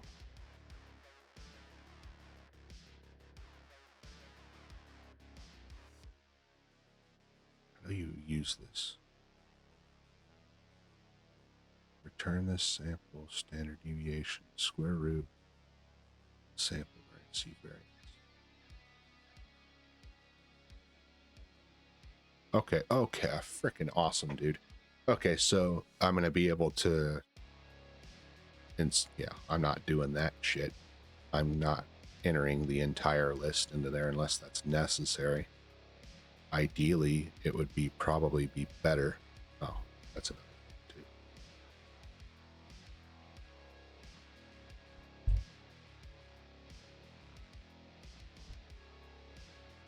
Forgot about variance. I'm not entering. I don't want to enter an entire list. Why can't I just save that as a user, like a, you know, an inputted list, and then just put the name of the list? So this is where I'm gonna have, like, this is where I'm like, you know, I'm gonna be learning all of this stuff and doing all these things and implementing them, and this is where I'm gonna be doing. And I'm not like, I'm gonna be using AI too, but I definitely don't want to rely on it, because I want to hit these walls. I want to be frustrated and like, you know, like look around and have to try to figure things out, because it's going to make me better, right? Because the opposite of that is that if I get given the answer, I will have to get given the answer. Well, first I'll have to be given the correct answer, and then I'll have to be given the correct answer multiple times. There's like that video on YouTube where it's like, I can't remember who it was, but it was a short. I just saw it yesterday. It made me laugh. But it was like, it said the difference between junior and senior, and it showed the junior first, and he's like, how to center a div. And he's like, oh, okay. And then it showed the senior, and he's like, how to center a div. So I guess that, you know, like I don't have a brain, but that's why we have all of this, right? So, but I'm gonna have to get through all of this anyways. So what I'm probably gonna do is like, oh no, I'm not gonna do that. So decimals and fractions are yeah, okay. And then that's the thing too, like, so with this stuff, it's important to go out to the like thousands or 10,000s, because if you don't, like, it can actually throw this number off. Like, for accuracy purposes or whatever, you only really need to go to the tens or hundreds. But if you neglect the thousands in your calculations, and you do that enough, And with what we're doing here, it's going to calculate, like what we're doing, it's going to calculate eventually that that will make this, the tens place, change from like a 5 to a 6 or whatever, or like, or even more. Like I've actually, when I went to a course about 5 years ago in another state. I'm not going to tell you which state, but it was for like it was like a bunch of military guys and stuff like that. But it when I was calculating stuff up there, they were doing that. Like I had already been calculating my stuff to this level, but a couple guys weren't, and they couldn't figure out why they were missing. And then when we looked at their stuff and looked at their data and ran over their stuff, they're like, oh, well, that's why. It's not that you're inaccurate or not calculating it correctly. It's that you're basically dropping a 10 or 1,000 multiple times that equals adding up to where it changes this 1.5 to a 1.8, right? Which when you're going like long ELR, right, or LR, long range, or extreme long range, that matters. Like go watch the King of Long Range videos. Go watch F class stuff. That's like what they're getting into. And also, I hadn't mentioned this before, but I like another reason why I think that this is going to be like a pretty awesome app for people to use is because I see like there has been a gigantic increase in like regular people's knowledge about this topic specifically. And so I have seen the evolution of things. Like when I was a kid, when people were like, there were people who would tell you, I mean, there's still people that tell you really, really dumb things when it comes to this, but this stuff. But I mean, they would straight up be like, they would give you, like, if you watched an 80s action movie, like go watch a military movie. Like, what's that one with Chuck Norris? You know where I'm talking about, where they're firing from the hip and they're like, just, you know, they're flailing around and stuff. If I ever saw anybody do that near me and like they were serious, oh man, I'd take their stuff away. I'd be like, dude, you gotta go. Like, you can't be like that. That's not the way, you know? I was watching one of my favorite sci-fi series is Stargate. And I was watching the main guy, and he's always got this MP5, right? He's always got that thing. And I'm thinking to myself, like, dude, like you're always getting in the middle of like firefights and stuff. You're always got this stuff going on. You're always trying to get out of it, but you're carrying around a piddly MP5 with, generally speaking, like you can see on him, only like a mag plus a spare mag. So it's like, and then the way that he's firing, it's like, for the love of God, use the butt stock. You're driving me insane. Like, why would you do that? You know, but so go watch that, which was, a somewhat technical military-esque kind of show. Now go watch some of these new ones where they're getting trained by the GWAT guys who served during wartime. Okay. And you can see the difference in how they portray it, carry the things, all that. So it's just a completely different mindset. But I remember that used to be the thing. And I even saw that up to training in the military, people were still kind of like that.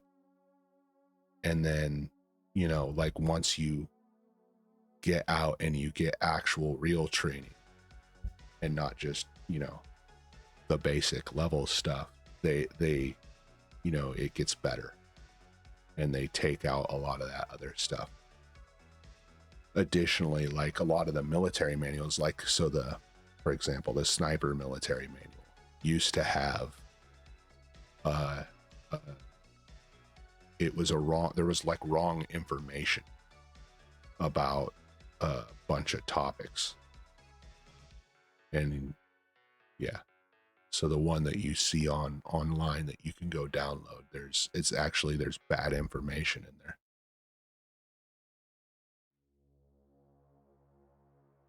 But I have conceptualized this now. Oh man. And now I'm going to have to go through and see kind of like what libraries I'm going to need. I know I'm going to need the statistics one. I'm pretty sure I saved it. Yeah, I bookmarked it. So I'm going to need that. Am I going to need math? Do I have to import all of them? Oh. And then also, am I using complex numbers or regular ones? You know? So those are like questions that I'm going to have to Google search and search around. But you're going to see me like struggle all through this too. You know, if you guys got any suggestions, let me know. Like I know that I'm going to need this. I know I'm going to need this just from doing other stuff too.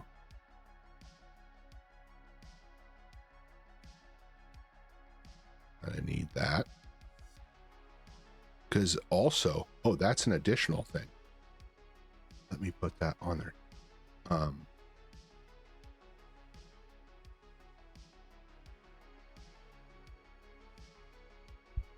Just as a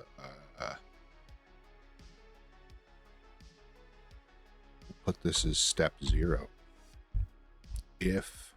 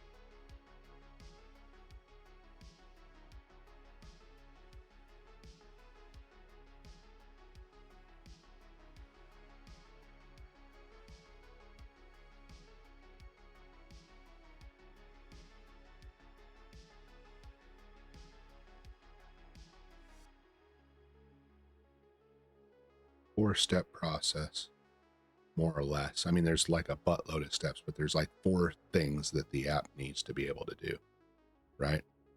So if a user has any kind of data that they want included in this form, these formats, because and this is just what I know are the typical ones, updates for the future would probably include others if people said like, hey, I have this type of format, it's in this way, can you make it to where it does that? We yeah. So then you're gonna be able to enter the information. You're going to be able to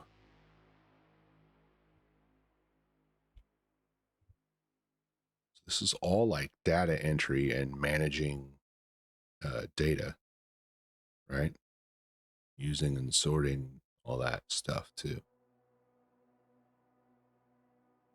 And that's on like the back end. And never mind making it visually look nice, which that's probably what I'm gonna have. I'm gonna have problems with. But then again, like I said, like, you know, I showed that app toward the beginning of the stream, and it's insane, right? So then step 2, you'll have all the data entry for this, whatever this is, all this stuff I wrote out just to know what you would need. And that's in combination with these components up here, right? Individual components that I named. Then you'll have that most consistent ammo at the end of this stuff, and you'll run that through that. So that'll be this portion.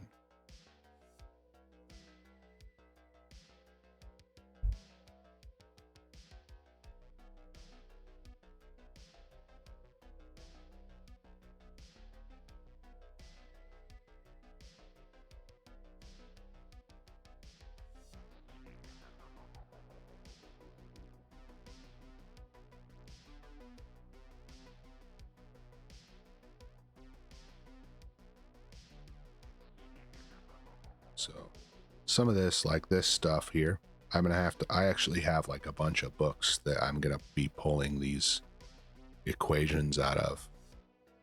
And then to save me time, because I don't want to have to, like, and I'm not a math dude, I'm literally going to like take a screenshot of this, and I'm gonna say, hey AI, like make me a Python program for this particular thing here.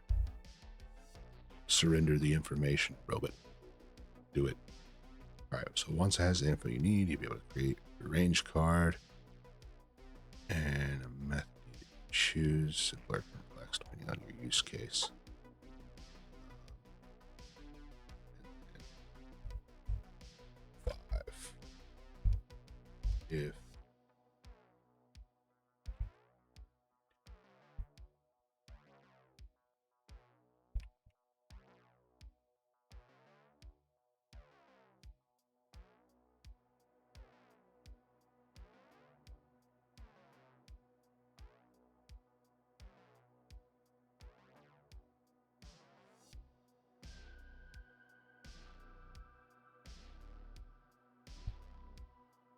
okay, so the reason I keep putting this first is, like I said, most of these dudes, most of them, and when I say most, I mean 99% of them use spreadsheets. I don't know why they use spreadsheets, but they use spreadsheets. Additionally, so this is going to be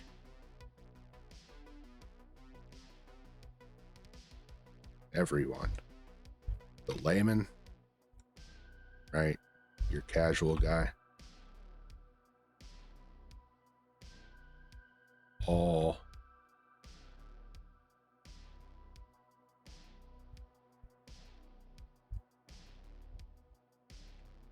so this kind of like, you know, that's a big audience or whatever, but I want it to be that simple, right? Where if you're just a guy who went to the store and bought a box, and you're going to the range and you want to, like, you know, just real quick get you ballpark stuff, you know, for fun or whatever you're doing, you'll be able to use this to put that in there. Or like I said, I want it to be able to collect that information, so that way, you know, like somebody in Florida, somebody in Texas, somebody in Illinois, somebody in Colorado, Wyoming, Washington, or whatever, wherever you are, you'll be able to select a drop down, like, oh, I have this, I went to the store and I bought this for this type of, you know, thing, and then you're going to be able to get ballpark close. You know what I'm saying? You're not going to be able, like, hey, can I hit this particular, you know, can I hit like an egg at 300 or whatever, but you'll be able to hit like a, 4 to 10 inch circle depending on stuff. And then, for the casual guy, and then if the person that, or if the pros or the ELR people or the F class guys want to take it a step further, it has the functionality built in for them to do it. And like I said, like the reason why I want to do this for an app, like learning and everything, and I'm like a beginner, is because it's really, really simple. This is not complicated at all. I mean, straight up, like this is lists, maybe dictionaries, combining them and referencing them, a couple functions here and there. Most of this for me that's going to be complicated, at least, is going to be getting the correct calculations, and then like linking everything, like using some of these libraries and stuff like that. So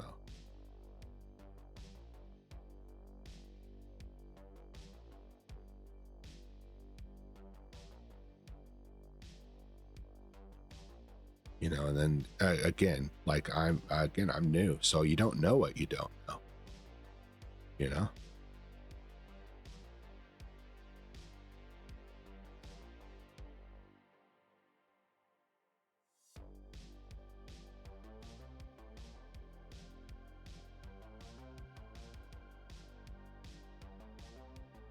And then additionally, using some of these things like this in particular is going to come in great handy for doing JSON stuff with the bug bounty things that I'm running into too, which on that I'm a little bit more advanced. I pretty much just learned coding so I could, read it and kind of know what it's doing.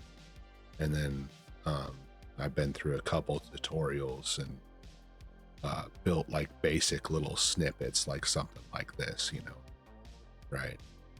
And so now I'm getting to the point where I need to stop doing that and beat my head up against the wall so I can, be better. But like I said, you don't know what you don't know. I don't even know, like, will I need this? Oh, that's right. I built something with TK Enter too, and I was not all that impressed with the ability. But given that it's going to be, this app is going to be a desktop app and a mobile app, it's going to I'll probably be able to use like JavaScript or something,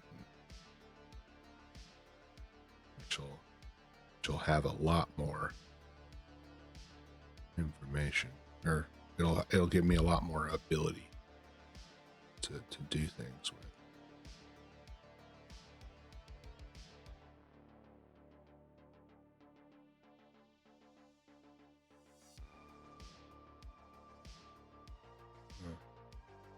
Sorry, I'm just going through all this, kind of looking at everything I know on Unix systems. That's another thing too. If I have to put on Apple, I heard that I have to get Apple product, and then so it may not be available on Apple, but it will be available for desktop apps. Maybe I'll put it into a Docker container or something too, so then everybody can, if you're wanting to run it. This is the one I have on my computer.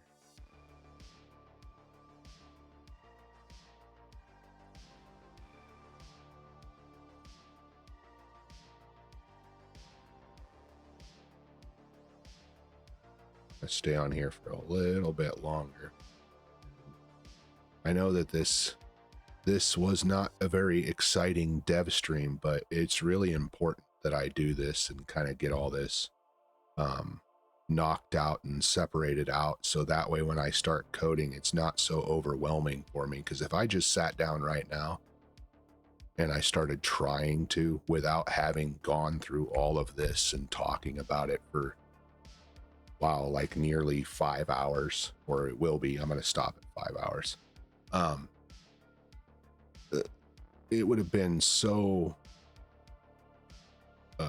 mountainous that I would not have been able to do these things. But, you know, like now that, you know, and then I can code one section, and then that's going, I could basically nearly copy paste for this section. And like, because these are pretty much the same, they're just holding different data. So they're going to have different variable names that relate to each other and all this.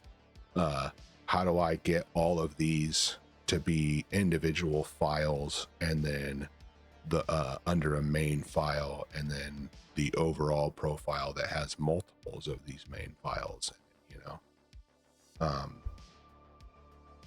But I'm like, yeah, I can't stress enough how conceptually, like, and programmatically, I really, really, really think that it's going to be extremely simple. I mean, all I'm doing is just taking data, you know what I'm saying?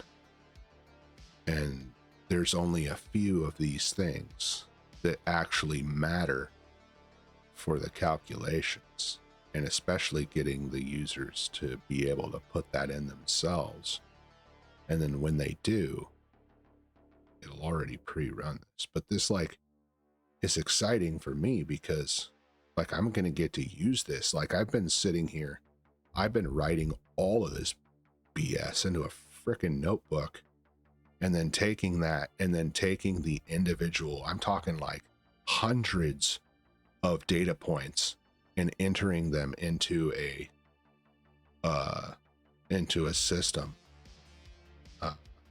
and like a, you know, a variance and standard deviation calculator and all this, and getting a bunch of different numbers out of it.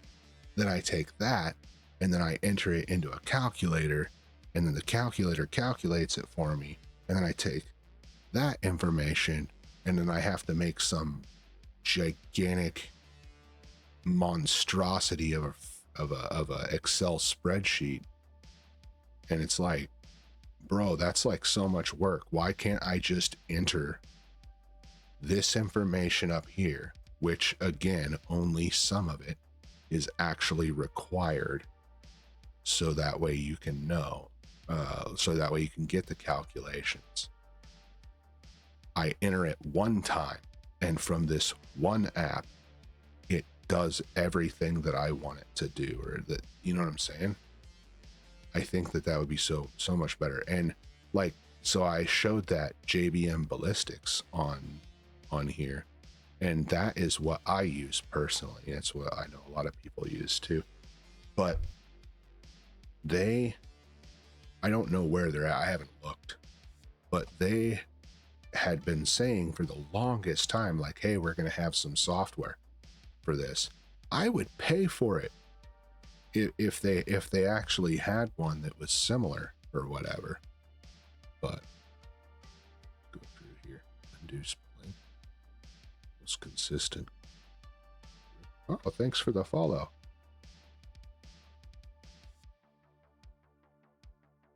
Yeah.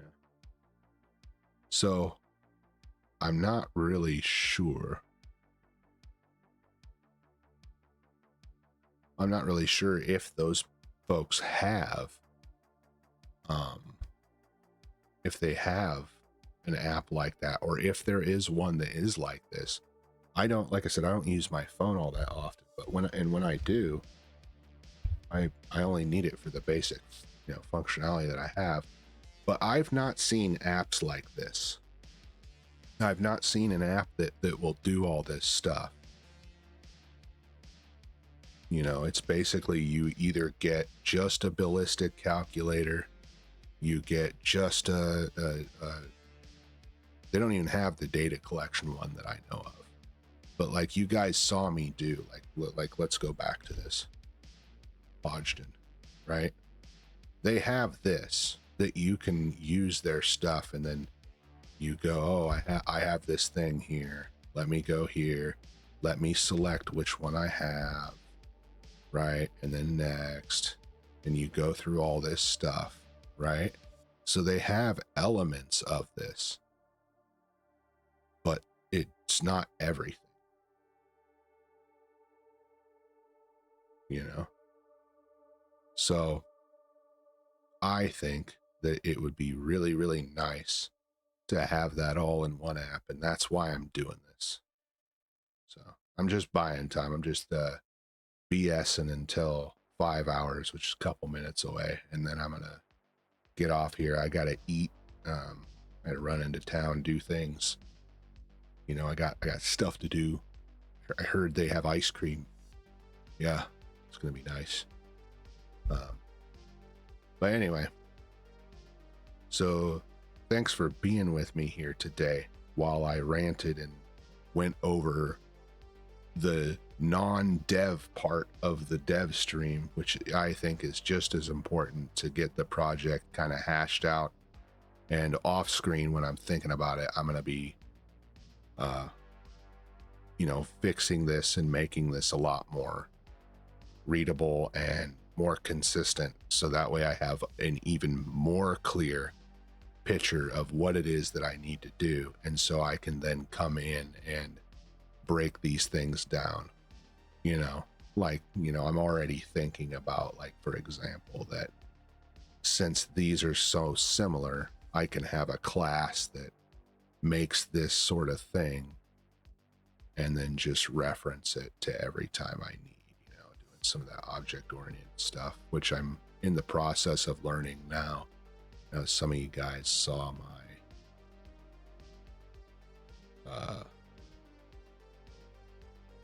I'm doing some of this, like when I'm not on stream doing hacking or coding, I am off stream learning about hacking and coding. So, and this is kind of where I'm at right now, which I thought would be the next awesome thing to learn, because I'm gonna need some of this, like this probably, right? This merge sort. It's an algorithm. Because here's the thing, you know, not every single one of these data points you're going to be entering is necessarily, you know, the same. You're going to see it go up, down, up, down, up, down, up, down, and the like. But I'm definitely, like, I'm going to need to learn this, right? So I don't know how long or what the how long in between dev streams there are. My plan is, like, because I got to have some measure of kind of like break, because a lot of this is pretty brain intensive, and I get tired, and when you get tired you don't learn as well. So I want to make sure that I'm absorbing this information and getting it done up in a way that benefits me, and not just in one ear out the other, so to speak.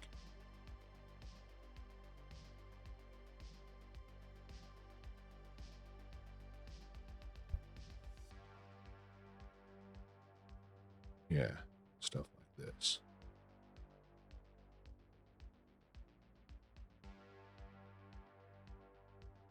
Yep. So I'm gonna have to learn all this. Like you're literally, like, you're gonna watch me when I do these things. You're not gonna watch me like I'll do this little, where the heck did it go? I'll do this you know, Python matplotlib tutorial on the non-stream days, but you're literally gonna watch me go into that standard library here, or whatever it is, and I'm gonna be looking through here and trying to figure out what's what. Yeah, there'll probably be some networking involved with it too, since it's going to be a mobile app. But regardless, I've been streaming for 5 hours straight, and I only took one break, and I've been yapping needlessly for way longer than I normally talk. I'm gonna get off here. I will probably go eat and then I will probably come back on here and stream again, just to stream a game or something. Might as well. But that's it. In case you missed it, today we kind of hashed out the structure and kind of the things that I wanted to do for this app. Kind of got all the stuff separated out and kind of the components that I think I'm going to need. And while I was doing that, I was nerding out and explaining a bunch of different things on what to do and getting off on tangents and the like. But overall, I think this was pretty productive for me, at least to talk this out with, you know, other people. I do this on my own anyways. My neighbors probably think I'm nuts.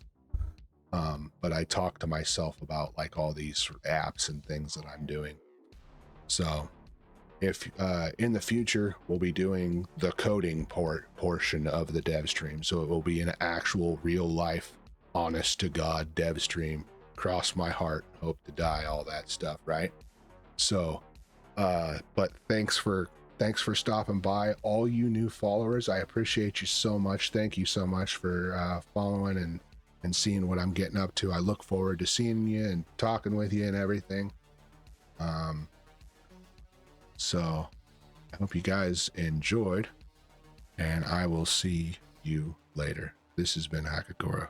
Don't forget to like, comment, subscribe, do whatever, wherever. You know the deal.